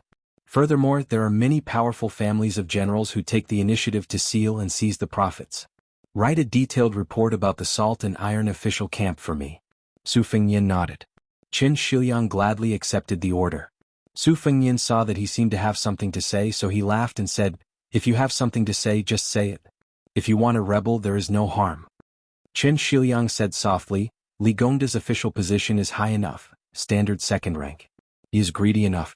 Other than the prince's mansion, he is Beiliang's richest merchant. The most important thing is that he has a good relationship with your Su family. He is the most suitable person to kill the chicken to warn the monkey. He can guarantee peace in Bailiang's officialdom for 10 years. Chapter 693. Su Fengyin shook his head and said, 10 years? Impossible. It's hard to say even 5 years. The fallen emperor of southern Tang wanted to be the master of resurgence. He even used the method of skinning the corrupt officials, but the results were still minimal. Of course, this is also related to southern Tang's long history of corruption.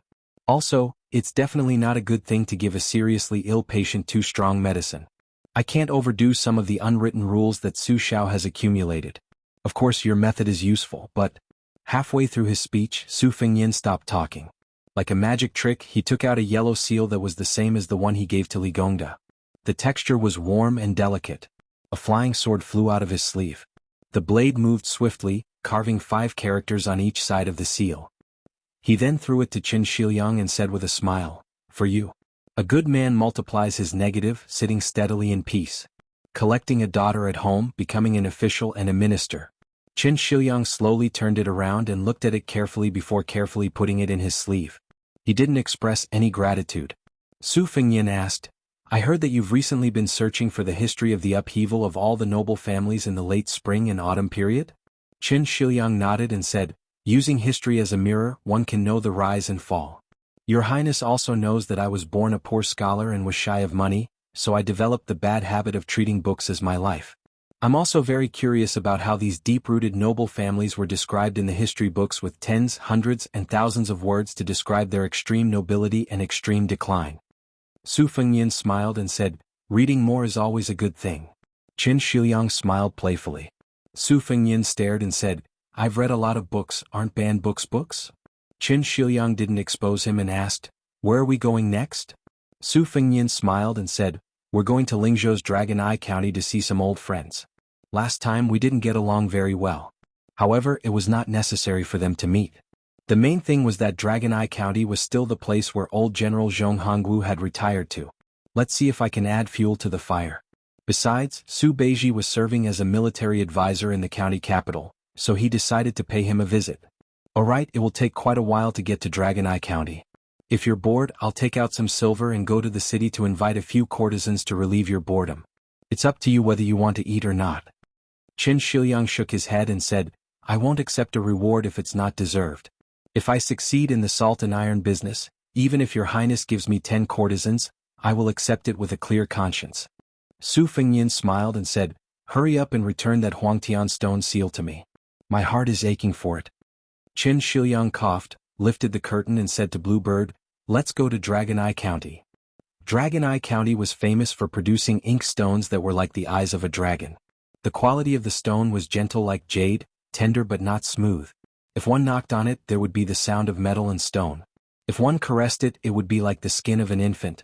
It was regarded as an immortal product by the famous calligraphers of the past generations. It was said that old General Zhong's only son had a collection of 108 ink stones. The ink stone had 108 eyes like the eyes of a dragon. The most legendary thing was that this ancient ink stone had been passed around in the 6 dynasties in several countries by 8 famous dragon painters. Therefore it was also known as the ink stone that painted the eyes of a dragon. In his later years, Zhong Hongwu had a son named Zhong Qingxin. Before he reached the age of 30, he had already established a great undertaking and held a high position. As soon as this old General Zhong retired, Zhong Qingxin would immediately be promoted to Dragon Eye County Chief. This famous son of a general's family had an even bigger family. Not only did he have 3 wives and 4 concubines, he also had no less than 20 mistresses in his golden house. He also had a hobby of eating the grass near his nest. He had hooked up with many wives and concubines of Dragon Eye County's high-ranking officials and dignitaries. Of course, Zhong Qingxin himself also often held banquets to reward guests. Every time he met someone, he would send out servant girls and beautiful maids that he had carefully trained. In Dragon Eye County, other than all kinds of romantic affairs, there were also gangs and sects in great numbers. For the most part, the officials at the top played around with their love affairs, while the people at the bottom of the Jianghu killed them. The well water did not interfere with the river water. Moreover, in recent years the trend was that if the sects wanted to expand, they would have to compete to see who could get closer to the government. One by one the well water flowed into the river water. There were very few people who persisted in establishing their own sect and did not observe the situation. Su Fengnian's carriage entered the county's Baiba city. From the name of the county, it could be seen that the ancient inkstone in Zhong Qingxin's hand was priceless. Su Fengnian knew the ins and outs of the Fish Dragon Gang very well. Although the Fish Dragon Gang had completed the big business in Beimang worth tens of thousands of taels of silver, the Fish Dragon Gang did not get much money. The several thousand taels of silver that Zhou Ziru, the young master of Ma Guan, paid as compensation were also given to the families of the gang members who died in a foreign land. To make matters worse, the deputy leader Xiao Chong and the chief guest Gong Sunyang were both dead. This was a loss that could not be measured with money. The Fish Dragon Gang originally wanted to rely on this business to turn their fortunes around. However, they did not expect that the disciples of the military families in Lingzhou City would turn their backs on them after the business was completed. They even ignored the Fish Dragon Gang's subsequent visits. Fortunately, the granddaughter of the old leader connected with the business in Beimang City and was able to do some unique business that allowed them to maintain the gang's operations. However, when Liang Mang started a fight, the Fish Dragon Gang, which had been hanging on by trading at the border, was beaten back to its original state. Many of the gang members began to turn to other sections. When you're rich, you're warm; when you're poor, you're naturally cold. The barren real estate under the name of Old Master Lu of the Fish Dragons was located in the southwest part of the county. It used to be a long street, but it was sold to the neighbors every now and then. The neighborhood on both sides was getting bigger and bigger. The Fish Dragons, which only had one martial arts club left, was caught in the middle, which was very awkward. Fortunately, the martial arts club where their lifeblood was located occupied a large area. The Fish Dragons was an old gang that had been through a lot. Many of the gang members, including their descendants, had relied on Old Master Lu to make a living. Even if they wanted to leave, no one would take them in. The Fish Dragons were weak, but on the surface they were still okay. At most, there were only 200 people left. As for the strong young men who could fight for territory, it was hard to say. The carriage stopped opposite the dojo of the Fish Dragons. Not many gangs in the city dared to openly hang their banners with their gang's name on them. There were only one or two gangs in the entire Lingzhou, and they all had powerful backgrounds. Dragon Eye County originally had a rival of the Fish Dragons, the Honghu sect. They hung their banners for a few days, but it was said that a young master who was traveling here didn't like them. That young master was very rough and was the grandson of the great general Yan Wenwan. He threw their banners into the latrine on the same day. The Honghu sect didn't even dare to raise their banners again. Before that young master left, he said that he beat them because he knew that their master was the brother-in-law of that Zhong Qingxin. After that, Zhong Qingxin's brother-in-law went to complain but returned without success. It became the topic of conversation for the people of Dragon Eye County. Su Fengnian hung up the curtain and quietly looked at the main gate of the Fish Dragons. The faint sound of the disciples practicing martial arts could be heard from the other side of the wall. Qin Shiliang asked doubtfully, "Is this the place?" Su Fengnian nodded and said with a smile, "Speaking of which, I also took in an unknown disciple in this gang. He's very stupid." Qin Shiliang asked, "Don't you want to go in and take a look?" Su Fengnian put down the curtain and shook his head. "Forget it. I was wearing a mask at that time, so he wouldn't recognize me even if he saw me. Let's go, Bluebird." The carriage slowly drove out of the street. Just as it turned the corner, a large group of strong men rushed into the street with great momentum. They were just short of hanging a sign on their bodies saying that they were gathering for a brawl. Su Fengnian opened the side curtain and frowned. He saw the people of the neighborhood pointing and said slowly, "Liangshi, go and ask around." Qin Liangshi got off the carriage and soon returned to the carriage. He said with a smile, "It's the same old story. There's a girl called Lu Narong in the Fish Dragon Gang. She caught the eye of a military officer under the command of Yi, who was in charge of the Dragon Eye County. He wanted to take her as his concubine. It seems that the Fish Dragon Gang didn't know what was good for them and rejected him. Perhaps they forgot to give the rank 7 military officer a way out. Your Highness, there's something I've wanted to say for a long time. Bailiang's military titles are really unreasonable. Officers and military officers are too worthless. They should be changed and simplified. In this aspect, Beimang is much better." Su Fengnian nodded. Just as he was about to put down the curtain and let the Fish Dragons gang pass the tribulation, he caught a glimpse of a group of more than 30 armored soldiers in the distance. Qin Liangshi glanced at them and sneered. "Hey, this military officer of Dragon Eye County has some tricks up his sleeve. It seems that he wants to punish both sides fairly and selflessly. However, I think that those who went to cause trouble can definitely bear the punishment, but the Fish Dragons gang can't. It's really a waste of talent to be a rank 7 military officer. It seems that if we really want to rectify these Jianghu sects in Beiliang, we'll have to cut off many people's source of income. Su Fengyan lowered his head and put on a root-shaped mask. He said indifferently, "Then let's go and watch the show." The street that originally had shops and hawkers was now empty. Most of the 100 or so men had broken into the fish dragon's gang, leaving 7 or 8 relatively thin and weak fish outside to keep watch. Among them, a crooked and skinny monkey with sharp eyes saw a blue bird. He called his friends and ran all the way here while drooling. It was nothing more than the usual 3 axes used by the scoundrels and ruffians.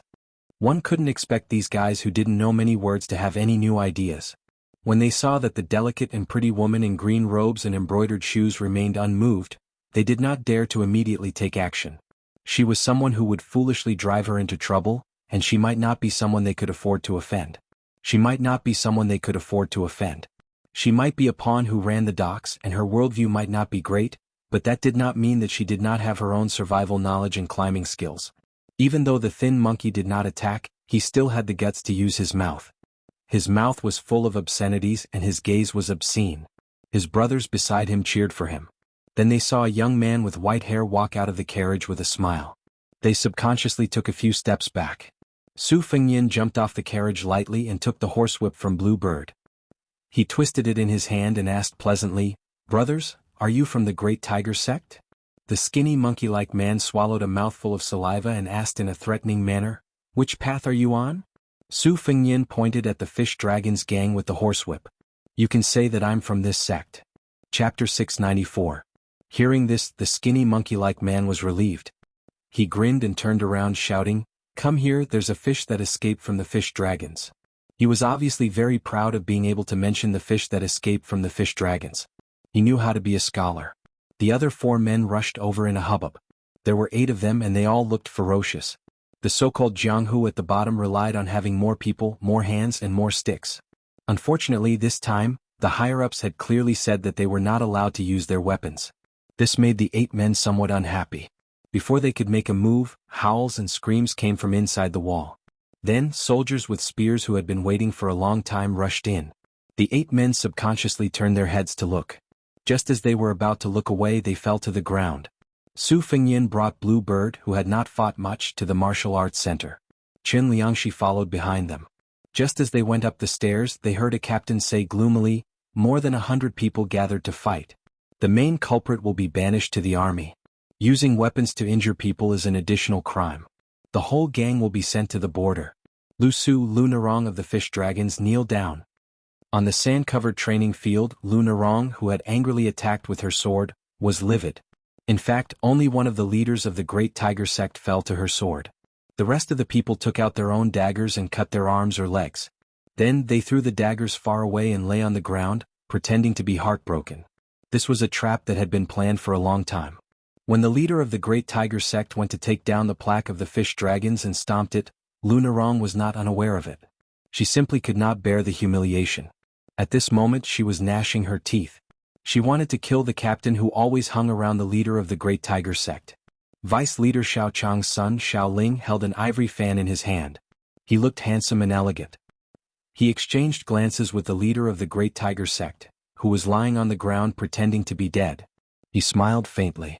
Just as he was about to take a step forward, he saw 3 strangers at the door from the corner of his eye.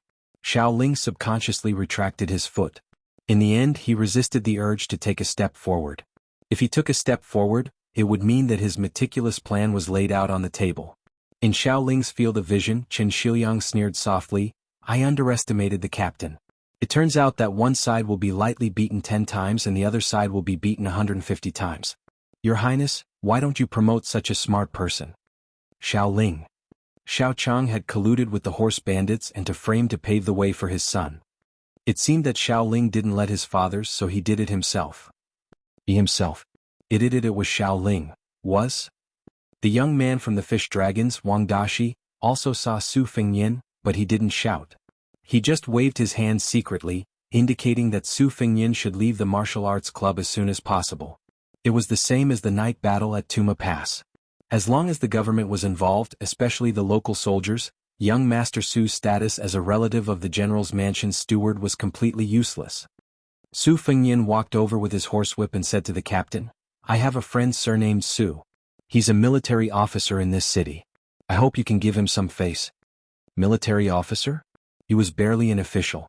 He didn't have any real power. However, the person standing behind the junior captain was a field officer under Yi's command, whose rank was much higher than his. Besides, Great General Mansion was indirectly connected to Great Tiger Sect. You're just a little military officer. Who do you think you are? What's more, the captain, who knew everything about Dragon Eye County, had never heard of any son of an official surnamed Su, so he didn't take it seriously. Usually, if there really was such a person, he would just do some small favors. Now, even if there were 10 military officers, he would treat them as if they were farts. The captain didn't dare to fight with Lu Su and Lu Narong.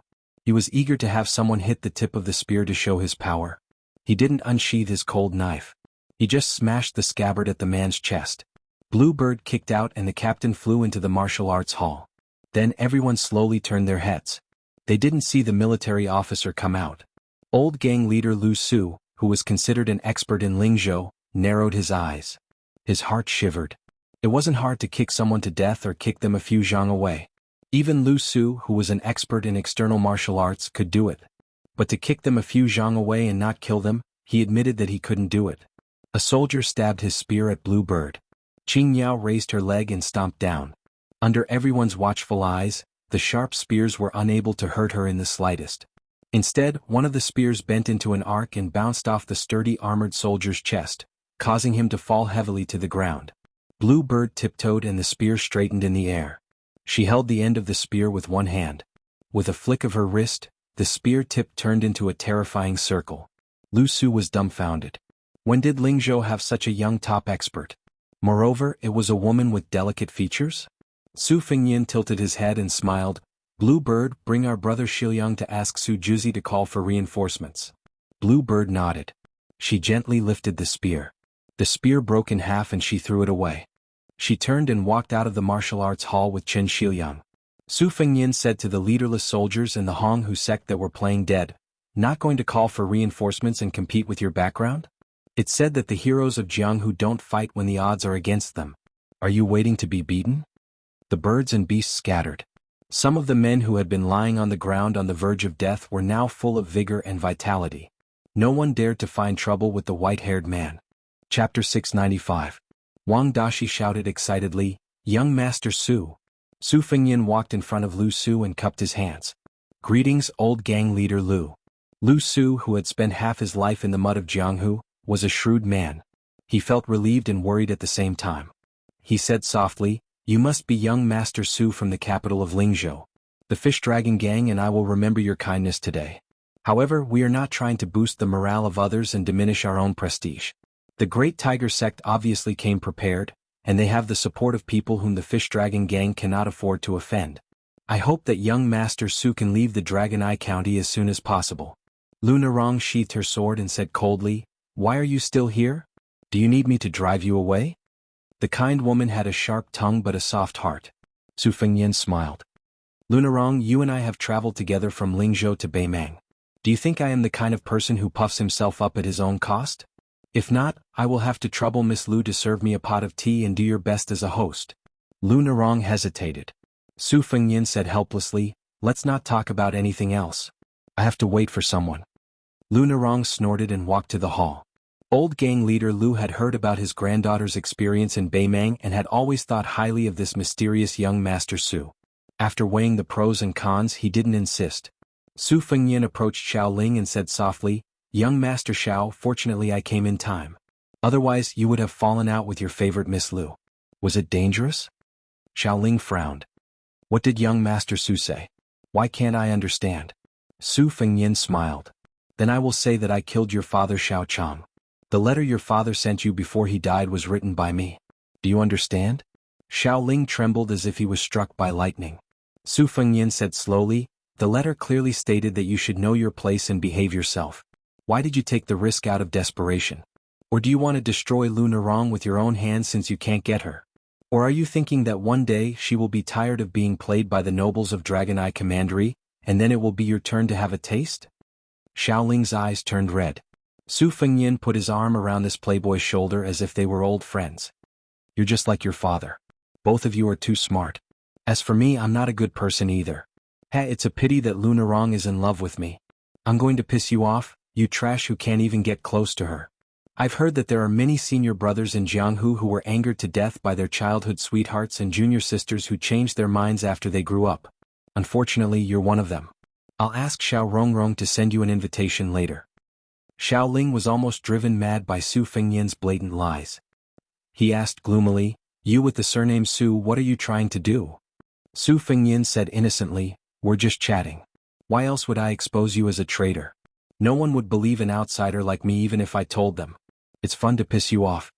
Xiao Ling smiled viciously, "You're a white-haired guy. How many years can you live? How many years can you enjoy?" Su Fengyan said indifferently, "How many years can I live? Look at Lunarong's figure, that waist, that butt.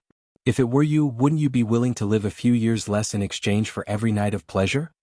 Xiao Ling finally couldn't help but curse, "You bastard." "Same to you. Just you wait. I'll get someone to kill you. If you wait a moment longer, you'll die a horrible death." "Okay, then I'll kill you before I die. Are you begging me to die or begging me not to die?" Outsiders didn't know the truth. They thought that the two young masters regretted not meeting each other earlier. Only a few people were qualified to sit here. Even Xiao Ling, the son of the deputy leader of the Fish Dragon gang, didn't have this privilege. Now the gang's talents had withered. Some had died and some had retired. Only old gang leader Lu and two elders were sitting in the hall. Su Fengyan ignored Xiao Ling and left quietly. Lunarong poured tea for Su Fengyan herself. When she bent down to pour tea for Su Fengyan, she asked fiercely, "Is it fun?" Su Fengyan took the teacup and said calmly, "I just happened to pass by. Let me give you a piece of advice. Don't overestimate your beauty." The young man Wang Dashi stood behind Su Fengyan and laughed foolishly. In the eyes of this young man, whose Jianghu experience was limited to the trip to Beimeng, young Master Su was undoubtedly one of the top masters in Jianghu. Young Master Su was outstanding in martial arts, chivalrous, and had taught him a set of peerless martial arts. Of course, it was only because he was stupid that he couldn't grasp the essence of it. Lunarong, who had a pair of beautiful legs, turned and left with a frosty face. She stood behind Lunarong. Su Fengyan took a sip of tea and raised his head to ask, "Why didn't the Fish Dragon gang hang the flag?" Old gang leader Lu and the two elders smiled bitterly. It turned out that he was just a fledgling in Jianghu. They guessed that he only dared to swagger in Jianghu because of his good family background and an expert retainer. Old gang leader Lu sighed in his heart. If he had known this would happen, he wouldn't have let this young Master Su get involved in this mess even if he had to throw away his dignity. Old gang leader Lu immediately felt somewhat puzzled. That trip to the northern Mang had been so bumpy and thrilling. According to Ni Rong's granddaughter's narration, this young Master Su had appeared to be very experienced and ruthless. He had dealt with many matters almost harshly and mercilessly. Did his granddaughter misjudge him?